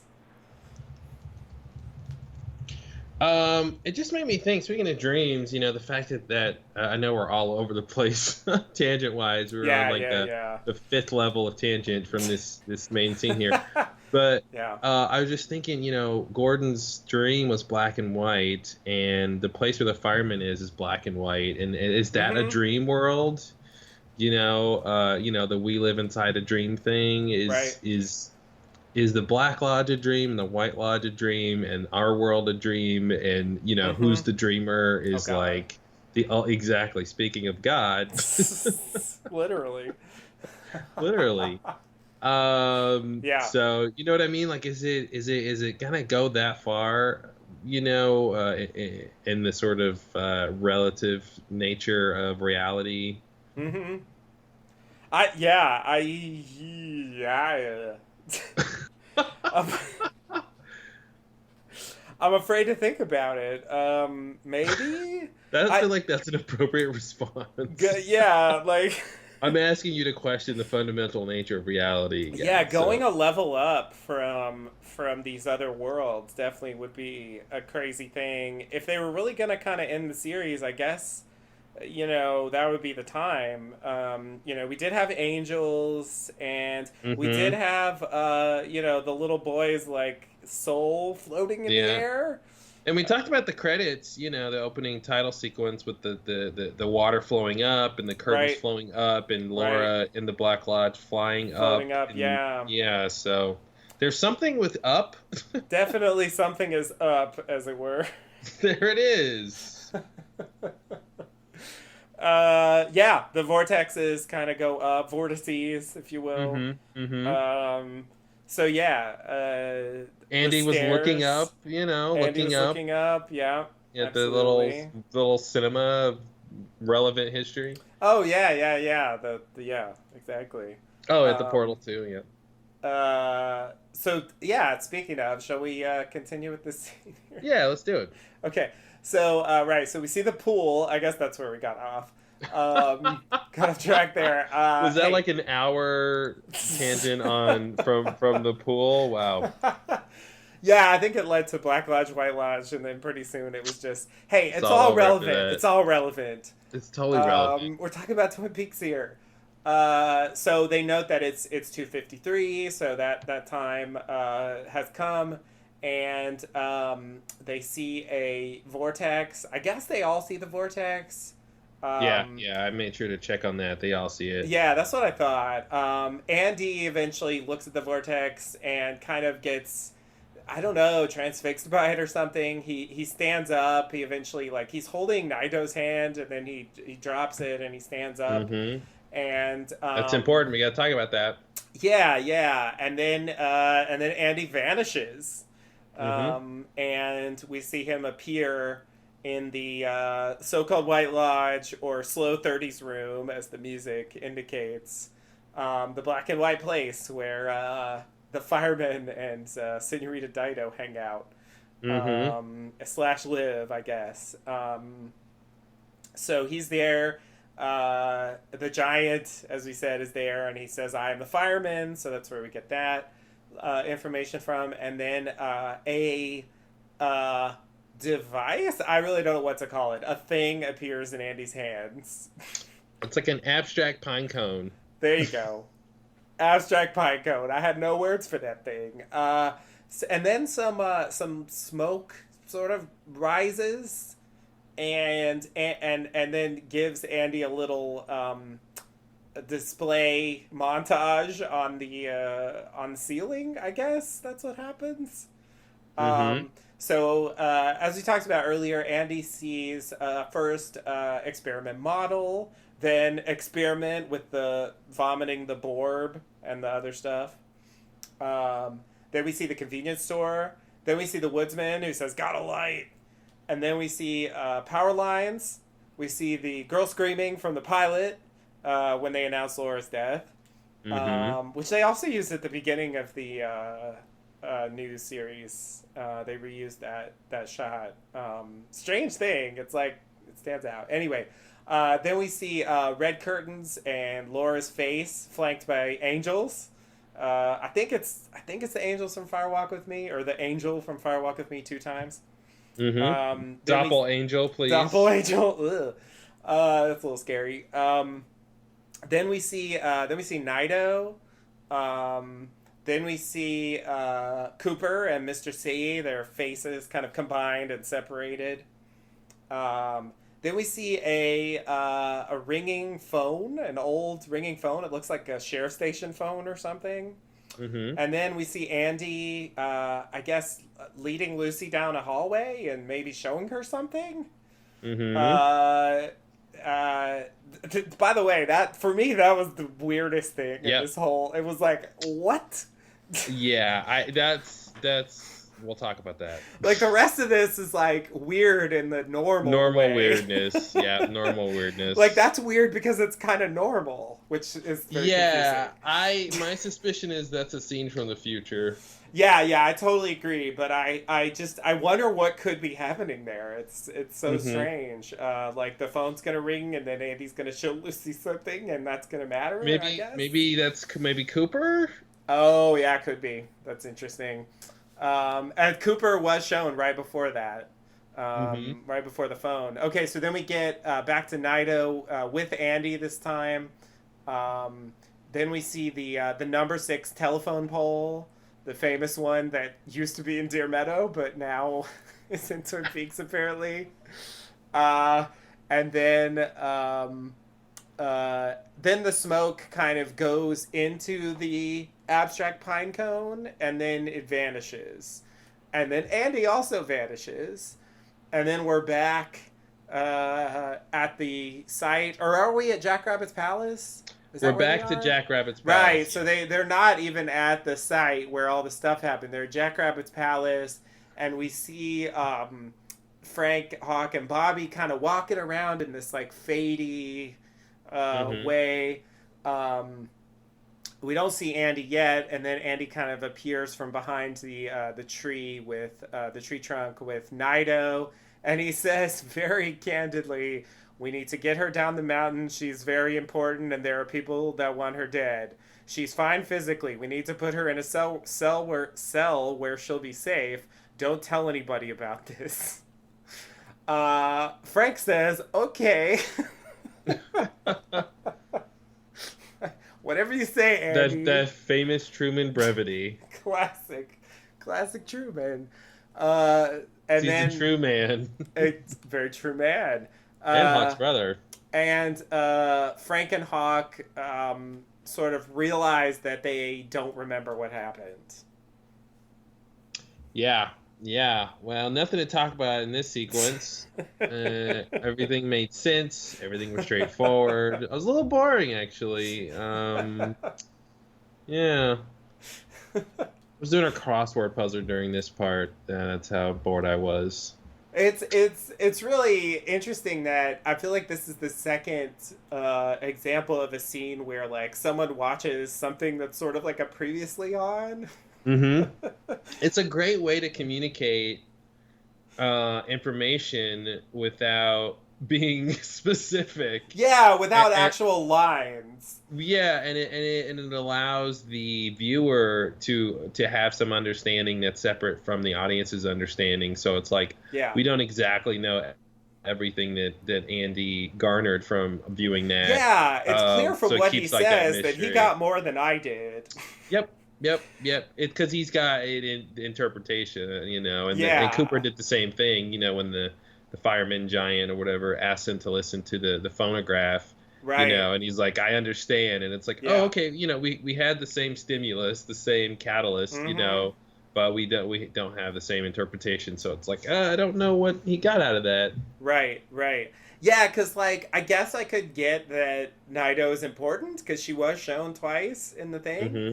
But Hmm. there are people that want her dead. Like, I didn't really get that from the montage. That wasn't clear. Well, that and also, what she was shown was specifically, when she was shown, it was specifically something Andy had already seen. Right, So so it's like showing some, so it's like that makes it weird too. It's like you yeah, already know that part. So what is that right. telling you about her? Yeah, But yeah, yeah, he sort of gives an interpretation for sort of, I think the woodsman wanting Nido, I think is the idea there. yeah, But the yeah. first part of that whole montage with experiment, I'm not clear what he thinks about all that. Yeah. Showing experiment model followed by the experiment with the Borb coming out. I mean, I feel like that's at least somewhat of an indication that it's the same thing.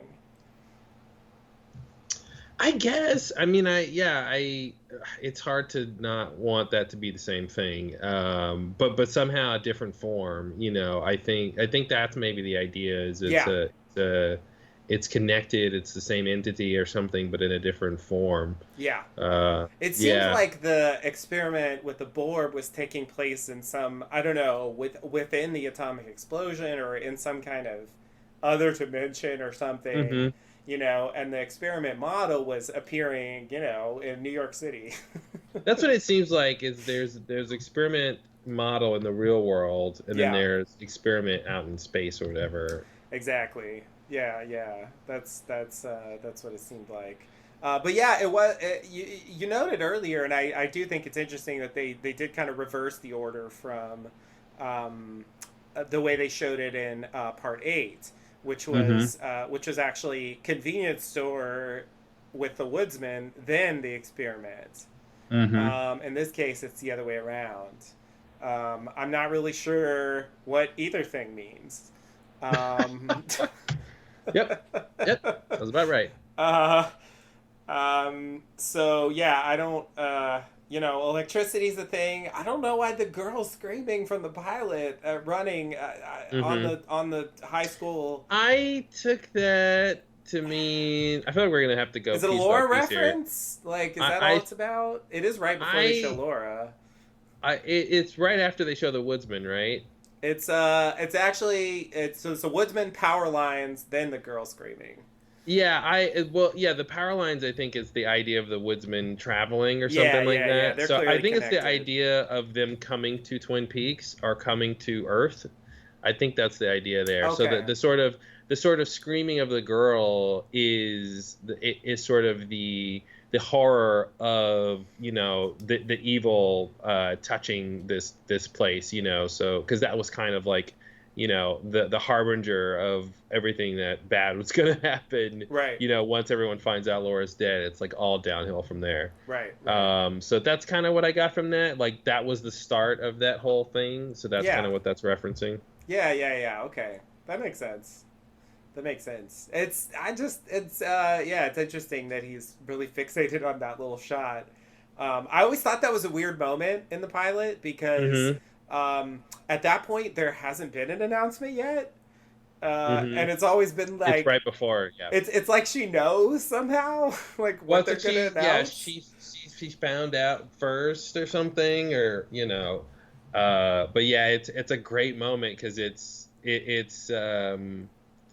yeah, you get the sense of horror before knowing what's actually horrible, and the characters Yeah, are reacting of like, oh, something's not right, and then they put it together with Laura not being in her seat, and then they get it. Like yeah, I always love that whole thing because it's it's the characters like getting it on their own, right. with their own Yeah, like intelligence and intuition and everything.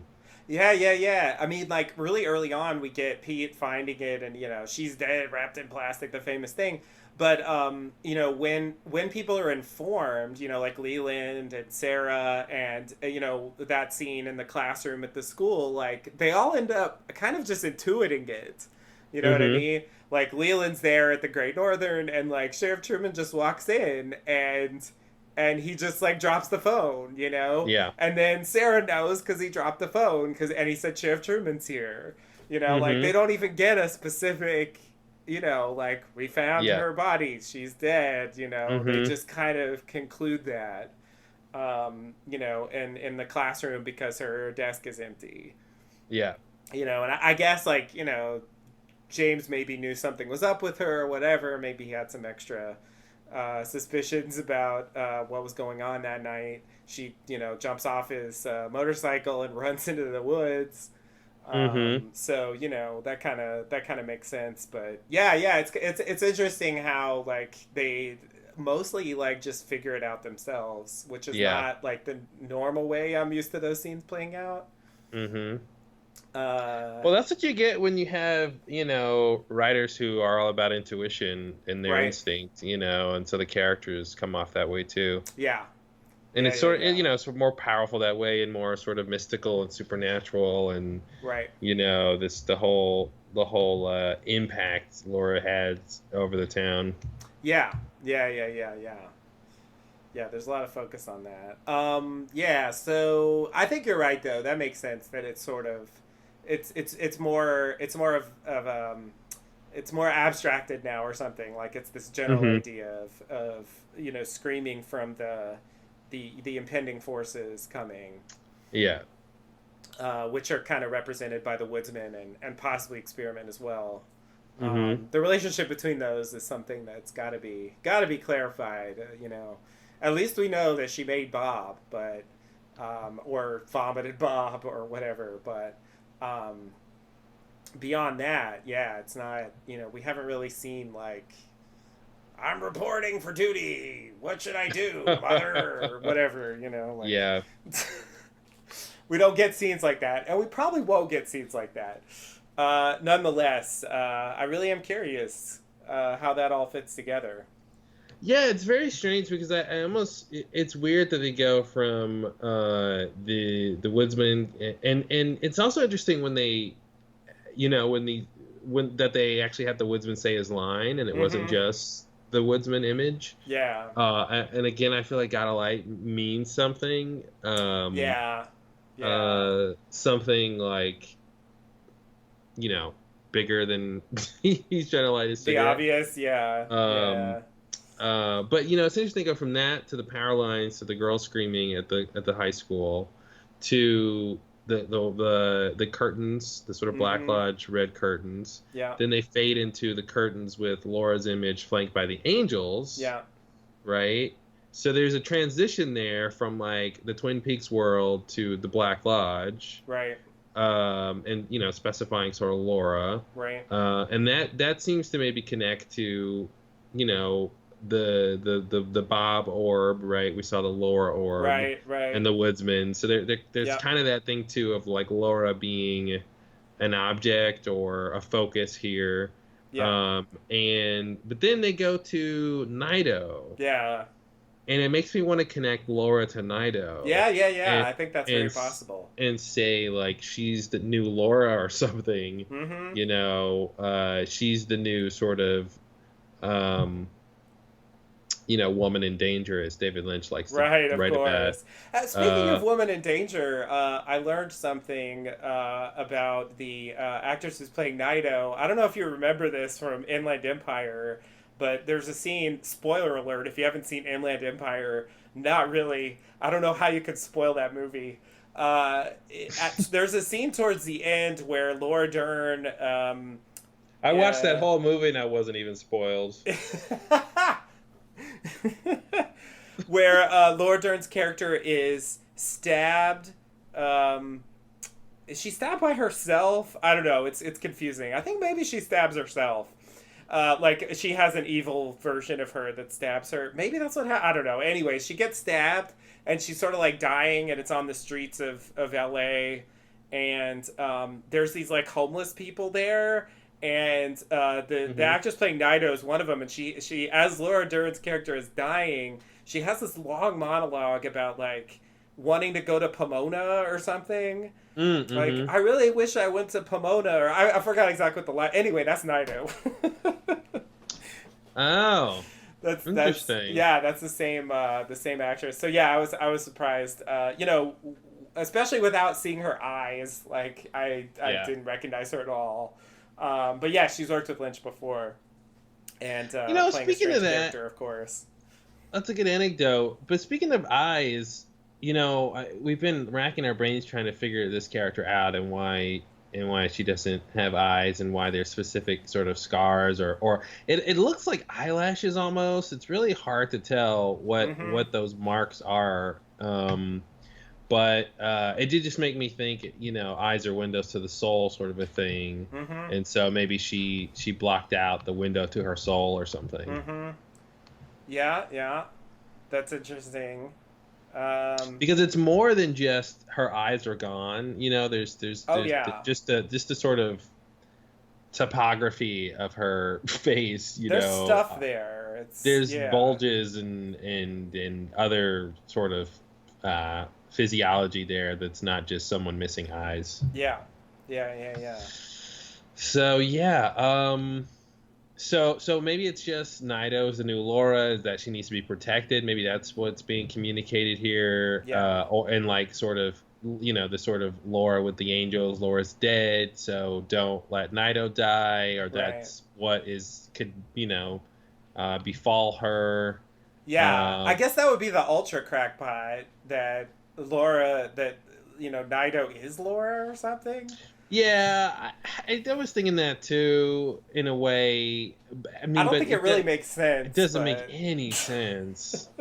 I mean, oh geez, I don't want to try to make that work because I was just thinking, well, the last time we saw Laura, she was in the Black Lodge Yeah. waiting room or whatever area, and she flew up, Yeah. and Cooper made it back to the real world by going down. Right. So maybe she could make it to the real world by going up, and but and they both were in the box space room, the Right. purple place room. Yeah. Yeah. But yeah, it wouldn't quite make any sense why Laura would show up in that purple place room as Nido. Yeah, that doesn't make any sense at all, but I just, desperately trying to Yeah. make a connection there with Laura, because, like, Mhm. yeah, like, I don't know, she can't communicate, she just kind of makes these sounds. I remember, she sort of tried to stop Cooper from going in the little portal thing the first time. Mhm. It seemed like that's what she was trying to do. And she took him up and like showed him the thing, and I don't know, like maybe Laura can't communicate. It doesn't make sense that it's Laura, but like maybe she's sent by Laura or has something to do with Laura. I don't know. Yeah, I mean, maybe she went through the machine and it was wrong, and she transfigured herself into Nido or Mm-hmm. something. I mean, there is a connection too between American Girl being there / Ronette Pulaski. Yeah. And the last time we saw Ronette was basically in the freight car, right? With well, not the last time, I guess, but The last time in Fire Walk with Me, I guess. yeah, But yeah. But in a room with Laura, basically. Right. So that's kind of a thing that could be here if there's a Nido Laura connection. Yeah. I don't really buy it, but yeah, I am sort of desperately trying to make those connections too. Yeah, I do feel like there's some connection, but yeah, it doesn't. It seems doubtful that it actually is Laura, but I don't know. The role she's playing here, the fact that it does seem like the fireman specifically is protecting her for some role she's supposed to play. It seems like that's kind of similar to what happened with the Lorb, that he sort of sent the Lorb as a response to Bob's creation. Well, and it's funny you mentioned that because if you try to make a connection between Laura and Nido, when we did see the firemen send the Laura orb through the projector frame screen and go to Earth, did it go through the sky portal next to Jack Rabbit's palace, and when it came out, it was Nido. Mm-hmm. There's something there. Yeah. Yeah, that's interesting. I don't know why that would happen exactly, but and here's a horrible crackpot idea: is that Laura famously told Cooper, "I'll see you again in 25 years." Right. While Nido can't see him again. No. I know it's the Oh, worst, no. but it's something there. Sort of being the opposite of that, unable to see Cooper again in 25 years. Yeah. It's that sort of makes sense. Because yeah, I mean, I try to think. I try to sort of have synthetic intuition of David Lynch's intuition of like what kind of thing vaguely makes sense, but is more of like a feeling or a thematic sort of connection, Yeah. Yeah. If it is Laura, I would wonder why it's not just obviously Laura, with her eyes, blocked off or whatever, whatever happened there. Well, because that's not the story. Like, and she's got this name. She's That's Nido? like saying, why is Cooper Dougie? I mean, like, because that's the story. Right. Well, yeah. But that's that has a fairly quote unquote clear explanation. I think. I mean, Nido has a name. It seems like she's a separate entity, but maybe. I don't think she's Laura. I'm just throwing that crackpot there. Yeah. Yeah. Yeah, it seems like she's her own thing.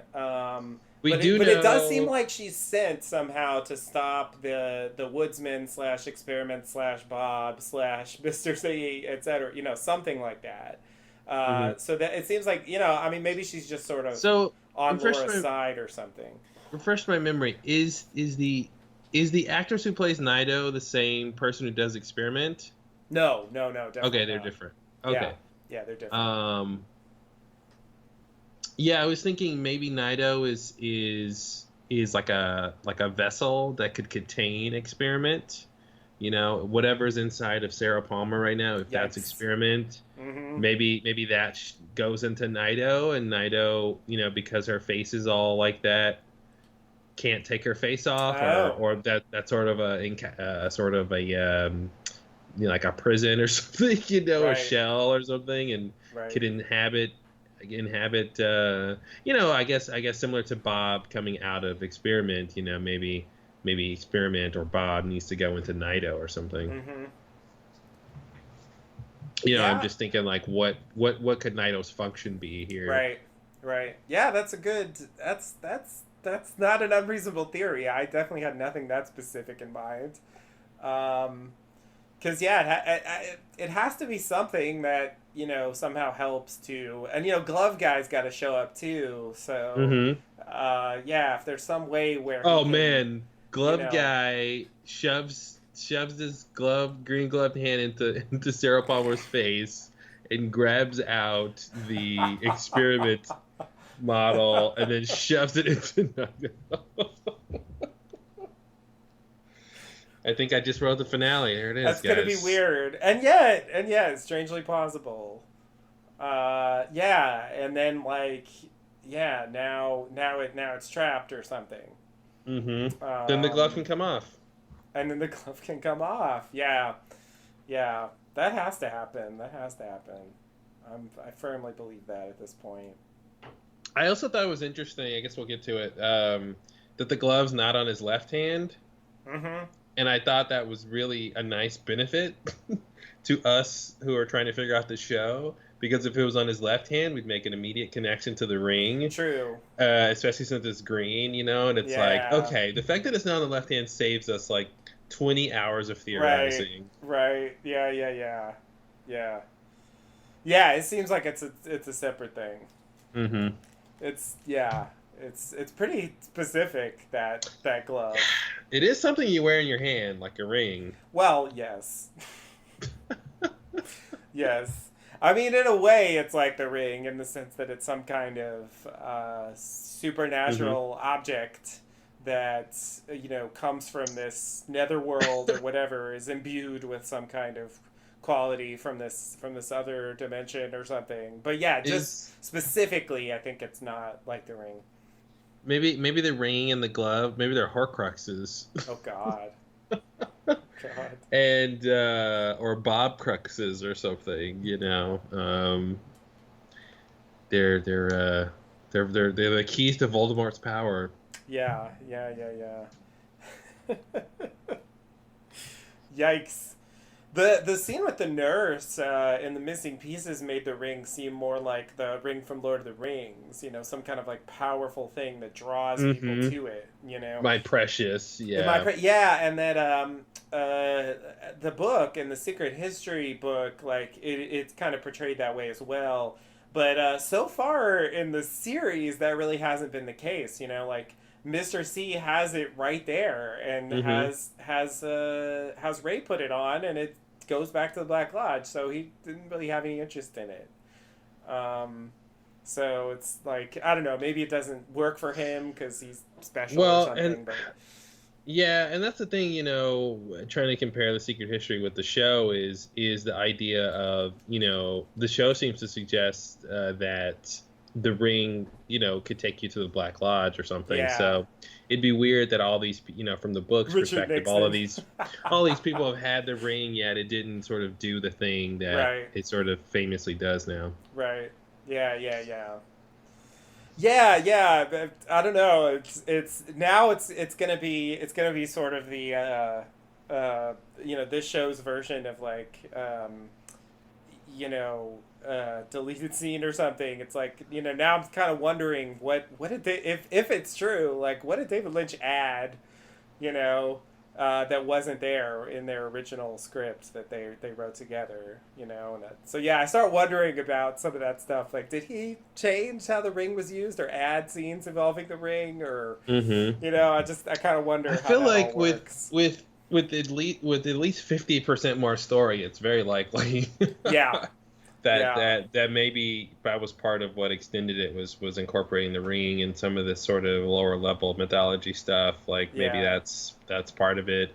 It does call into question like what could they have done in 9 parts? I mean, what would have been I left oh out? I God, mean, is it less, Black Lodge and extra dimensional stuff and Nido and experiment and that's what I would think is that the those bigger ideas that are further away from the original Twin Peaks are right, probably the stuff that was he got to after continuing to write. right, yeah, yeah, yeah, yeah.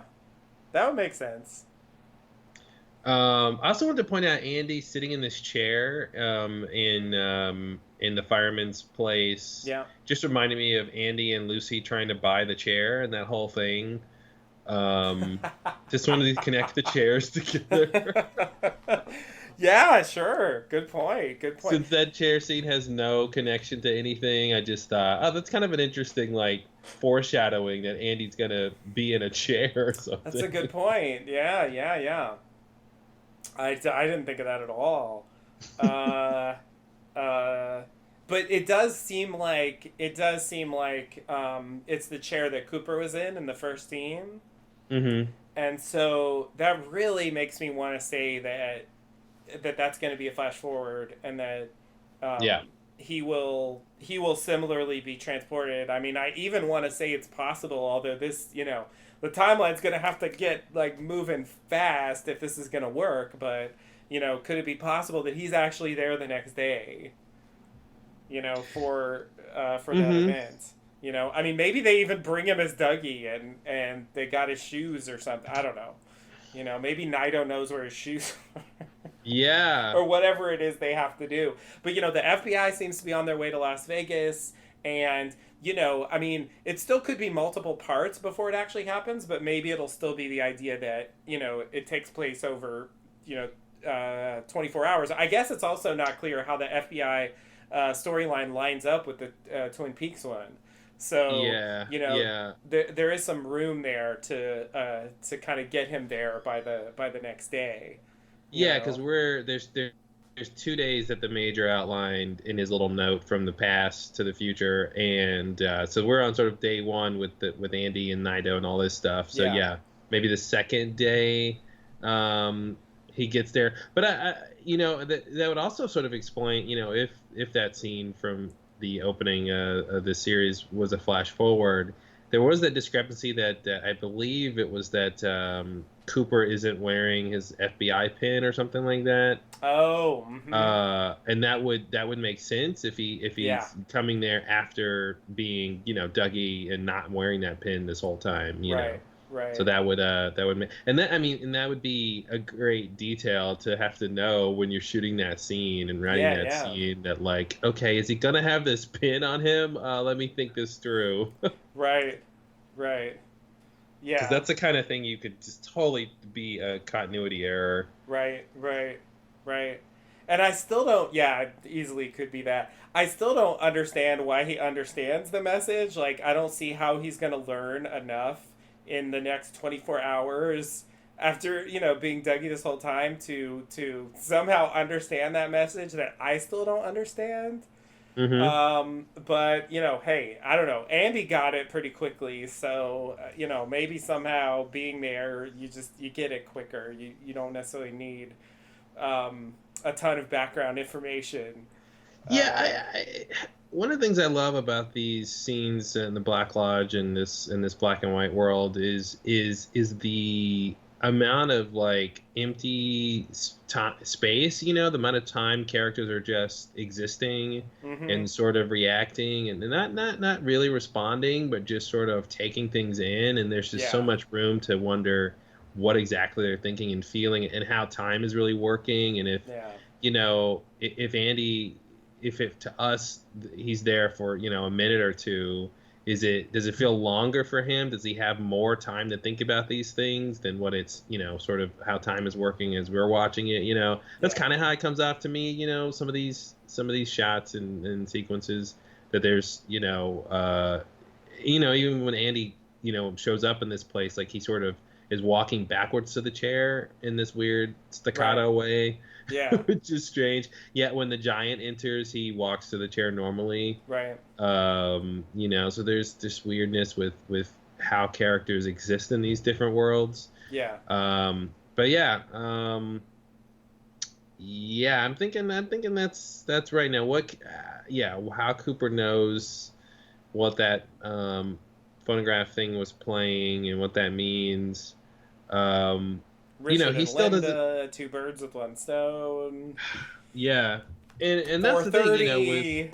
Is Billy involved? If the let me throw this out there for a heavy crackpot as it just hits me now. hmm Andy was supposedly supposed to meet quote unquote Billy at 4:30. I didn't yeah. attach much significance at the time, but now that Audrey's story has taken on this extra layer of weirdness, hmm that it seems like it's not just about Richard killing him, but like there's some other mysterious uncle character involved. It's starting to make me wonder if maybe that I don't know, maybe that actually is the 4:30. Maybe what is the 4:30? The 4:30 meeting that Andy had with so-called Billy, or Well, what is maybe it? What Billy, what are you possibly Billy, what are you saying? possibility. Can we call him possibility? I'm just Yikes. saying. I'm just saying. Like, when that happened, that was the first like 4:30 reference that we had in the Uh-huh. show, and I assumed like it was just a coincidence or something.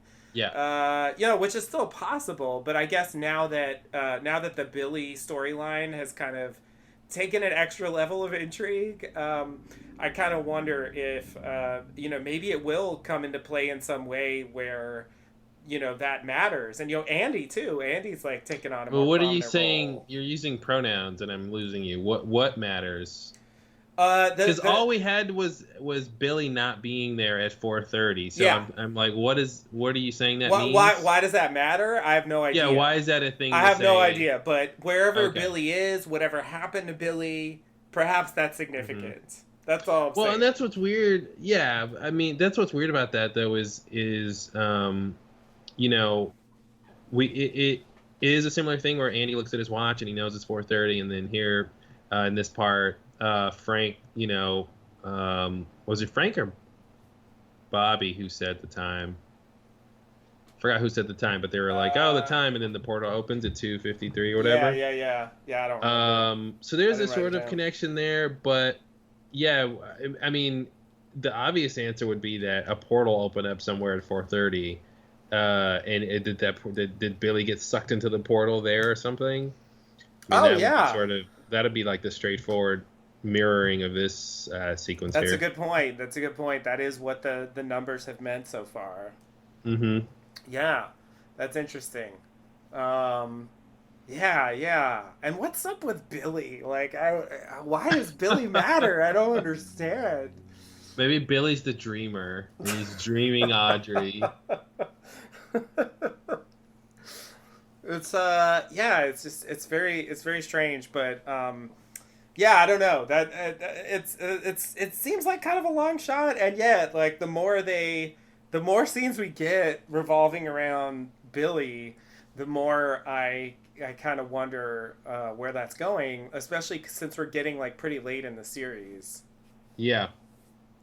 and unlike the like the Becky and Steven stuff, for example, like I can see that storyline kind of playing out in a way that is totally separate from everything, but Mm-hmm. um, it's starting to seem like the Audrey Billy saga. Like I don't know, like I don't know. I guess there's a way it could be self-contained, but it seems like there's more possibility there that there's some tie-in with the larger thing going. Especially, the Richard connection is clearly somewhat significant.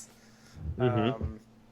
So I'm just, I don't actually have a theory, but I'm trying to suggest like the building blocks for a theory. Okay. You know what I mean? I feel like those things, could kind of fit together and make sense in some kind of end game. I don't really have a clue how. Mm-hmm. But it seems like there's enough connections there to suggest something. Yeah.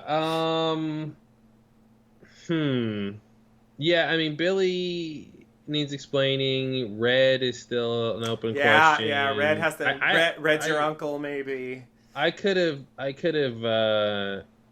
would have bet that we would have had more explanation about Red by Yeah, now after yeah, that coin flipping scene and the fact yeah. I mean, what could we get, like maybe two more scenes for him or Realistically, not three that by many. the Yeah, yeah, so they're gonna have to get to that pretty fast. Yeah, yeah. Richard and Linda.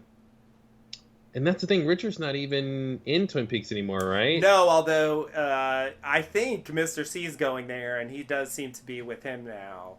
Uh huh. So I think there's a chance that he'll end up coming back to Twin Peaks. Yeah, I wonder if Mr. C will be like he needs someone who knows the place or something, and Richard's Yeah, from there or something, and he'll yeah. volunteer. Show me around, my boy. Yes, he'll be British for a second.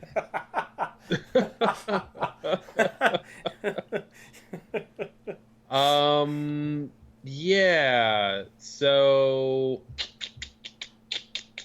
what else with this part? There's a lot. I mean, yeah. There are like a ton of threads here. Mhm. That honestly, it's hard to envision how they could all come together in some kind of satisfying way. Yeah. So I don't know. There's definitely chances that there will be some loose ends or some things kind of left open. Um, and I don't know. I mean, so as far as Red goes, there could be a follow up scene with Richard, and then the other thing that they really have to address is Shelley, the Shelley relationship. Mhm. Because like you can't have Shelley in a relationship with someone like that and not like have that go somewhere. She at least has to find out, or yeah, Yeah, something, or yeah, gets back with Bobby, or yeah. I mean, there's still the Norma and Ed, Right. outstanding Oh my storyline. god. Just 25 years later, doing the same I thing. mean, Ross and Rachel have nothing on these guys. Will they? Won't they? It's like. Yeah, yeah. It's One of the things I wanted to ridiculous. mention, though, we're increasingly getting this idea of either time travel or some discrepancies with the chronology is happening here, and it made me think of we were talking earlier about the evolution of the arm and Mike cutting his arm off and it being a different person, Hmm. and it made me think about Jerry and his foot saying "I'm not your foot." Right, right. And I was wondering if that's is this future, is this past thing where Jerry's going to lose his foot in the future, Oh, like it'll get cut off or something, and that was some sort of weird like reverse time reverberation, or like right, his mind picked it up from the future because he's high on weird right, drugs, or right. it just made me think like how could time travel or some weird chronology issue make sense? And I'm like, well, the we know that the only time we know a body part sort of being talking in any sort of sense was the arm itself, which was amputated. So maybe Jerry's gonna lose his foot. Yeah, that's interesting. Um, yeah, yeah. I guess I thought Jerry Horn was like more or less over. Mm-hmm. But I guess if they want to Well, if they want to have a part two follow up or something, that would part be two. nothing happened in part one. Like, Yeah, I feel like it can't be over because nothing happened. Well, he had a crazy journey in the woods. What did he call But it? A that's creative sojourn of a solitary nature. I mean, I think that's but but I think but that's what but if you happens. follow the hero's journey, right? Like after the hero defeats the dragon, they have to return with the elixir, right? So there's at least got to be another scene where he tells Ben what happened. He has to sort of Yeah, I interpret agree. his I agree. adventure. There So it should be a follow can't be up. literally over. Yeah, but I guess Um, in terms of like getting like more storyline, like hmm like getting his foot cut off. It's definitely Yeah, possible though. yeah, But I agree. You're right. There should be some kind of follow up scene with Ben, some kind of description of like what we're supposed to think about those scenes. Because I agree, it's not really clear what part one was. hmm It's just like these isolated moments that they put in various places, and yeah, I don't know, but that's a good one. That's a good crackpot theory there. Jerry Horn's foot from the future, kind Yeah, of communicating and telling him, "I will not be your foot soon," at some in some point weird way. you'll be missing a Yeah, foot. yeah. Evolution of the foot. Oh Thanks. man. Yeah, yeah, I'm like, what character would that be? Yeah, I Yikes. know, I know. I'm not ready for that. So we get this in this little montage that Andy's watching. We get the two Coopers. Yeah, I really love this image because they're both like scouring at the yeah. camera in this weird way. Um, and do you place any significance on just the visual image of them separating, sort of one becoming two, almost this sort of biological mitosis or something, Mm-hmm. or meiosis, whichever one it is. Yeah. I forget which is which, but Oh, yeah, right. Yeah, yeah. I'm not the one to ask. I know what you mean. yeah, But remember that yeah. was a whole thing. Yeah, yeah, yeah, that is a thing. Yeah, I do think that's significant. Are you going to ask me how? It's mitosis, I guess. One becoming Mitosis. two, There you go. and meiosis is it becomes four. Okay, Um, no, I don't want to know how it's significant. I just wanted to good. know if you thought it was I significant. do, I do. Yeah, good. I So how? almost. Now I want to know. Damn it. Yeah, I kind of wonder if that's an image we'll see later, or Hmm. you know what I mean? Because I do think like, um, I was listening to some podcast and they were talking about how like they envisioned season three as Cooper facing off with his doppelganger, Yeah. and I do feel like that's a logical place where this will go, but they Oh, it haven't has to. actually met yet, except for obviously the brief confrontation they have at the end of the original series. Hmm. So I do think there will be some kind of showdown, and the idea that it would be in the Black Lodge, because the red curtains are behind them when they show that, Yep. Yep. seems logical. Yep.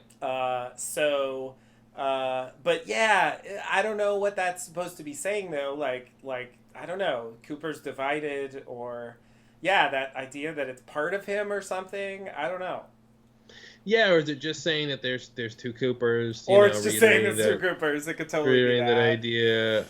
Yeah. But yeah, that's I've been saying that for a while. That's my hope for the end game here. I mean, like, just because I'm such a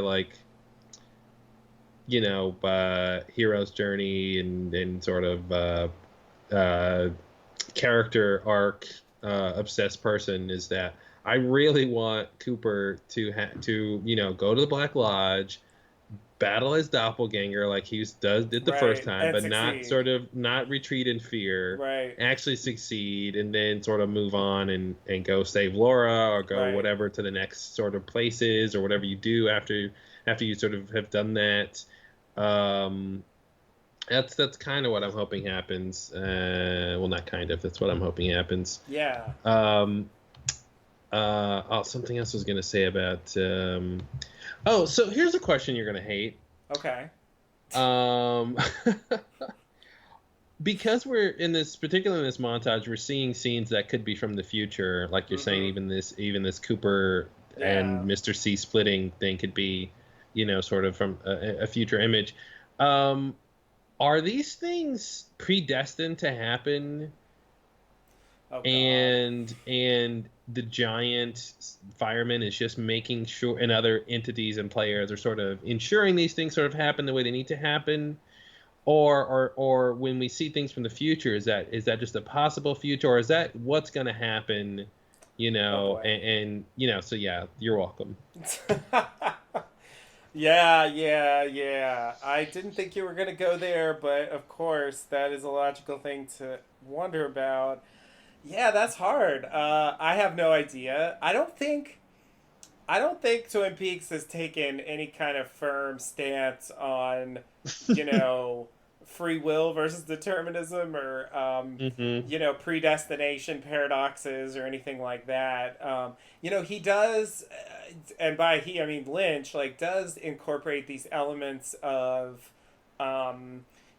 things being, fated to happen or something. I mean, that Hmm. idea does come up in his stories, like, in a number of ways, but it doesn't seem like, I don't know. I haven't seen a lot of, like, let's fight destiny or whatever kind of ideas. And, Hmm. so the giant, when he was actually the giant, and again, I can't stop calling him that. In the original series, he does tell Cooper some things that are supposed to come true later, you Yep. know, Yep. and Good point. I'll give you your ring back when you find these things to be true or That's a whatever. huge, great point, because that proves he knows the future. Yeah, yeah, yeah. And he also shows up. He shows up briefly when Cooper and Annie are dancing towards the end of the series, the original series. Right after she says, "I'm going to enter the Miss Twin Peaks contest," and he appears to Cooper and sort of like waves his arms. Hmm. Always seemed to me like he was saying no. You Like, don't let know, her do it. Yeah. yeah, as though he knew, what the Yep. consequence would be. Um, and But I, then why sorry to cut you off, but why stop it then? I mean, there's your question about determinism, right? yes, Like, if he knows she's gonna die and he's like, right, well, I don't want her to die. But then if he goes and tells Cooper no, shouldn't he also know that that's actually not gonna prevent him from stopping her from dying? Like, right. And I've always been frustrated that um, Cooper doesn't actually react to it. You he doesn't know, know what he means. Yeah. yeah, he just kind of he sees it and he just goes on from there, and it doesn't seem like Yep. he really takes it to heart in the way. I guess part of what's happening at the end of the original series is that he's just like totally distracted by Annie and not using his usual sort of intuition or whatever to Hmm. to try to figure out what's. I do feel like he's sort of off his game in the later part of the series, and that's part of why he doesn't really see it coming. Um, Yeah, uh, I want to talk about that later. About That's an interesting idea. uh, there's some dialogue I think that sort of suggests that's what's happening. He talks about like not being able to focus on the clues or whatever because he's thinking about her and stuff. So, which again is why like I don't know. I get that it's 25 years later, but I still feel like there should be some Annie follow up. Anyway, Yeah. And the thing um, and the thing with the giant is why if it was important for him to communicate that to Cooper, why didn't he just tell him? Why didn't he show up and just, say it directly? And we talked before about, like, when the giant did appear to Cooper and was just talking normally, it was when Cooper was sort of falling unconscious because he had just gotten mm-hmm, shot. yeah, So this idea that he can't just sort of appear to him normally with Cooper's normal level of consciousness or right, something. right. That's the only thing I could think of why the giant just didn't show up and say, don't let her enter the contest. Right, right. Yeah, yeah, yeah, exactly. Um, I mean, the fact that the whole thing, I do think there is part of this that's, that's kind of a writing issue of, when characters like know the future, it creates certain problems if they just come out and say things, because it Hmm. doesn't allow the story to play out in the way that it should. But I agree that like the giant trying to kind of intervene, um, And even yeah, I don't know, even Mike trying to intervene and Fire Walk with Me, like some of that stuff does suggest like a kind of knowing the future but trying to change it anyway. Mm-hmm. And so yeah, I guess I don't know. I guess maybe we're supposed to believe that's a possibility. Mm-hmm. Um, but yeah, I don't know. I don't feel comfortable on that topic in this show. Um, because I feel like it's I don't know. Well, I mean, one thing we've seen is that not necessarily, the future, but plans change all the time and expectations change all the time. So, would sort of follow that things that are fated to happen or what would normally play out can be changed. It's just a question of, it's that paradox of knowing the future. So, why are you doing these things if you know what's going to happen? If you Right. you know and is it when you intervene, are you intervening to make it happen the way you saw it's going to happen because your intervention is part of that Right. outcome, or is your Predestination paradox thing. yeah, or is your Yeah. intervention just to change what you saw? Yeah. Right. Right. Yeah. Yeah. I mean, yeah. So like that, in the simplest possible way, that is something that bothers me. I mean, I guess that's just like that comes with the territory of that kind of story. But yeah, in Mm-hmm. terms of the original series, it's like the giant, and it really Mike. I fault Mike even more for this. But like both of them, give these kind of obscure clues when it seems like they could just say it's fucking Leland, go arrest him. Mm-hmm. And like maybe Maddie wouldn't have died. I feel the same way when the giant shows up when Maddie's being killed and it's happening again. It's like, what's happening again? Where? Like, give me something. Like, no, let's just sit here and be sad. Like, I mean, it's an effective Yeah. sequence, but there is this sense of like, if you really want to Mm-hmm. help, you're really not doing everything you can here. Mm-hmm. So there in that scene there's this It sense of is. like we can't stop it. you Yeah. know like that's what's gonna happen. Mm-hmm. And we're just like sad about it. you know Yeah, I mean, whenever you introduce entities that are not human and but deal with human affairs, it's really that question of how much do they care and how much does it matter, and what I guess just in general, why do they care? What difference does it make? What happens to any of these people in Twin Peaks or any the people on Earth, like um is their role? I mean, is the fireman a guardian of Earth, and this is why he cares? It's his mm-hmm. duty, or is it an existential threat against life that he's against, or is it, or evil, or is Yeah. it just a threat that okay, if whatever happens in Twin Peaks happens, then it'll lead to since there's a portal to the the black and white purple place lodge fireman's house 30s place. Oh man. It's like a Whew. million names. Yeah, that um place needs a name. it needs one name that we can just call it. Yeah. Since there's a portal in Twin Peaks that leads to that place, is that why you know um the fireman is interested in stopping whatever is going to happen so it doesn't get to in his realm? Mm-hmm. So is it Yeah. like a more selfish reason? Yeah, I'm definitely wondering if that's where the coordinates lead, Mm-hmm. and if that's how like it's gonna get in their house.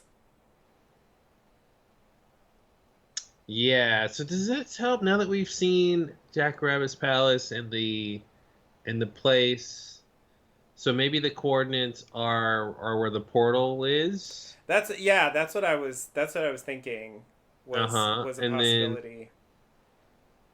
and then does that help solve the issues with the major No. and his head disappearing? No, I mean in a way it makes it worse because the major like left this message before he, quote unquote died. before he met Hastings, before any of that stuff happened. So it's like it would be very strange if he uh, left this information. He knew about this site, and then he meets Hastings and Ruth, and then he has them like go into a military facility and get the coordinates to the same place. Like that doesn't really make sense to me. That means that the coordinates aren't for him. That's what that would have to mean. If he knows that, or he needs specifically that location in a sort of numerical format, and there's no way to know that except for right. however he figured that out the first place. Right. That's kind of the only two options there. Okay. Yeah, that's a possibility. Yeah. I guess I had assumed that he wanted to go there or something, but yeah, maybe it was for some other purpose. Mm-hmm. Yeah, I mean, maybe it's just so Ruth has it on her arm, and right. like there's right. some weird, he like again, like maybe he was given a mission by the firemen and sort of was told to sort of do certain things, maybe without knowing exactly why, sort of a thing, but yeah, that part's weird. But okay, so Mr. C might want to go to this portal place so he can go to the black and white lodge. Yeah, that's kind of what I was wondering, if that might be, I mean, I do think the Black Lodge will come into play at some point, but I'm trying to figure out some way to fulfill, it's in our house now. And it just seems like, either he goes there himself or he leads Experiment there, or I don't know. But I feel like Experiment should be the it. Yeah, I agree. Or Bob. Right, could be Bob. In a runner-up position. Yeah. But here's a question. Does Mr. C know about Experiment? Like, if he's going to Twin Peaks... Experiments in Twin Peaks we're presuming Experiment is in Laura Palmer's or whatever. Something's up there. Sarah, sorry, Sarah Palmer. Yeah. Well, I think it's 100% not clear. I guess, for a related question, does Bob know? Well, I'll see your question and raise your question. Right. But what I will say is, he tells Daria what, this is what I want, and he shows that little symbol. Yeah. The same symbol that's on the Major's message, the same symbol that's on Hawk's map, and Truman asks, and like, you don't want to know about that. That does sound like Experiment to me. Yeah, but it seems like he doesn't know that Experiment's in Twin Peaks, or and that's the same place that the coordinates are going to lead. Doesn't he? Does he? Like, I thought he did. I guess I thought that's why. Why would he ask her if she's like, this is what I want, and have you seen anything like this? Mm-hmm. If it seems like he's looking for that, then, and why would he not just know it's in Twin Peaks? Well, maybe it ties in with the box in New York. Maybe like Evil Cooper's story is like he's trying these various portals or attempts, or these are like various ways of trying to contact or obtain, or whatever the right word is there, the Experiment, you know what I mean? Like, maybe that's the idea there. He's like trying different ways, and so it's like, yeah, have you seen this thing? Like, I've been looking for this thing. It'd be really important for him to know that Experiment model killed Sam and Tracy. Then, that'd be a really important thing to know if he's trying to catch that. Yeah. And the fact that he's not plugged into that box storyline, except for literally just a reference and a picture, is really weird. I definitely agree with you that makes sense, that he's trying these different ways. But again, like, he seems to come off to Daria like he doesn't know where this MacGuffin that he wants is. Yeah. Or how to like he's or that the coordinates will help him get to that thing. Right. And then maybe there's some idea that the Experiment will be where the coordinates are, or something like that. And maybe that's all he knows, and that, which is sort of true, because the coordinates lead to Twin Peaks, and Twin Peaks is where Experiment probably is. Yeah. So that's kind of true, but it seems like that didn't sort of necessarily have to be true, especially if experiment model was like just in New York. Right. So yeah, it's all muddled. It's Yeah, all yeah, weird. yeah.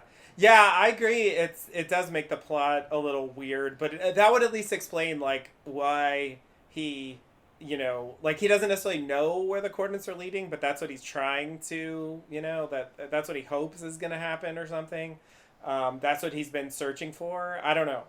Like that sort of makes sense, but yeah, in terms of like keeping up, like what happened there in New York actually, like yeah, Hmm. it does seem like if that's what he wants, like it would be kind of like a huge deal to know. It makes me wonder, will they have any reason at any point to share with Diane that whole thing? Mm. Because that could be a possible way he could find out. That's the only way I could see him finding out at this point. Um, Yeah, I feel like Tammy or the FBI would have to like get some new information or make a new yeah, connection or yeah. or something to kind of bring that up. I Yeah. guess if they uh, if they decide to quit playing around with Diane and like confront her with what they know, I guess I Mm-hmm. could imagine in a scene like that they say we have this picture of quote unquote Cooper, at this location in New Yeah. York, and these two people were found dead there, and they show, you know what I mean, like. Mm-hmm. Do you know anything about this? Yeah. Like I could imagine a scene like that where she would find out. Mm-hmm.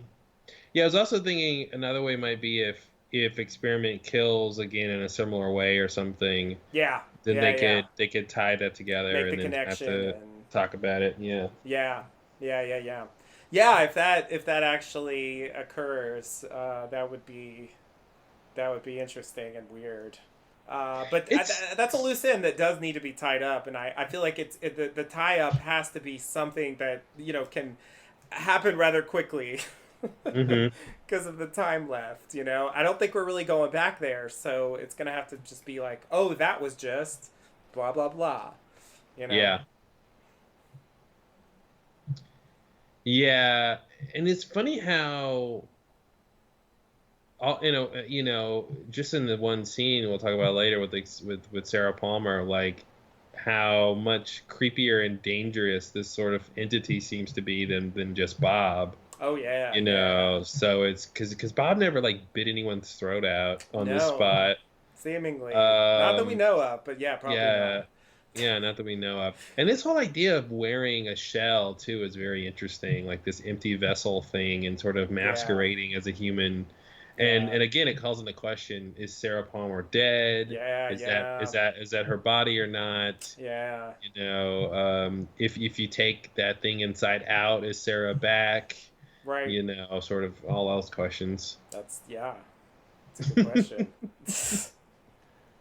Um, so we had the two Coopers, and then we get the scene where Andy is showing something to Lucy, and in a Yeah, very creepy way, he backs away out of the frame, which yeah, just added some creepiness to it. yeah. And she doesn't really kind of respond in any way that it's helpful. Like Right, she's not like smiling, like oh she sees somebody she knows and right, wants to see. It's just right. it's sort of middle road like expression. It's Because I was yeah. thinking like maybe Wally shows back up, maybe their Mm-hmm. son, or Yeah. it's or I guess the big idea is Cooper, but why would Andy sort of back away like that Right, or right. yeah, it was. And on the phone that we saw ringing, it did seem like the sheriff office phone. I looked like line two was ringing, or at least the Mm-hmm. second button. Um, so that made me think of something to do with Cooper, since there's two Coopers and line two, Right. and maybe the second Cooper is good Cooper or something, and Mm-hmm. he's back. Or Yeah, uh, yeah. So I've heard a lot of speculation, and I do wonder if they're gonna try to go this way that Evil Cooper will like cut his hair, dress up in a suit, and try to pretend to be Cooper again. mm-hmm. When he goes to Twin Peaks. So like, yeah, we might. I think it's possible we might see something like that happening. Yeah, yeah. Yeah, it's one of those things that is completely plausible, but Yeah, why would he need to impersonate Cooper is the big question. Well, there would have to be a Like to reason. that degree, versus Yeah. just, hey, I just have my hair long now. Right. you Yeah, know? yeah, yeah, yeah. That's true. It Um, has been 25 years. because He's allowed to grow yeah, his hair. exactly. And the idea that he would know that that's how people expect. I mean, of course, he sort of knows what he used to look like or something, Yeah. but like, you know what I mean? Like, he kind of would have to. I guess he does know Cooper is out there, so. Yeah. Although it seems like he should just go kill him himself. Yeah, I mean, yeah. maybe there's some like doppelganger rules or something where Mm-hmm. it's kind of like matter and antimatter Yeah. shouldn't mix or something and explode, so he can't sort of go and touch him or go and Right. be close or something like that, which is why he's gone the Duncan Todd cavalcade of Right. failed assassins route. Right. Right. Yeah. Yeah, yeah, yeah, yeah. Sort of like almost like a lost thing of like they can't kill each other. Mm-hmm. So he has to get other people to do it. But yeah, I guess the gag is that they all fail. Yeah, it's the loophole from Lost. He's Yeah, got to get somebody exactly. else to kill him. Yeah, yeah. Um, yeah, I wouldn't be surprised. There are like rules operating. I mean, that whole idea of like he has to come in before you can go out, and Mm-hmm. um, now one of you has to die because of this like trick that he pulled. Like those are like some weird rules that I don't really understand completely. So Yeah. I could definitely see something like that. It is also, I think, partially a contrivance. Mm-hmm. But hey, contrivance and writing, what's the difference? Hey, I don't know. I don't know. Yeah. Don't It's ask an me. open question. Don't ask me. Hard to say. Hard to say. Yeah. It's a I think judgment, I guess. yeah, It's like it's when it's pornography. good. It's when it yeah. When you like it, it's not a That's contrivance. it. Yep. Yep. Pretty much. Um, And so then we have the electrical line, the number 6 telephone pole, yeah. um, which what why do we see that? Yeah, it's a good question. So it's right after we see, I believe, Andy with Yeah, Nido, yeah. which is again like coming back to a thing he already has seen and Right. knows. Um, so that's kind of weird. So I guess our connection or relation to that telephone pole, the biggest thing is from Fire Walk with Me. Um, Yeah. when Agent Desmond disappears, Yeah. we hear that whooping sound that the arm makes, Right. and then Cooper finds the car that says "Let's Rock" after that. Right. So there's some sense that either the grandma and grandson were there at some point. Yeah. So this idea that the sort of Black Lodge or convenience store people travel, this is one of their highways or something, or Yeah. electrical highway, or the sort of a connection. So maybe the idea that um, something else coming to Twin Peaks from the Black Lodge, or Nido, like that's how she will leave or Mm-hmm. something, is through electricity. Yeah, I'm not sure. It seems like that's supposed to be like the end, or maybe, I mean, it couldn't be like take her to the fat trout and Richard and Linda will be there or Right. something, Right. like if that pole is at the new fat trout or I think not, I it's guess. not, right? I think wasn't it at the place where the boy got hit?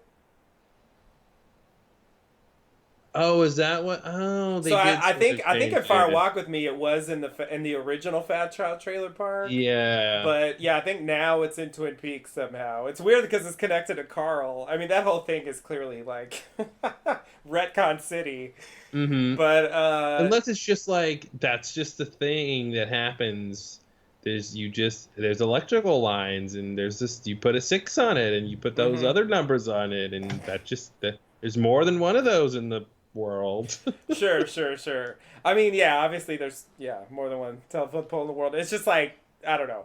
It's weird, like the connections, and yet like they're not the same thing. I don't know. Yeah. That's what's weird. It's sort of like it's supposed to be the same thing, but not really. I don't know. It's clearly related. Yeah, maybe Carl had to move the trailer park, and he's like, I think I said that before. I'm taking my pole with Taking me. the pole.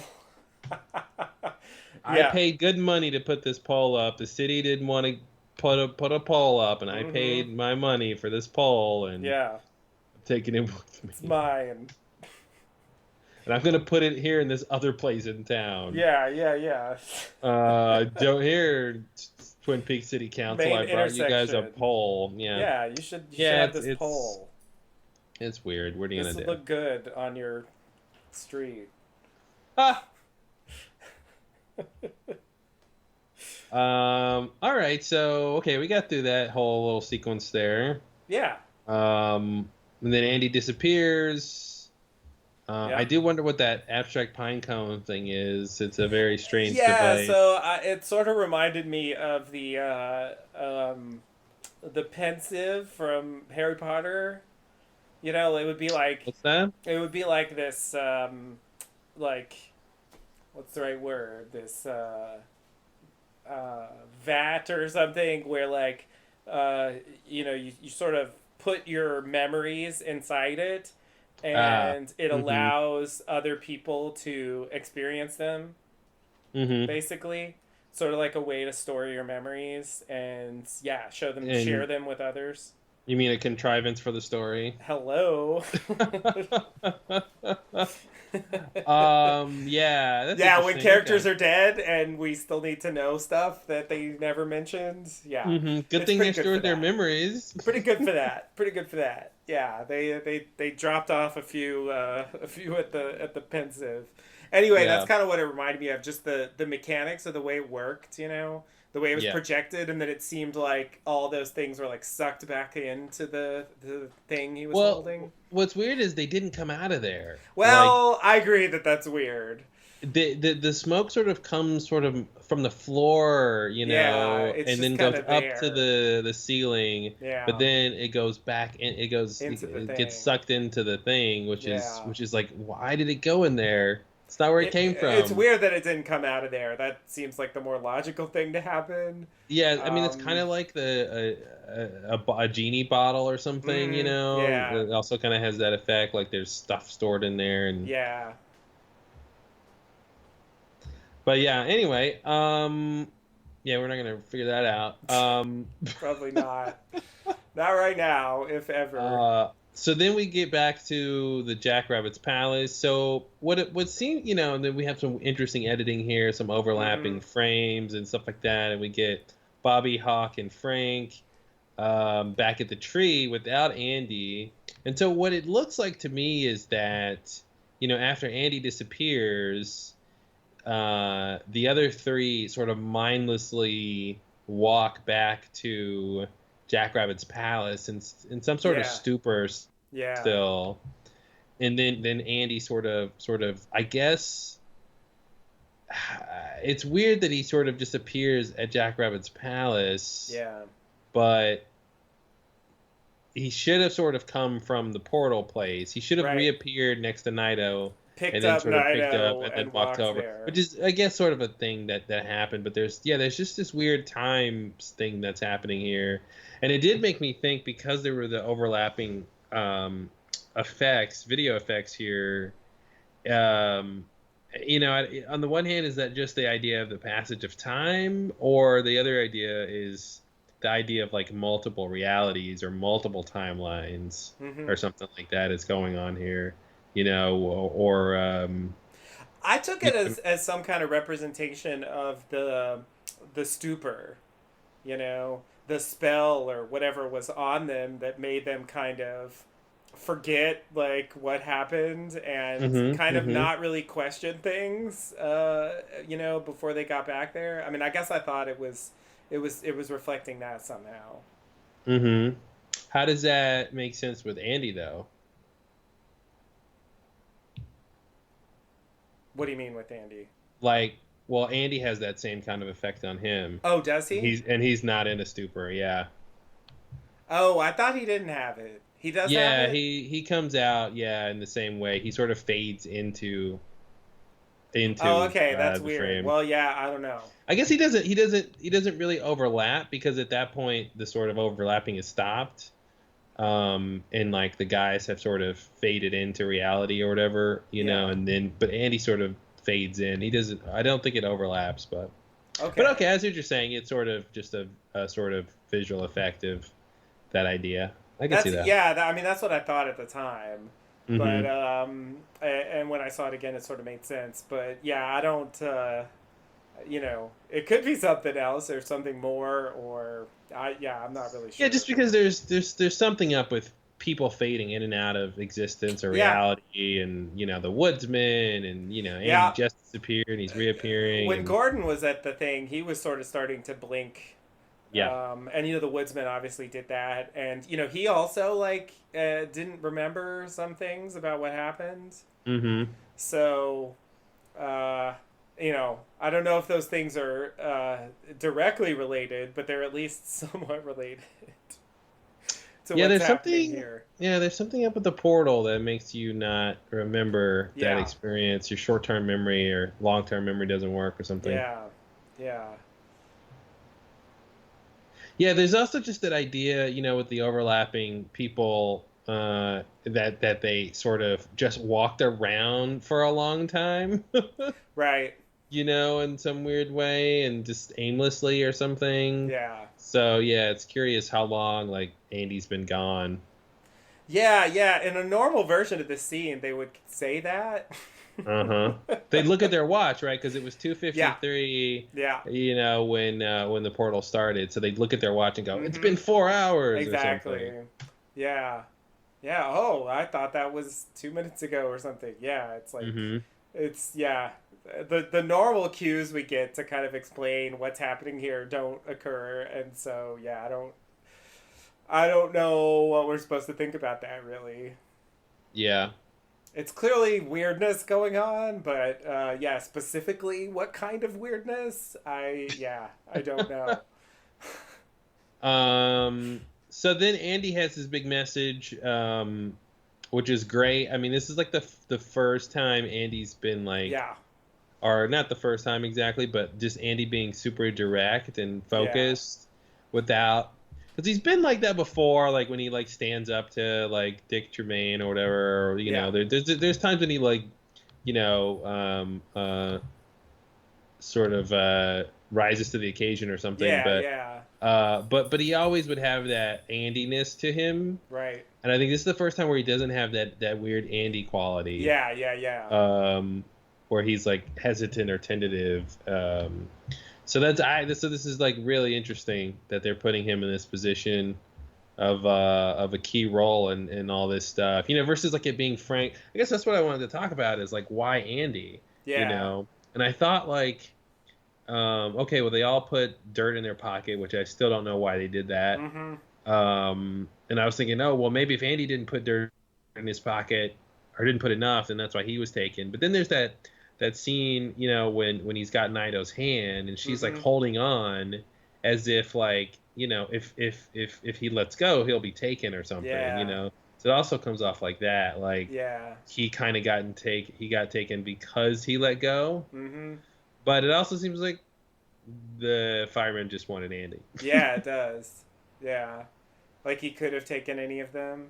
Hmm. Um, yeah, I mean, yeah, it's a good question. I mean, it sort of works because, Frank, Hawk, and Bobby have kind of had specific things to do. I mean, it is weird. I think that is the off-putting. Off-putting's not the right word.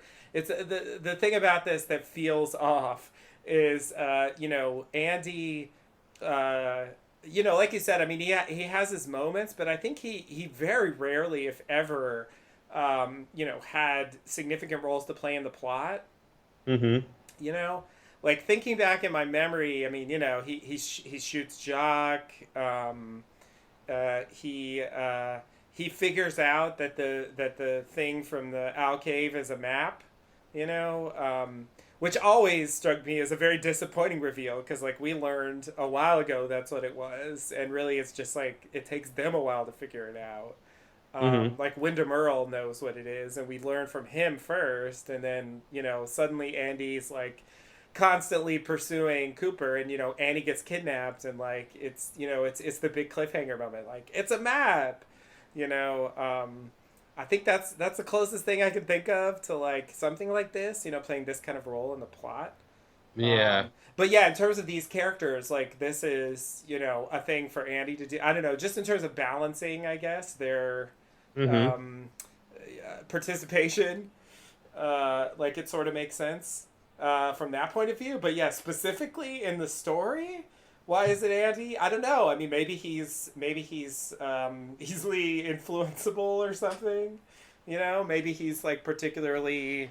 Um, I don't know, open to that kind of, I mean, he strikes me as kind of the Hurley, um, You uh, know, I was and just gonna say, yeah, no, go ahead.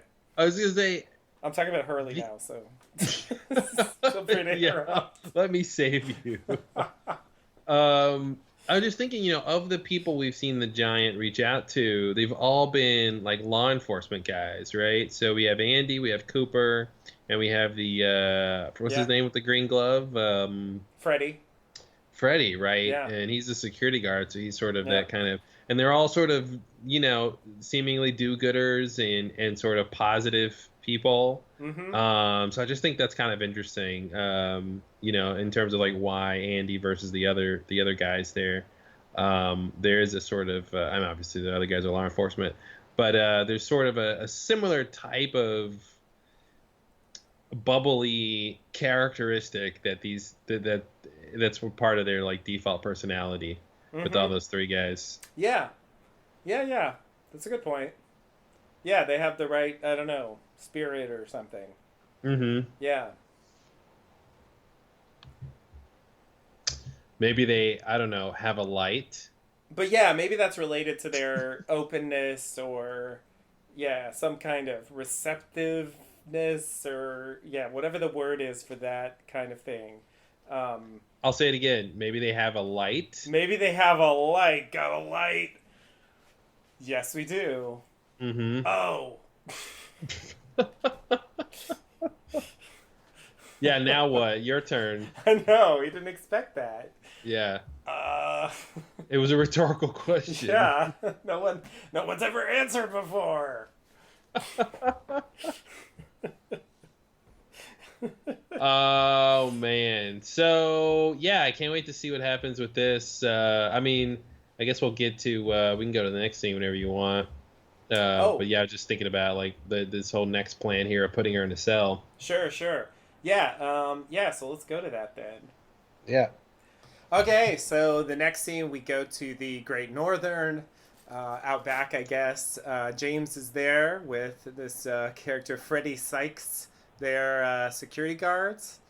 They are going to the roadhouse later, and it is James's birthday. James asks Freddie about I think his. we skipped Oh all the shit! You're jailhouse right. I scenes. totally skipped Yeah. that scene. Okay, sorry. Rewind. We go back to the station. Lucy gives Naito some pajamas, and they leave her in a cell. Night Nighto. Naito. Yikes. Nighty Naito. Nighto. Sleepy Taito. Yeah. So Chad's there, and there's also another man there, bleeding from the cheek, I guess, and he's credited as drunk.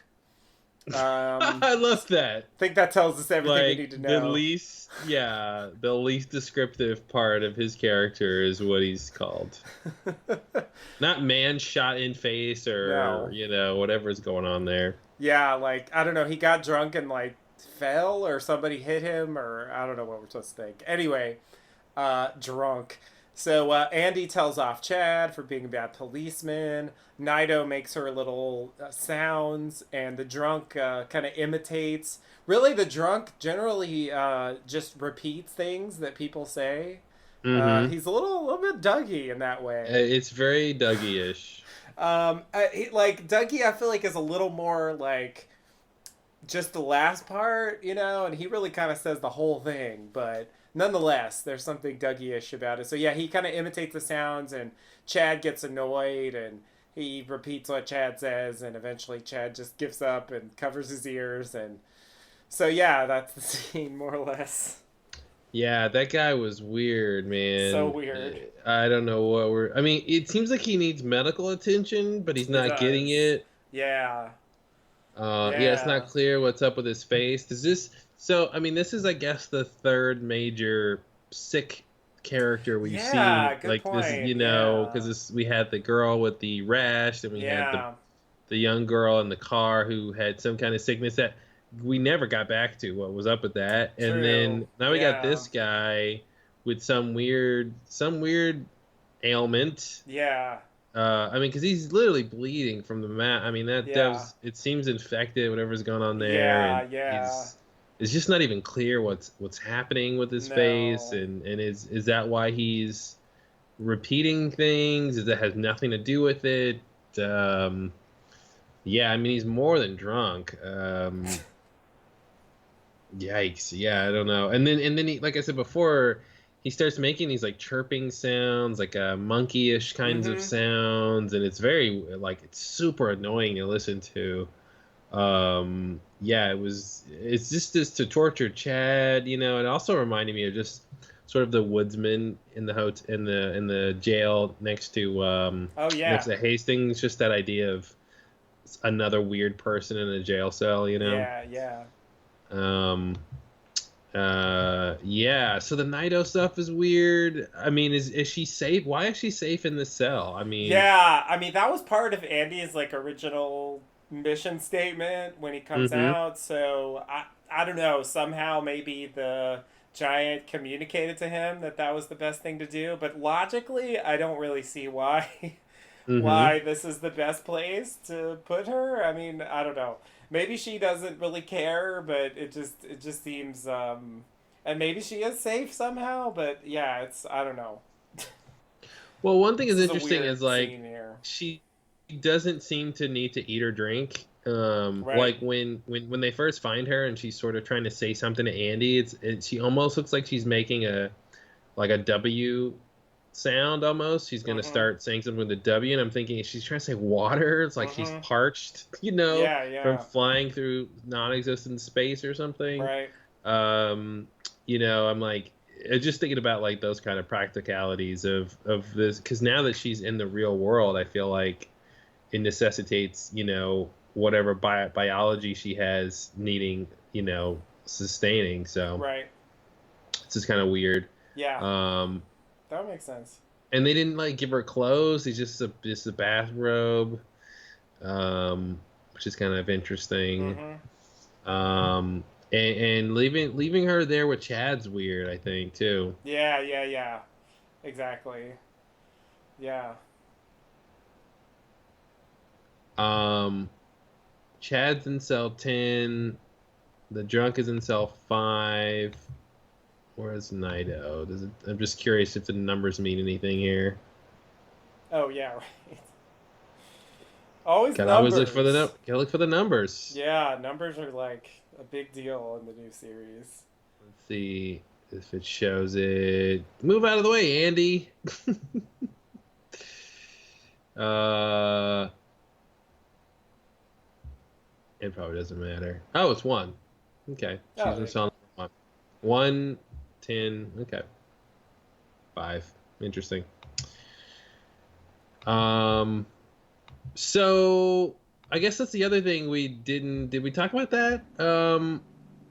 The 253 thing that the tree told Cooper, and then 253 is when they found Naito, or when the portal opened. Yeah, yeah, we talked about that.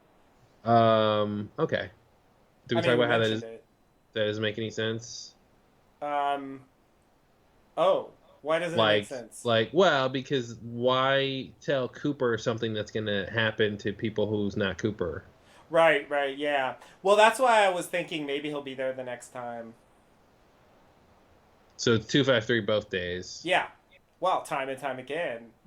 Time and time So there was again. time when you weren't there, and then time again when you It'll were happen there. twice. That's the best explanation for time and time again I've ever heard. So, yep. That's Yep. my It's best the, it's guess. the, But it's the time and it's the time, the second time. Yep. yeah, yeah. But it's yeah. Otherwise, I have no idea. It's weird. Hmm. Um, I think that's something that will be clearer once we see what's going to happen with Cooper. It's weird to tell Cooper. Oh, I guess no. The giant didn't tell him that. Okay, that was the tree that said that. The tree is basically in this scenario. The tree is telling him when to get to where the giant is, Yeah, potentially. Yeah. but he's not telling him where or True. how. True. Um, yeah. Okay. Yeah, they're never completely helpful. Only partially. Gotta love it. All right, so you ready for Yep. the next bit? Okay, so returning to where we were before, which was actually after that scene. I got confused. I guess because that was a short scene. Anyway, so we go to the Great Northern. We finally see James there with Freddie Sykes, this new character. They're security guards. They are going to the Roadhouse later. It's James's birthday. James asks Freddie about his green glove, and Freddie agrees to tell him the story because it's his birthday. Apparently, he can't remove it or he'll bleed. I guess the doctor tried to do that once. Um, so he tells this pretty extended story here. So Freddie was living in London town, and after a night at the pub, which that's what you do in London town. With me mates. With me mates, yeah. This is hilarious. Anyway, he's walking home and he sees a stack of boxes, and he jumps on the stack of boxes, and then he sees a vortex, and he gets sucked into it, and he floats into a void, and then there's a man there who's the fireman, and he says, go to the hardware store, get the package with one glove, put the glove on, and your right hand will have the power of a pile driver or something like that. Summarizing, the clerk at the hardware store didn't want to sell him so he goes to try to get the glove, and the clerk didn't want to sell him the package because it had been opened and one of the gloves was missing. So Freddie eventually decides to just run for it, puts the glove on, and the clerk pursues him, and Freddie punches him and snaps his Gregory. I don't know what that means, but Yeah, it's like the most British statement ever. Yeah. sounds Snap really this British. Gregory. Yeah. I have no idea what happened. Snap Something that snap that Jobsworth Gregory. Jobsworth, right? Of course. Yeah, so he snapped his Gregory, and after that, he remembered something else. So we got that memory discrepancy thing happening. So that once you have the glove, I guess the fireman told him this. Once he has the glove, go to Twin Peaks, and there you will find your destiny. Mm-hmm. So James Mm-hmm. wonders why the fireman picked Freddie, and apparently he asked that to the fireman, and he said, "Thanks a lot. Why not you?" Yeah, yeah, Um, perfect answer. when he went to buy his ticket, I guess to Twin Peaks or to the U.S. or something, he already had one. It was already purchased for him, I guess. Supernatural air reservation travel arrangements. I don't know. Yeah, beat that Expedia. um, and then at this point, Freddie reminds James to check the furnace.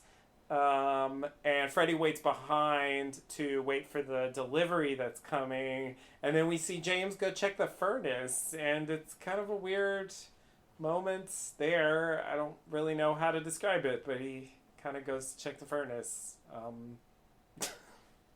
I don't know. It gets weird. It gets weird in there. But Yeah. I don't know. I don't really know what to say about it exactly. Anyway, that's basically the end. Mm-hmm. Yeah, it's weird that he's like, I'm gonna go check the furnace, and then it's weird. It's like scary. Yeah, yeah. It did. People have pointed out. I don't know if this was intentional or if it's just like Lynchian tropes or something, but it is kind of reminiscent of the, the sort of boiler room, which actually in the original European pilot.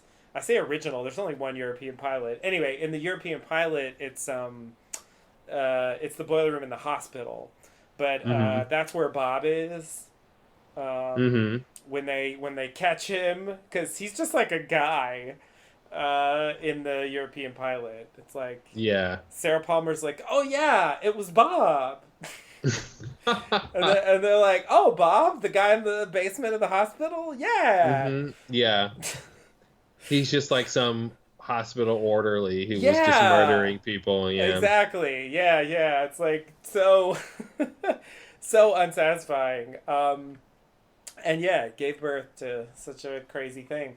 Anyway, it sort of reminds me of that thing. Like it's kind of this scary, even Nightmare on Elm Street or something. Like I guess the general idea of a scary boiler room. Yep.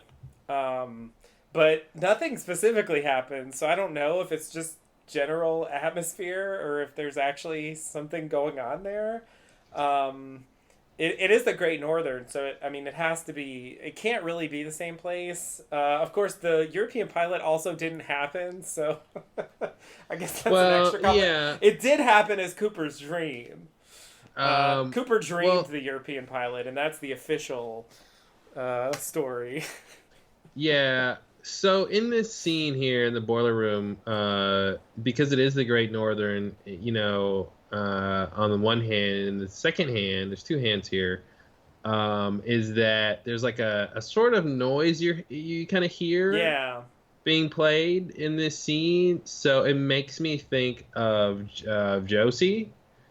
Oh Um, yeah. Mm-hmm. he Could be. does the sort of the sort of scene culminates to him seeing this door, Yeah, and yeah. it's a closed door. So it reminds me of Billy's house or Farmer's house, Oh where yeah. we just had this ominous Of scene, the door. and we go to a door that's open. Now here's a Yeah. door that's closed, so maybe Billy's in behind there. Oh, that's interesting. Yeah.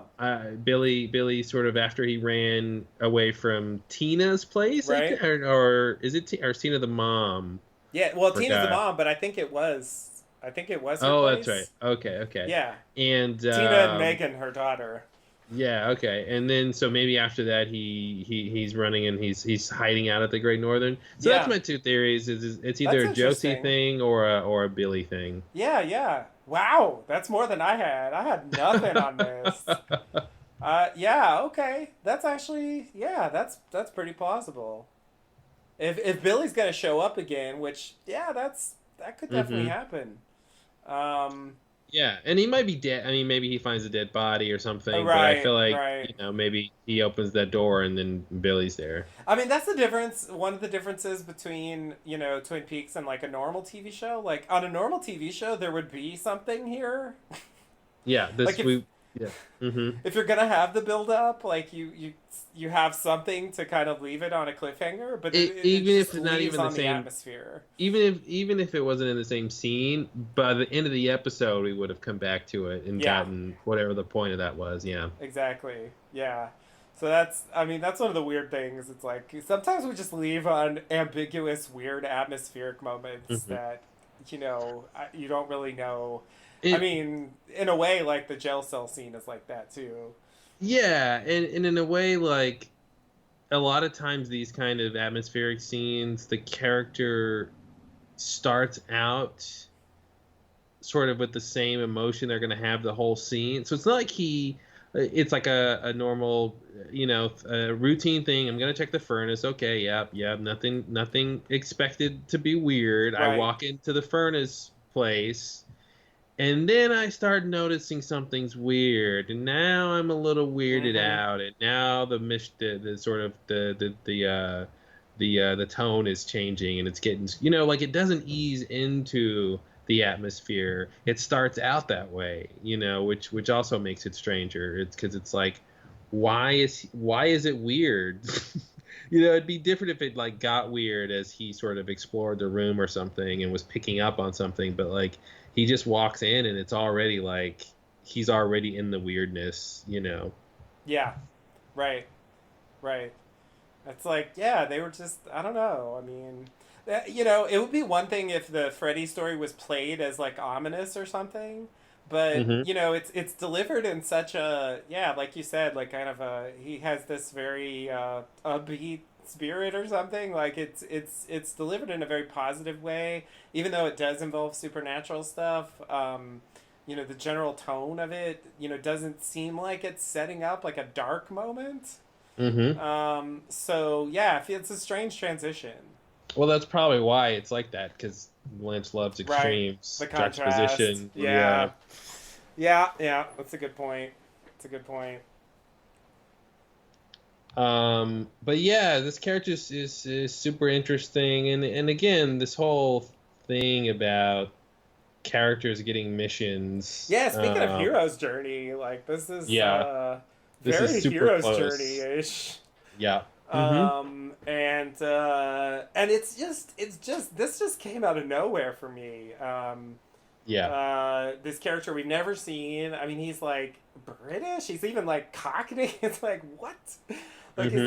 he's got this very classic like accent, and he's there in Twin Peaks, and I guess the other thing is like you just don't expect that. Oh, he was sent there by the Giants, like to fulfill some destiny, like with his Hmm. super power glove. Like that feels like a different show, you know. Yeah. Yeah. Hmm. It's a very odd thing to have in Twin Peaks, and it just makes me. It just seems like the setup for like some really weirdly cheesy scenes that I just can't imagine happening. So Yeah, and it goes back to Nadine's inexplicable strength, oh yeah, and right. is there some connection there, now she didn't exactly do anything I think that we could think would be directed by the giant, Yeah. unless he was being pestered by Senorita Dido for some silent drapes. Um, and Nadine had to sort of be giving this extra strength in order to come up with that Yeah. idea. I don't know. I mean, she beats up Uh, Hank. I mean, I don't know if he cared about yeah, that very much. Mike enjoyed it apparently. I don't know why he would care about that either. But I, that it didn't seem like it was even supposed to be supernatural. It was just like, you know, some kind of crazy thing about her. mm-hmm, You know, it didn't seem like she had a destiny or anything like that, but definitely the super strength, I guess, does relate to Nadine. I have to yeah, admit that. So yeah, I guess they did have that thing, but it was played for comedy, and like you said, it didn't tie into the main plot. yeah. But So it still could be this idea that, like here and now, it's actually going to really matter because of this character and what's happening at this point, 25 years later. But it could just relate to this idea that the Nadine sort of strength thing was sort of depicting of just strange supernatural right, things sort of happening that won't necessarily be consequential. They're just sort of just part of the world. right, right, right. Well, since he's sent there by the giant, the fireman, and he's supposed to find it, I expect he'll do something. But yeah, maybe it will be some kind of sort of tangential element or some kind of small part of the puzzle of what's going to happen. Um, because I just can't imagine they'll give him anything too important. Because this is just, I mean, we've never seen this guy before.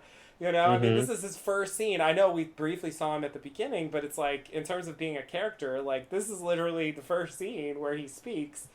And, I mean, we only have 4 parts left. So, I Yeah, mean, how yeah. important can this guy really be? On the other hand, it does seem like he's going to do something. On the So, other hand, literally, thank you. it also makes you think, have a crackpot theory that Jerry might lose his foot, so I'm Mm-hmm. thinking this guy might lose his hand. Oh yeah, Yeah, yeah, maybe the hand comes off. yeah, yeah. So here's a question. Well, okay, we'll start from the top. Where's the other glove? And is it special? Hmm. And does someone else have it? Yeah, could be, could be. And is That's it gonna be an interesting. arm wrestling thing? Oh God. Maybe he's gonna arm wrestle Mr. C. Oh my Oh god. God. I just solved it. I just Oh my solved it. God. I just solved it. He's Why gonna arm though? wrestle I mean, I Mr. thought the C. arm wrestling was just okay. Yeah, that's you know You know it's true.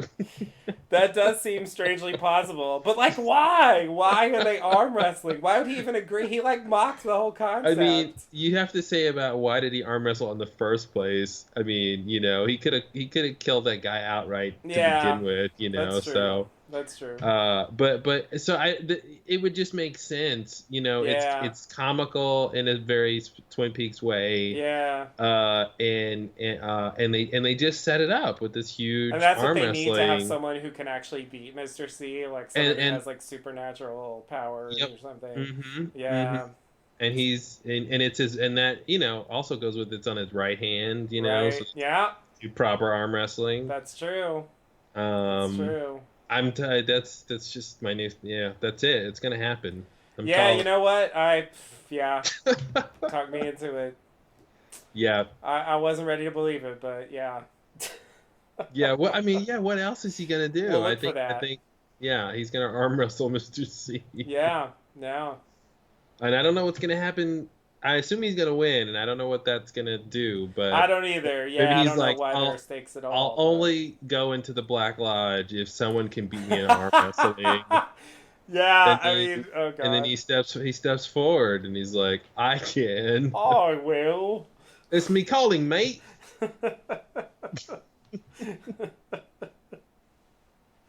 Yeah. All right. Well, you solved this one, so. Yeah, I've rarely been so convinced of a crackpot theory. Yeah, I think that I now I'm like gonna be surprised if it doesn't If it doesn't happen. happen, yeah, yeah,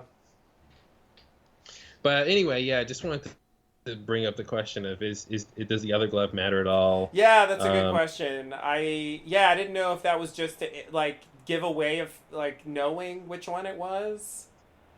Like kind of an easy way to identify it. but why not Um, just say take the first package or take the third yeah, package or yeah, because I mean I definitely agree with you that seems like it's very specific which one to get, right, but the fact that it's missing one, yeah. is interesting. It raises the question of where the other one is, and yeah, if they want to go all in with superpower gloves, Hmm. maybe we'll see it. Maybe someone else has it, and we'll get like dueling gloves. I don't know why. I don't know why we have glove duels at the end of Twin Hmm. Peaks, but hey, what do I know? um I love the job's worth thing. Oh yeah, yeah. I can't do that, it's more than my job's worth. It's great. Even though this guy was committed to not selling him the thing, like enough to chase after him. I don't know. I'll give him credit. Yeah. Well, he sort of chased him because he stole it, I think. Well, didn't he? Um, Didn't he say he left his money though? oh, did he say he left his money? I I didn't catch thought I that. thought he said he left his money, and but the guy chased him because he wasn't gonna sell him an opened one. But even still, chasing Yeah. after a thief seems like some kind of commitment. Yeah. Well, that's a typical commitment, though. I think it Okay. doesn't seem to suggest anything other than what you would expect this kind of person to do, who's sort of like dealing with this weird customer. Right. Um, yeah, I don't see any lines about him leaving his money. Uh, Okay. Yeah. I thought he He said he he left did his he money. did mention money. He mentioned he would pay the guy full price, but yeah, I don't see anything that says he left his money. But maybe I'm not Okay. looking at the right place. Um, yeah. So what a crazy situation here. I love the line that the fireman tells him to go to Twin Peaks, Washington, United States of America, Mm-hmm. because you need to know the country just in case. Right. It's great. Right. Just in case. I don't think there's many other Washingtons Mm-mm. out there. Kind of a specific thing. But yeah, that's a good detail. Yeah, it's a great story. I love the idea of him telling him the story because it's his birthday, which is Mm-hmm. which is weird and sad. I mean, like, Yeah, is this what he's doing with his birthday? Like, he didn't apparently. do Well, they are anything going to go to the else? Roadhouse, so hey. Okay, they're gonna go to the Roadhouse. All right. Yeah. Yeah, so maybe that'll be fun. You know, it's a special occasion when you go to the Roadhouse. Mm-hmm. It's not like any other night at all. Yeah, good point. Still, though. Yeah, all right. All right, so you ready for the next thing here? Not really. Okay. So, so we have Sarah Palmer walking to the Elks Point bar. This is Speaking of Nightmare on Elm Street, this whole vibe, yeah, the furnace scene, and even this part, Mm-hmm. it's totally feel like an 80s horror, Absolutely. 70s horror. Yeah, yeah, yeah. There's something very classic horror about this whole scene. Mm-hmm. Sort of like Dive bar and Species meets like I don't know what. yeah. Oh, that's yeah, classic horror movie. Yeah, yeah. At Something this like point, that. I guess it is. Um, uh, okay, so yeah, anyway, Sarah Palmer walks to Elks Point Bar. She goes in, she orders a Bloody Mary. There's a trucker sitting down the bar from her. This is just credited as trucker, so there you go. Mother trucker. Yeah, exactly. So he notices her. He comes over and sort of propositions her. I guess she asks him to go away. He gets irritated and makes some sexist and homophobic comments. And eventually, based on what he says, she says, "I'll eat you." More literal than I thought. Anyway, at that point, she turns around, pulls off her face. I guess spits twice. I don't know what that was. We see a hand with a spiritual finger, different colored, and we see some teeth. And then she says, "Do you really want to fuck with this?" And then she puts her face back on, I guess, and bites half of his neck off. Then That's the worst. That's the worst review of the Elks Point Bar ever. Then she screams and sort of reacts, I guess, to what happened. The bartender comes over and asks what happened. Sarah says he just fell over with half his neck missing. Yep. Then he says, "Did you have something to do with this?" And she says, "You saw me." And he says to call 911. And he says, "We'll see about this." And she says, "Yeah, sure is a mystery, huh?" And then he backs away slowly. Mm-hmm. Out of neck biting range. Yeah. So so there's that scene. Well, No one was expecting, I don't think. Even the people who thought she was possessed by Bob, I still think like this was like this the is next not what level people of crazy. This is not what people thought was up with her. Yeah. The ceiling fan all. did not seem like it suggested anything on this level. Her even watching, the sort of violent film clips and stuff wasn't quite pointing in this direction. Yeah.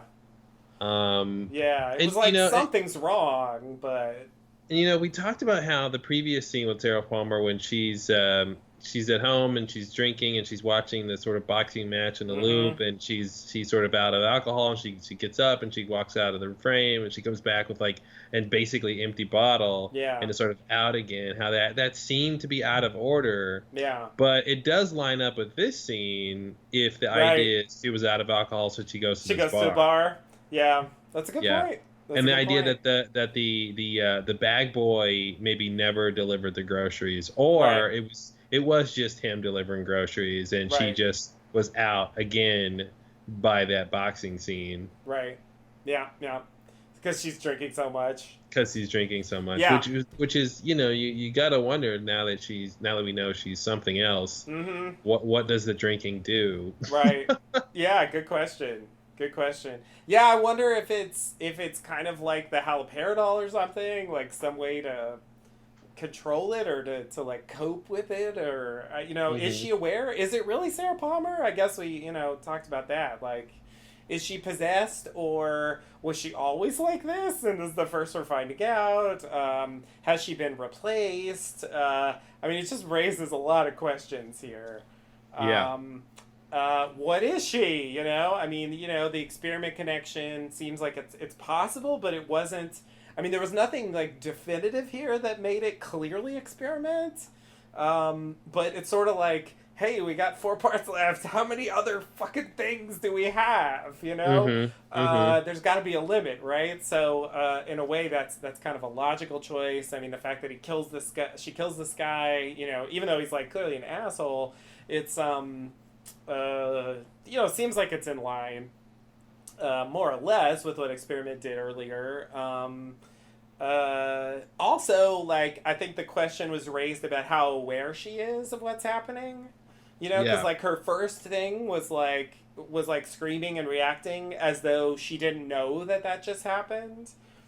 But then the end part when she's like, "Yeah, sure is a mystery." Like that was played like she The did scream. know. I thought the scream was completely fake. I did not think at all for a second that she Okay. was sort of like wasn't aware of what she just did. I did for a second. For a second, I thought they were telling us that she actually doesn't know that happened. Mm, But at the end, it was like pretty clear that yeah, she knows, and that this is just kind of a hmm. cover story. Yeah. But it also the way the scene played out, like called into question whether I don't know, like I guess what did that scene look like from the point of view of the other people in the bar? Hmm. Like what did they see happen? Like did she actually like bite his neck off in a way that they could Yeah. perceive? I Um, think so. okay, okay, I think and they just it missed might it have because it was been. so fast. Yeah, and if you look at the scene, most of the people are sort of in the other room. Like once everybody gathers Mm-hmm. around the dead body, like most, there's not a lot of people in that main bar part that she's at. Right. So I think the idea was, it was super fast, so Yeah. maybe they would have only seen sort of a blur, but they would have seen her maybe like lunge at him or Right. something. Right. So yeah, yeah, I am seeing what you're talking about. Like she could have been, unaware of what happened, but I do think she knows what's going on. If Yeah. anything, it's sort of Sarah's there too. There was Mm-hmm. that thing at the grocery store where she was sort of Mm-hmm. talking to herself in a weird way, Yeah. or a sort of other voice was Maybe talking to she's her. divided in some way. Hmm. Um, And this idea, though, of how long has this been a part of her or with her or whatever, yeah. she's had such an important role in the beginning of the show Right. and involved in a lot of the supernatural stuff and like it sort Yep. of peripheral way. But that might even explain some of that stuff Yeah. if this thing's been there the whole time or she's a vessel for it or Mm-hmm. like is Yep. connected to something like that. Yeah. In the final episode, I mean, at this point, I feel like it doesn't make sense to resolve this anymore. But she gets brought into Major Briggs, and she delivers that message. I'm in the Black Lodge with Dale Cooper. Um, come and find me or something like that. I'm waiting for you. I think that's what it was. So Well, we hear the other disembodied voice say that. yeah, Yeah. I'm waiting for you. Yeah. Yeah, and I guess I assumed that she also said that, and it was just kind of to indicate where it's coming from. Um, but that does seem sort of in line with this. You know, the idea that she was like a vessel for some kind of spirit from the Black Lodge before. Mm-hmm. And, you know, I don't know if experiment could really be called coming from the Black Lodge, but at least there's some relationship there. If she really is experiment, or, you know, some other related entity. You know, it also goes back to Girl in the 50s, you know. Yeah. Yeah. Could that be the source of it? I mean, in that case, she would still be connected to experiment in some way, just not maybe literally the same thing, but like another offspring or something like that. That would mean that she had that thing the whole time, which is pretty crazy. But maybe that's why, and it didn't like fully manifest itself Yeah, it was until incubating for a while or yeah, something. Yeah, yeah. that's weird. I mean, clearly with the Lorb, you know, the Lorb is sent way before Laura Palmer shows up. So, you Mm-hmm. know, maybe there is some idea like that. Like it takes a while. I don't know. It's weird. I don't necessarily think that's the answer, but it raises the possibility in like a more serious way than I think anything we saw before did. You know. Yeah, the Lorb is weird because it's not clear the time frame that it goes to Earth. Mm-hmm. You know, it just is not clear what could have happened when it transitions between the picture frame or whatever. Right. But yeah, I yeah, I don't know what to think about Sarah Palmer. It's such Well, a even the insect thing, you know, those eggs pop out seemingly after the atomic bomb test, which is in the 40s, so it's already like 10 years later ish when that thing finally hatches. You know, so I don't know. There's already some weird time stuff. yeah, but to me it's not clear. It's Yeah, I mean, I'm a little fuzzy on the whole sequence, but it wasn't clear to me, how much longer from the explosion, um, you know, was experiments, vomiting the eggs, Right. you know, that whole Yeah. that I could have guess been that most of that time difference. I guess I made the assumption just because of the you know the little titles. You know, we see the date for the atomic bomb test. All that Hmm. stuff plays out, and then you know, and then they show the 1956 text, and you know, all that stuff happened before that. So I guess you know that made me assume that we didn't switch time periods until they showed the texts. But yeah, I Yeah, but mean, I guess my point is, how long is that first time period? Is that, a couple seconds? Is that, 10 years? Like how long does that whole sequence take? mm-hmm. Yeah, yeah. Yeah, yeah. There's no way to know, But and yeah, I especially mean, when you're talking about these other dimensions and stuff, like the whole relationship with time, it's like totally yeah, unclear anyway. So, I mean, yeah. like you said, the lore, like you know, if they wanted to tell us, they could easily just say it was sent to the future. I mean, it's not like that's against Mhm. the rules. Mhm. So you know, whatever, and yeah. Um, it's strange because yeah, I think it's a problem to tell us like she's been like this the whole time, but then you know if that's not her and that was you know Lois, what's her name, or somebody else we have yet to meet. I don't know. I feel like that's got to come into play somehow. So you know I'm just trying to work it in. What has to Um, come into play? the insect thing. Ah, okay, yeah. Mhm. You know, so it's just I don't know. Maybe Linda too. I think that was the other theory I had. Like somehow that's got to come into play. But if that's not Sarah Palmer, then you know, then the question is like, when did this happen? How did this happen? You Yeah. know, how recent is this, And why? and why, and also why? Yeah, I don't know. Yeah, she's the chosen vessel. I don't know. Does that have something to do with the house? You know, has the house been infected, or I don't know. Like Bob's presence there, did that Mhm. play any role? Uh, Yeah, or her own like Well, abilities or it seems to something. be waiting, right? It seems to be waiting for someone. I don't know why you Yeah, would be sort of doing what it's doing, biding its time, watching these sort of violent videos and drinking. yeah, Seems like it's waiting for something. yeah. So maybe waiting for Cooper, maybe or Mr. C. Mm-hmm. Um, so the spitting thing that you mentioned, so when she first takes her face Mm-hmm. off, we see these kind of little things coming. I didn't think that was spit so much as sort of just an effect of like whatever energy or whatever that stuff is inside of her was sort of just kind of coming out. You know what I Yeah, mean? Like sort of static or something, or yeah. so that's how it came off to me, was just sort of this like weird 3D effect of like it sort of coming out a little bit. I just didn't know what to call that, and that's the closest reference point I had. I wasn't Yeah. necessarily trying to say that it was really spit, but it's just like it's coming out of her face and it's like a projectile, so that's kind of the frame of reference I have for that. Mm-hmm. But yeah, I mean I don't think it was necessarily spit, but yeah, I don't really know what it was. But I mean, I guess that's true of a lot of the stuff we see when she takes her face off. You know, what's up with the hand? It seems like the spiritual finger being like different has some significance, because that's like a prominent Mm-hmm. feature of the story. And the teeth. I don't know. She uses her teeth to bite the neck off, so maybe that's why the teeth are there. They're like her like super biting teeth. Oh no.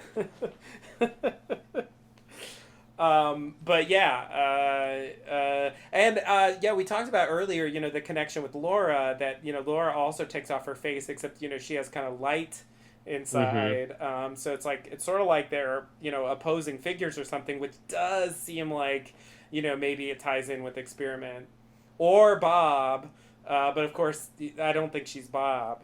Mm-hmm. But in the sense that they're set up in part 8 as like opposing forces. Yeah. The Experiment's creations were prompted the giant to So make the warp. you don't think that like when Ray shoots Mr. C, the woodsmen take Bob out of him and then they take it to Twin Peaks and put it in Laura Palmer, Sarah, I don't think. Sarah Palmer? I don't. It's just yeah for my brain. It's possible. It's possible, but I guess because of the way the Philip Jeffries plot is shaping up, I mean, I guess it could be like Bob's not there anymore, Philip. Like they could go that way, but since it's all about Bob, well, yeah, no, I could go that way. Yeah, it's possible. I talked myself into it. Yeah, you did. Save me the trouble. Yeah, it could be. It's a weird. It's like a Yeah. new representation of Bob that we've never seen Yeah. before, if that's what it is. But Yeah. hey, they're not above that. I mean, the I Borg mean, is already a new representation of Bob. So yeah, and I think the fact that, because the big thing is like why the emphasis on the hand with the spiritual finger, mm-hmm. why would that be a representation of what is in here? And that ties to Mr. C, who ties to Bob, and Right, that's really the only connection we have to right. that. And then the teeth, I think, tie to Bob also. He was sort of known for that Yeah, horrible smile, he had he grin. had a tooth gnashing. No, he had a teeth gnashing moment Hmm. where he kind of like bites at the camera. Yeah. So yeah, that makes sense. Hmm. I can see that.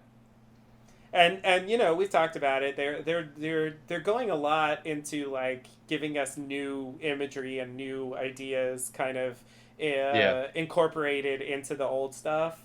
Yeah. So I mean, even the Giants presentation is clearly like imagined. Um, so yeah, that's definitely a I mean, possibility. and that's the thing, right? Because they could have had her take her face off and we see Bob. It would have been Right. the same kind of video effect, the same Yeah. kind of stylization. So it begs the question: why not just show Bob's face? Is it Right. just to buy time until we really find out what Maybe it's gonna be a happened? reveal later or something. Yeah, Yeah. but it would go back to why the ceiling fan was on if Yeah. this is just Bob. So that's kind of the like simple, direct answer for what's going on here. Yeah. You're right. I think it's a little more enticing to me if it is something to do with experiment, because then we at least get a personification of that Right. character who's not Right. just like a weird entity in Yeah. space and stuff. Yeah. Um, and and this would also connect to experiment model. You know, the idea that after it killed Sam and Tracy, like where did it go? Mm-hmm. Yeah. Yeah. Um, so it could have, vamoosed over to Twin Peaks Right. and Right. hopped in Sarah, because that's what an experiment model is want to do. Sure. Yeah. Why not? I don't know. Yeah. Uh, Maybe there's a plan there. I don't know. yeah. Yeah, maybe the FBI will come back and they'll see like a rash of similar murders going from like the East Coast to Twin Mm-hmm. Peaks or something. Yeah. Yeah. Like this neck biting murders or something, Sure. and they'll go, something came from New York and went to Mm-hmm. Twin Peaks. Yeah. I could see that. But all right, okay, yeah, we'll hopefully get more of this. It's cool to get Sarah Palmer, deeper into the story here. Yeah, yeah. This is like I knew she would be in some way involved, because of the way her scenes are playing out. But this gives her potentially a more significant role than I was imagining. Um, Yeah, because I had no reason to believe that she could take her face off. I mean, I didn't think anyone could do that, outside of the Black Lodge or something, or Yeah, what kind of entity could really do that. yeah, yeah, yeah. It's crazy, crazy. Completely blew my mind. And yeah. It's also like an '80s horror scene. It's Yep. strange mix of things going on here. Mm-hmm. But yeah, this was definitely a very enjoyable, bizarre scene, and I'm definitely anxious to see what happens with Sarah. Like once the plot kicks in, like what is she gonna do really? Now she seems kind of unpredictable. Mm-hmm. Because I don't know what she wants, if she's Bob or experiment or whatever. It's totally unclear. Because it does seem like she's waiting for something. Yeah. Are they trying to combine Bob and Experiment to form something else? Mm-hmm. Maybe. Um, yeah, what could really be happening here? Yeah, and that's the thing, is it's just unclear what does Bob ultimately want, and Mr. C or Experiment or any of these people Mm-hmm. ultimately want. Yeah. They've not made that clear at Not all. at all. No. No. It's yeah. Yeah. Hopefully we'll find out. What did Mr. C say to Ray? He said he doesn't need anything. He only wants. What was that Yes, line he at the did say diner? that. Yeah, yeah. He doesn't need. He was talking about the coordinates, but yeah, he doesn't need anything. He just wants. Mm-hmm. So maybe that'll be his answer. It's like, I didn't Mm-hmm. need any of this. I just wanted Right. it. Right. I wouldn't be surprised. That sounds Mm-hmm. plausible. All right, All right. So shall we go over to the Roadhouse? let's roadhouse it up. I heard another podcast describe these scenes as like millennials complaining about things. Mm-hmm. Yep. Which I thought was a funny Like millennial chat line or something. characterization. Yeah, this booth is like. Anyway, so we go over to the Roadhouse. We have two new characters, Sophie and Megan, sitting at the booth, the famous booth. Mm-hmm. So it's revealed later, but I'm just gonna say it now because you've seen the episode, right? That Megan is Tina's daughter. That's something we learn later in the scene. It'll make a little more sense what I'm about to say if you understand that. Yep. Part of the scene is kind of leading up to that reveal, which is just bizarre. But anyway, this whole thing's bizarre. So Sophie mentioned she doesn't want Megan going to that nut house. I don't know what they're talking about, as usual. Shades of like the Penguin or whatever that nonsense was. But I don't know. There's some place. Who knows? Maybe it has something to do with Audrey. But that was the first thing they talked about. And then Sophie asked about Billy. And so Megan says she hasn't seen him for a couple of days. Sophie says she heard that Megan was the last one to see him alive. This is where I thought it was Tina, but of course not. Why would it be that simple? So Audrey said Tina was the last person to see him. That's what they heard from Chuck, though. But Chuck is certifiable. Chuck's right? certifiable. Of course, we learned that they were there together, so in a way, they're both true. Yeah. Anyway, but that was part of the confusion of this scene. Like, I'm thinking this is Tina the whole time. And then it's like, no, it's Tina's daughter. And then it's like, but why does that matter? Yeah, that was a great build-up. Wait, what's your mother's name? And I thought the only reason we had her even pose this question for this big reveal was like she was going to say Audrey. Me too. And I thought she was like, oh, this is Audrey Horne's daughter. What I thought for half a second before she said Tina was she's going to say Audrey and her name was Linda. I was like, oh, Audrey's kids are Richard and Linda.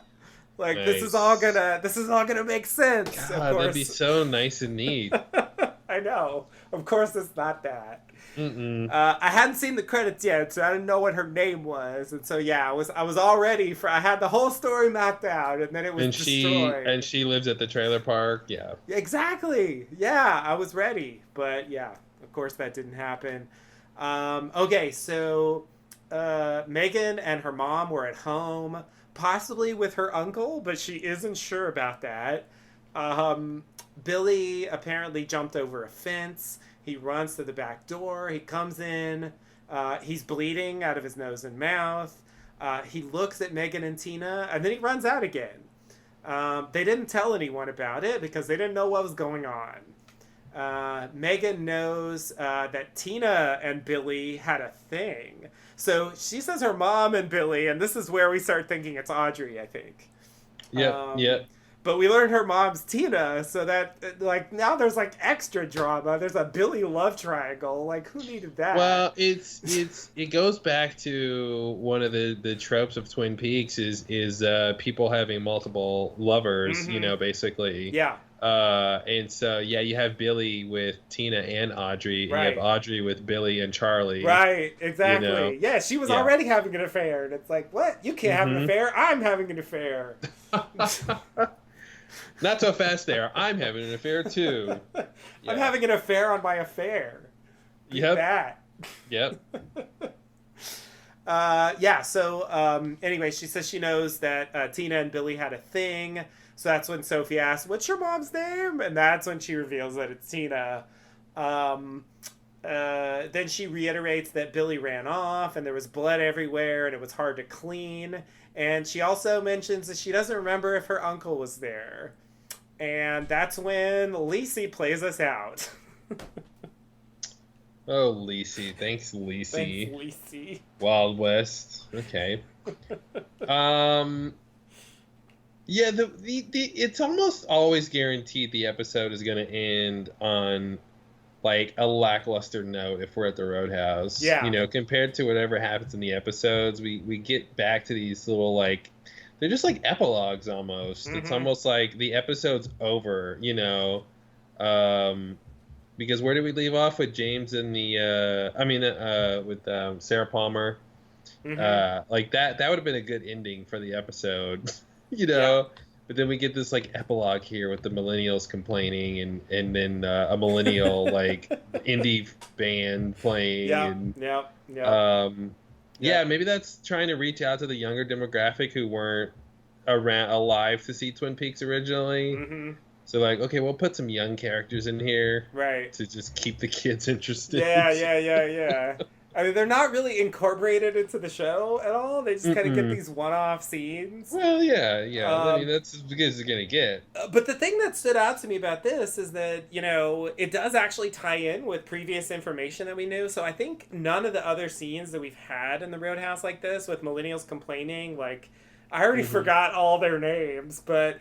The ones from last time that was after the Audrey scene, they were talking about like Angela and Clark and then like this guy Trick shows up and someone almost hit him and all the stuff they were talking about like was just completely there was no context for it at all. Um, and the one who had the rash, like she was Yeah. talking about like losing her job and then like going to work across the street, and like The they were talking burger about place. the Yeah. burger place Yeah. and the penguins and whatever that randomness was. Like there was no context for that whatsoever. So like this this was different from that, in that like actually some of these details were kind of verifying things that we heard from the Yeah. Audrey stuff. There was the Tina being the last one to see Billy. Turns out she has a daughter who was there too. Okay, that's kind of new information, but we learn a little more about what she actually saw. It introduces the idea of this mysterious uncle character that possibly could matter if this plot goes forward, and Audrey's dream of Billy bleeding from his nose and mouth, like that was true. Mm-hmm. So it puts that stuff in the real world. People seemingly unconnected to Audrey talking about it, and it really makes it seem like Audrey, just can't be in a coma. It really seems like she is in the real world, and whatever's going on with her, she is still like interacting with reality in some way. Yeah, for sure. So And the that's uncle. kind of a reveal, I think. Yeah, yeah, that's a good point. The uncle being there or not is very strange detail. Yeah. Billy bleeding from his nose and mouth kind of reminds me of the drunk guy in the jail. Yeah, It's yeah. kind of bleeding. Yeah, from I his- heard a lot of podcasts like talking about the idea that was Billy, but I mean, since I think Billy is the farmer, that's clearly not him. Mhm. So I don't think that's Billy. I mean, it'd be weird if Billy is drunk guy in the jail. Yeah. I mean, that would mean it's just a completely different character, and it's like a coincidence that his truck was stolen, and that like, I don't know. Maybe drunk guy is Chuck. Oh, that could work. That could work. He seems Uh, somewhat certifiable, yeah, yeah, I could totally see that. I would say. And it could be that he's injured. Maybe he was injured at the same time as Billy was. Yeah, yeah. And this whole thing about Billy jumping over the fence, I thought was interesting. It made him seem supernatural. Yeah. That he jumped over a 6-foot fence, Yeah. But yeah, the idea that she thinks her uncle was there. So uncle would mean mother's brother, presumably mother's brother. Presumably. And so this would be Tina's brother. Right. Yeah, I mean, who's Which could the likely be Chuck. suspect? We talked about Red maybe for like a crazy wild card. I mean, it seems to be some kind of mysterious figure. So, that's why I want to put in like any supernatural strangers. Mm-hmm. Can Yeah, we put right. them in there? I mean, that would be a little weird because I mean, Red was supposedly new in town, but I don't know. Who knows? He's involved with Shelley too, so I don't know. I don't know what's going on with that I mean, he character. could have just been there because he's, visiting in town or whatever, Right, So that's it's true. just sort of recently there. That's true. But the fact that she can't remember is a very strange thing. Very strange. Yeah. Yeah, it's a weird detail. And it makes me think Unless it they're- has something to do with this story. Unless they're because the only other thing we know that affects memory is the vortex, the sky portal. So is it like Right. Billy came out of a sky portal Oh, nearby? Oh, God. Yikes. I mean, I don't think it's that, but Yeah, it's did the just giant, super like, weird. come with me if you want to live him? Mm-hmm. Oh, jeez. Come with me, Billy. Oh man. All right. Yeah. The blood gushing like a waterfall. That was interesting. Mm-hmm. With big Great Northern Waterfall. Yeah, yeah. And it also ties into that image too, in the title sequence of the water flowing up and then the transitioning to the curtains, which could be like blood, like a waterfall. Those flowing curtains. Yeah, yeah. That's true. That's a good point. But yeah, what happened? Why is it seems like Billy got beaten up? Mm-hmm. Which could be Richard. Why would he run into the house and then just leave? No idea. Maybe he saw red. I don't know. Okay. Wild guess. I mean, God, we have to extrapolate this entire story. This whole thing took place off screen. Mm-hmm. This Yep. is so ridiculous. But I have to admit, I kind of enjoy this plot, even though, like, I don't know how much it's going to matter. There's Yeah. something interesting about, like, all these named characters that we've never seen and trying to, like, put together a story based on, like, kind of questionable, like, secondhand accounts. And it's interesting how this story is sort of building up from such a very minor catalyst, Mm-hmm. and predicated on a character we don't even know. We can't even Yeah. verify his name. Right. We assume Billy's the farmer, Right. but you know what I mean? Like it's predicated on like somebody we saw like one time. Yeah, yeah, and Uh, it's like, would it have killed it? Would it have killed them to credit him as Billy if that is Billy? Like, mm-hmm. I mean, is it really? Because like, it's hard enough, even if we can Or be Andy's just sure. even say his name or tell Yeah, someone, that this even happened. right, You know, right. Because yeah, yeah, it's very. the fact that his truck seemingly was taken and used is the only, and the idea that he was missing, those are Yeah. the things that really make it seem like that was Billy. And yeah, I don't. It's like it's hard enough. We have Mm-hmm. plenty to speculate about here. Like, could we just confirm who Billy is at the Right. very least? Too many questions. Yeah, it's kind of ridiculous. But given the significance of Richard, and that general sort of weirdness going on, I wonder where this is going. It Mm-hmm. seems like this is leading up to something. Yeah, it certainly seems like it's leading up to something. Yeah, and the uncle seems to be super important. Yeah, yeah, something's going on with the like. What's your uncle's name? God damn it! Yeah, Come on, Sophie, get in there. We need someone to ask questions. Uncle It's kind Richard. of a miracle that we got that her mother was Tina. I can imagine if she never said that, like endlessly trying to figure out who Tina was. We would have left this scene like thinking Audrey was the mother. We would have Yeah, been basically confirming it. totally, totally. And From like, from and like maybe she's Tina, and like Tina's Audrey's daughter, and it would have been so weird. Yep. Yep. She would have totally been Tina, and Audrey would have been her mother. Yep. Yeah, it's a tough one. It's a tough one. But yeah, it's definitely not like I thought it was interesting that they did kind of play it as a reveal moment when she says her mom's name's Tina.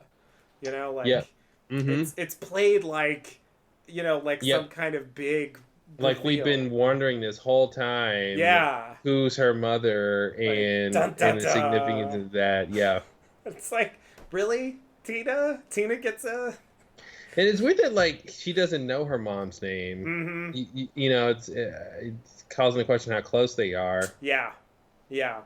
Seems like not too close, cause yeah, she was like, I heard you were the last one. Like, what's up with Mm-hmm. that? Yeah, it's like, I don't know, they're meeting after maybe they haven't seen each other for a while. I don't know. And why are people talking about that incident? And who Yeah. are they telling? I mean, it's Tina, Megan, and maybe the uncle, the only ones who know about this incident. So why Right. are they going around telling people Yeah. this story when she says like they didn't know what to do, so they didn't tell anybody? Yet Yeah. I mean, so I don't know if that means like people have been asking about Billy, and then they say, "Oh, well, the last time I saw Billy," are they prompting it or are they being prompted to share that story? Mm-hmm. Yeah, yeah. That's a good question. Yeah, right. If there's rumors flying, like there's someone Mm-hmm. has to make that happen. Yeah. And like, yeah, supposedly they didn't tell anyone, so that's yeah. Yeah, and where's Chuck? Chuck should be in there. I mean, that's one of the reasons why I wanted to make the Uncle Chuck or something, like because there's no mention of Chuck. Mm-hmm. Got to get Chuck in there. Yeah. Chuck him in there. Chuck him in there. Yeah. So yeah, definitely not a like major cliffhanger or anything, but Mm-hmm. more Billy intrigue. Yeah. So I had a couple questions that I wrote down. Okay. Generally, so one question is, we've seen the firemen, give Cooper a task. We've seen him give what's the British guy's name? Freddie. Freddie. I think I want to say Jesse, and I go, nope, Jesse's the cop guy. Oh yeah, yeah, Um, yeah. who's got a new car that I can't wait to see how it factors into the story. Yep, yep. They're gonna be like, we need to get to the Black Lodge, stat, and he's gonna zoom in his car over to Glastonbury Grove. I don't know. So we've seen the firemen give two sort of missions, and possibly gave a mission to Major Briggs. Hmm. But the question is, why isn't the fireman talking to Gordon or Albert? Andy too.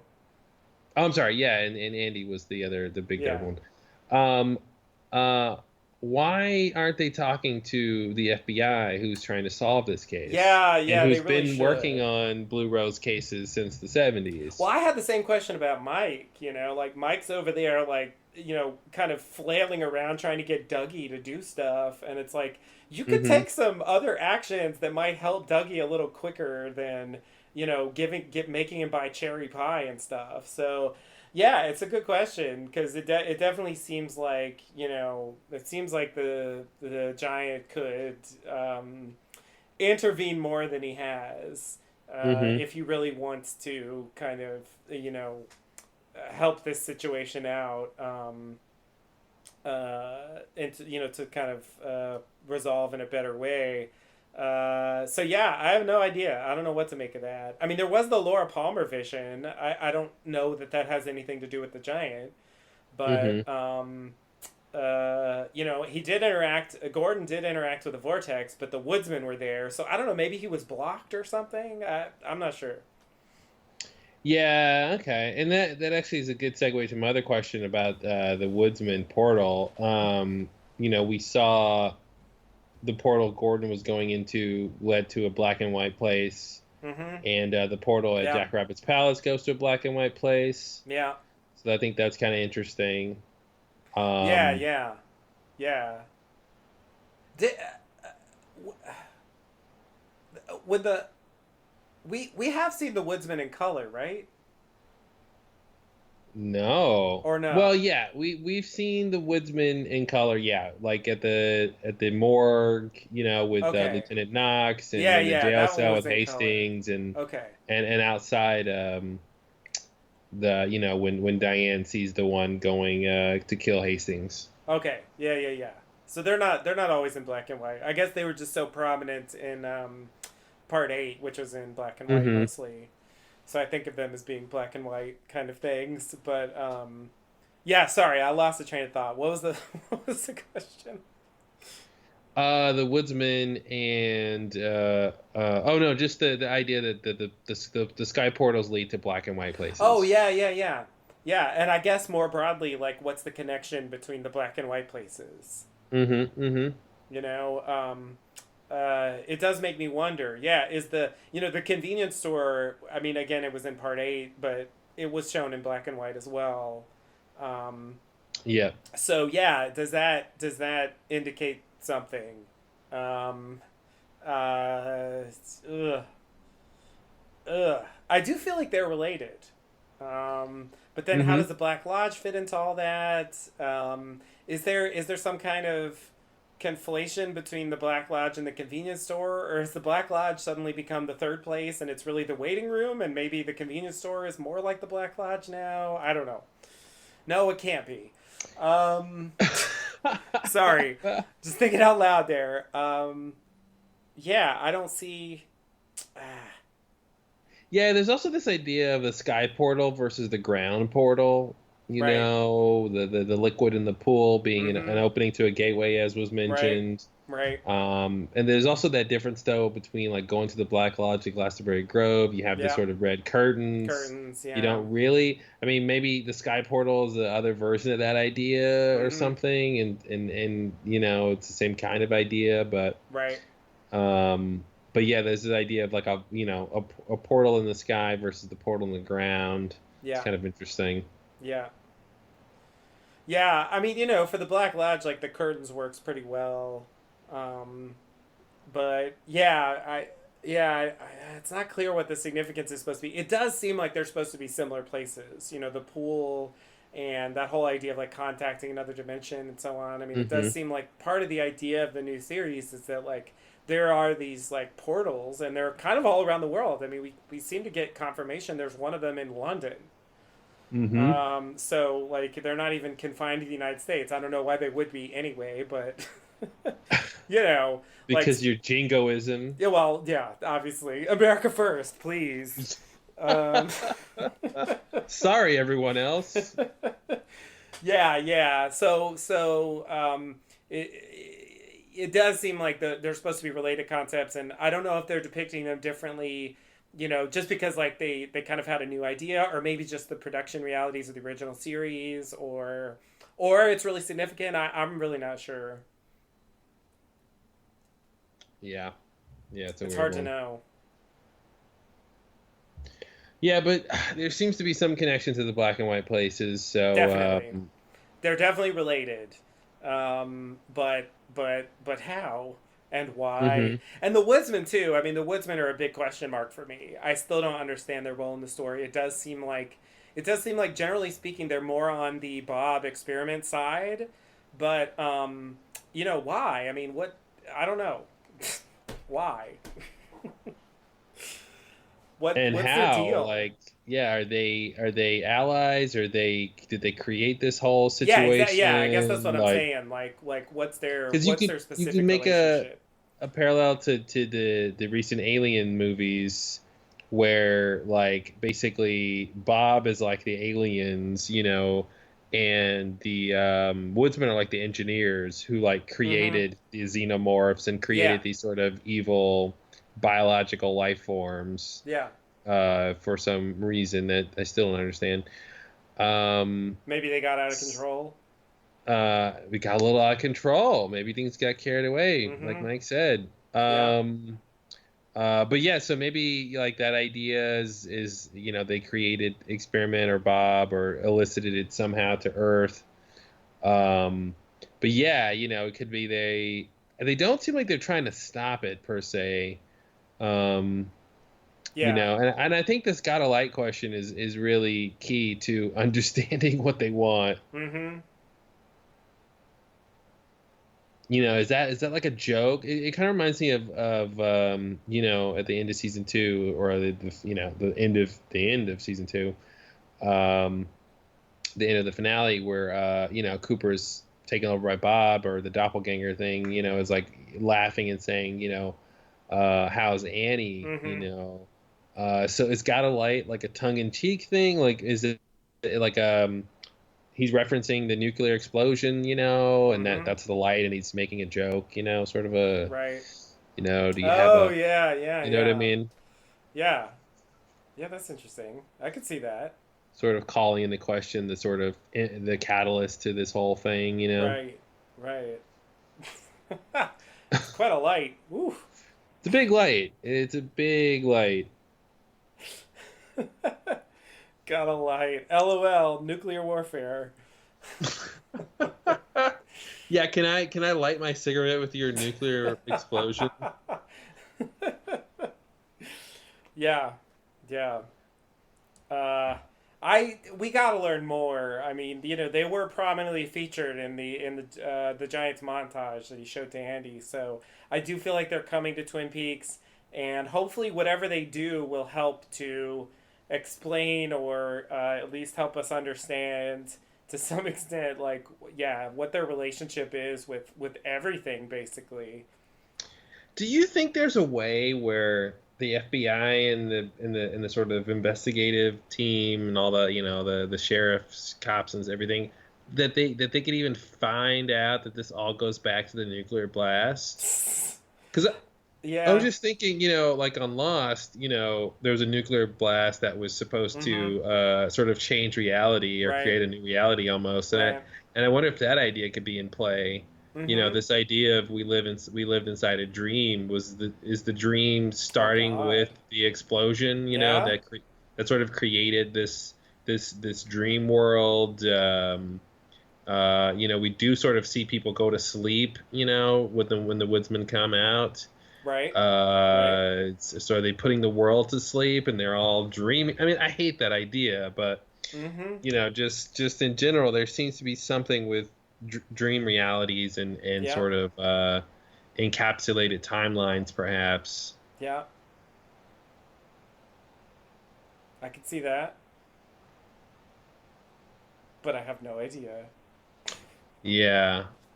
as usual. Uh, Um, yeah. Yeah. yeah, I'm just thinking, is there any way they could find out? This goes all the way back to the experiments in the 40s, Yeah, and I mean, realistically, I think the only way they could ever find that out is if, someone tells them, like the giant, I mean, he hmm knows because he hmm saw it on his movie screen. yeah. So I think it's possible, but I think they're gonna just have to be told because I don't see how they're gonna discover it. Well, he could just tell them you live inside a dream. Yeah, yeah, I wouldn't be surprised. Yeah, maybe the sky portals are portals to like real reality, Mm-hmm. you know. And Yikes. that's all those things are. Yeah, maybe the Black Lodge and the black and white worlds are the real Yeah. places. This is actually the normal world. Yeah, exactly. You guys are in the fake alternate reality. You're the dirty bearded men in a room. Exactly. Think what you look like to us. Why are they so clean? Ugh, it's gross. Put some dirt on your face. Exactly. Oh, that's interesting you say that. Yeah, that goes back to put the dirt in your pocket. I wonder Oh if that yeah. has anything to do with it. The woodsman. You have to be a little dirty, maybe. Mm-hmm. And I mean, I'm really stretching it here, but when Gordon and Albert went to the portal, didn't they have to like go through a fence or something, or Yeah. Yeah. There was didn't? a fence there. There was like a hole in it, and they had to step Yeah, through so it. maybe Yeah. maybe Gordon got a little dirty. Ha! He got a little Sure. dirt on. He got a little dirt on him, and Yeah. that's why he was able to see the portal or something. Yeah. Why not? I'm just trying to put some dirt on him. Yeah, I can see that. Um, and I had another question. Um, oh yeah, I had to think about Gordon and all of this. Oh, you mentioned a while ago about Cooper being distracted by Annie at the end, and he Oh was yeah. really off Mm-hmm. his game. And really, you could even say with the whole Caroline thing, that's how Wyndham Yeah. Earl was able to get the upper hand Yeah, back yeah, then yeah. I think that's part of the too. point they're making in series that it's kind of like happening again. The parallel Yeah. between Annie and Caroline. Yeah. Well, I wanted to talk about that in the context of the scene with earlier with Gordon and Denise, and Mm-hmm. how the whole sort of scene really framed this whole investigation that's about to happen in the sort of lens of Gordon, having a similar thing with this Cooper thing of like, losing focus because of a beautiful woman, or Right. being distracted, or Right. having the wrong impulses or Mm-hmm. direction or something. So I thought that was interesting Yeah. because they didn't need to make that a thing at No. all, and that was a big point of that scene. Yeah. And Gordon, even defending himself. So I just And wonder they've if gone like, back to that point a couple hmm times. So yeah. yeah, and then you have the French woman scene, Mm-hmm. which, and then even Albert was sort of intimating that Cooper, I'm sorry, Gordon was not behaving correctly or Mm-hmm. taking things seriously. Yeah. So yeah, I wonder if that's supposed to be a thing.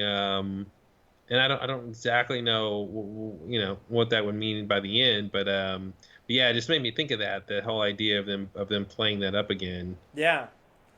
Yeah, that's interesting. Yeah, I wonder if Gordon is gonna like fail in some critical way because of hmm that. You know?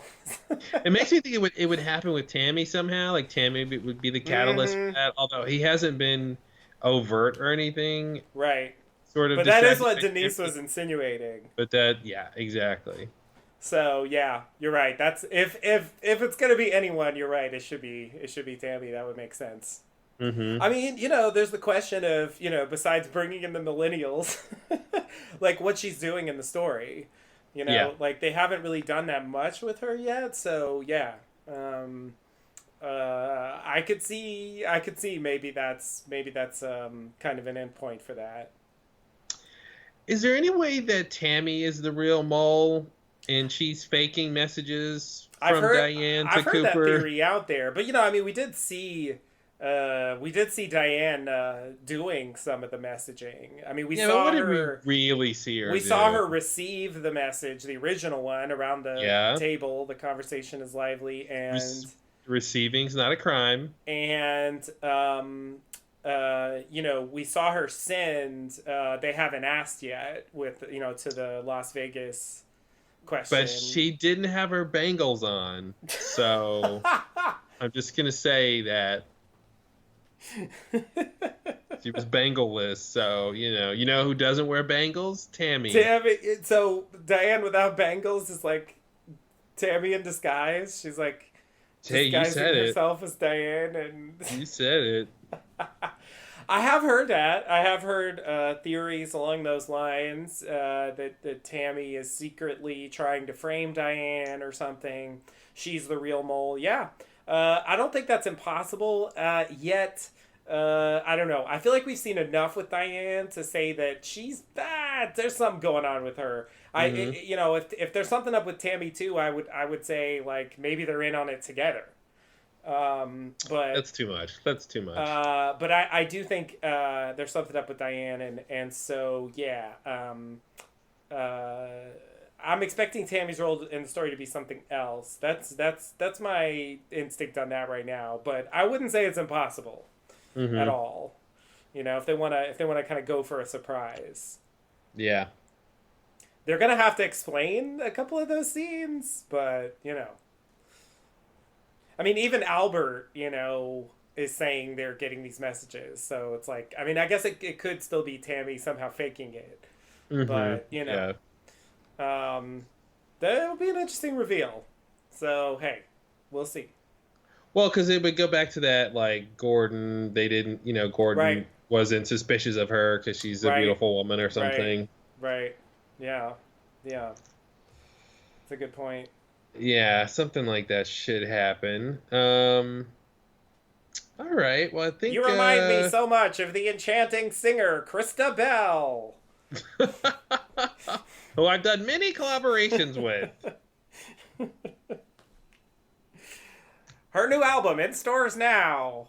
Right? Yeah. Is maybe that's the last Roadhouse scene is like Tammy goes and plays a song with Gordon. I mean, that's the way to end the show, Oh right? my god.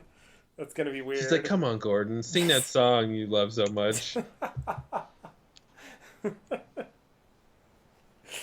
Oh I'm calling man. it. I'm calling it now. I don't know if I can handle that, but I Let me didn't see. think I could handle just you and I again, so. What are my crazy? Let's see. Crackpot theories are Jerry's gonna lose a foot. Mm-hmm. What was the other one? Oh, not Jesse, but Freddie. Freddie Yeah. is going to arm wrestle Mr. C. Right. And Tammy's gonna play a song at the Roadhouse. Those are my three Yeah, big yeah. crackpot theories. So I feel like the arm wrestling's the least crackpotty of the three, Sure. believe it or not. Because there's actually precedent for that. But yeah, that's good. Those are some good ones. I enjoy that. I could almost see all three of those things happening. The show is crazy. They will go there sometimes when you just Hmm. don't expect it. There was something else I was going to mention about Diane and Tammy that they haven't gotten back to, like a big thread. God, what was that?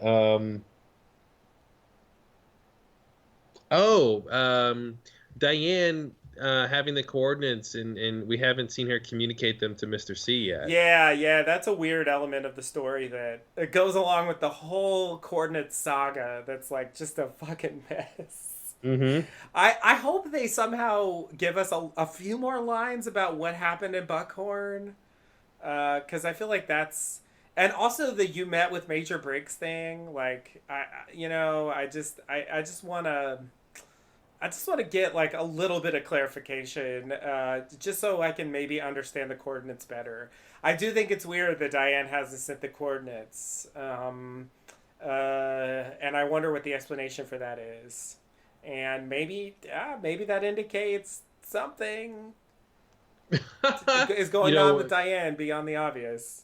you mean that she's actually on the good side? For example, For example, you didn't even want to say it. no, You're like, I mean hey, something. hey, I don't wanna, step out of bounds. I mean, I'm You know, firmly on team anti Diane.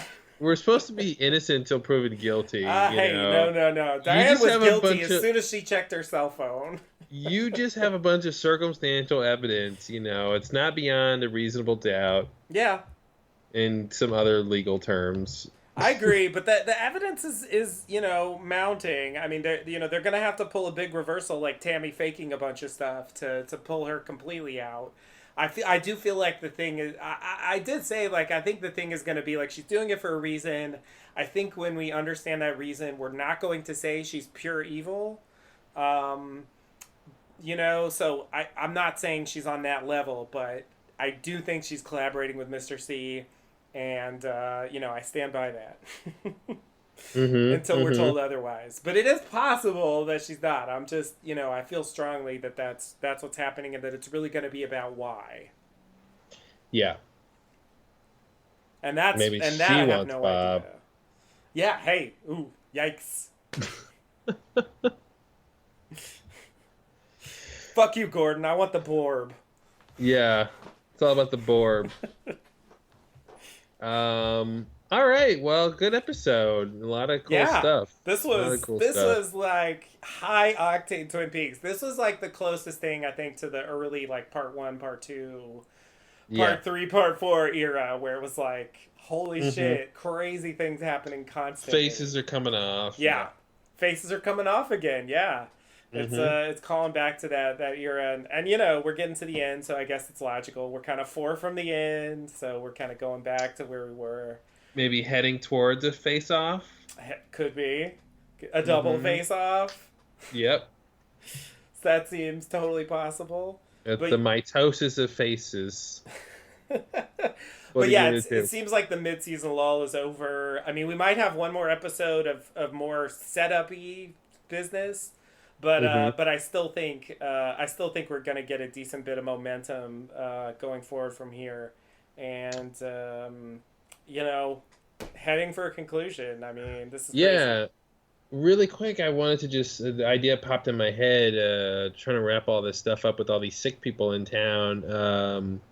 Maybe it could be a product of Sarah Palmer, whatever is Oh up with yeah, her, or maybe she's sort of influencing or infecting the town or yeah, something. yeah. That would be completely consistent. Yeah. Yeah, but all right. Well, we'll be back next time with some more high octane Twin Peaks. All right, sounds good. See you next time. Take it easy. Bye.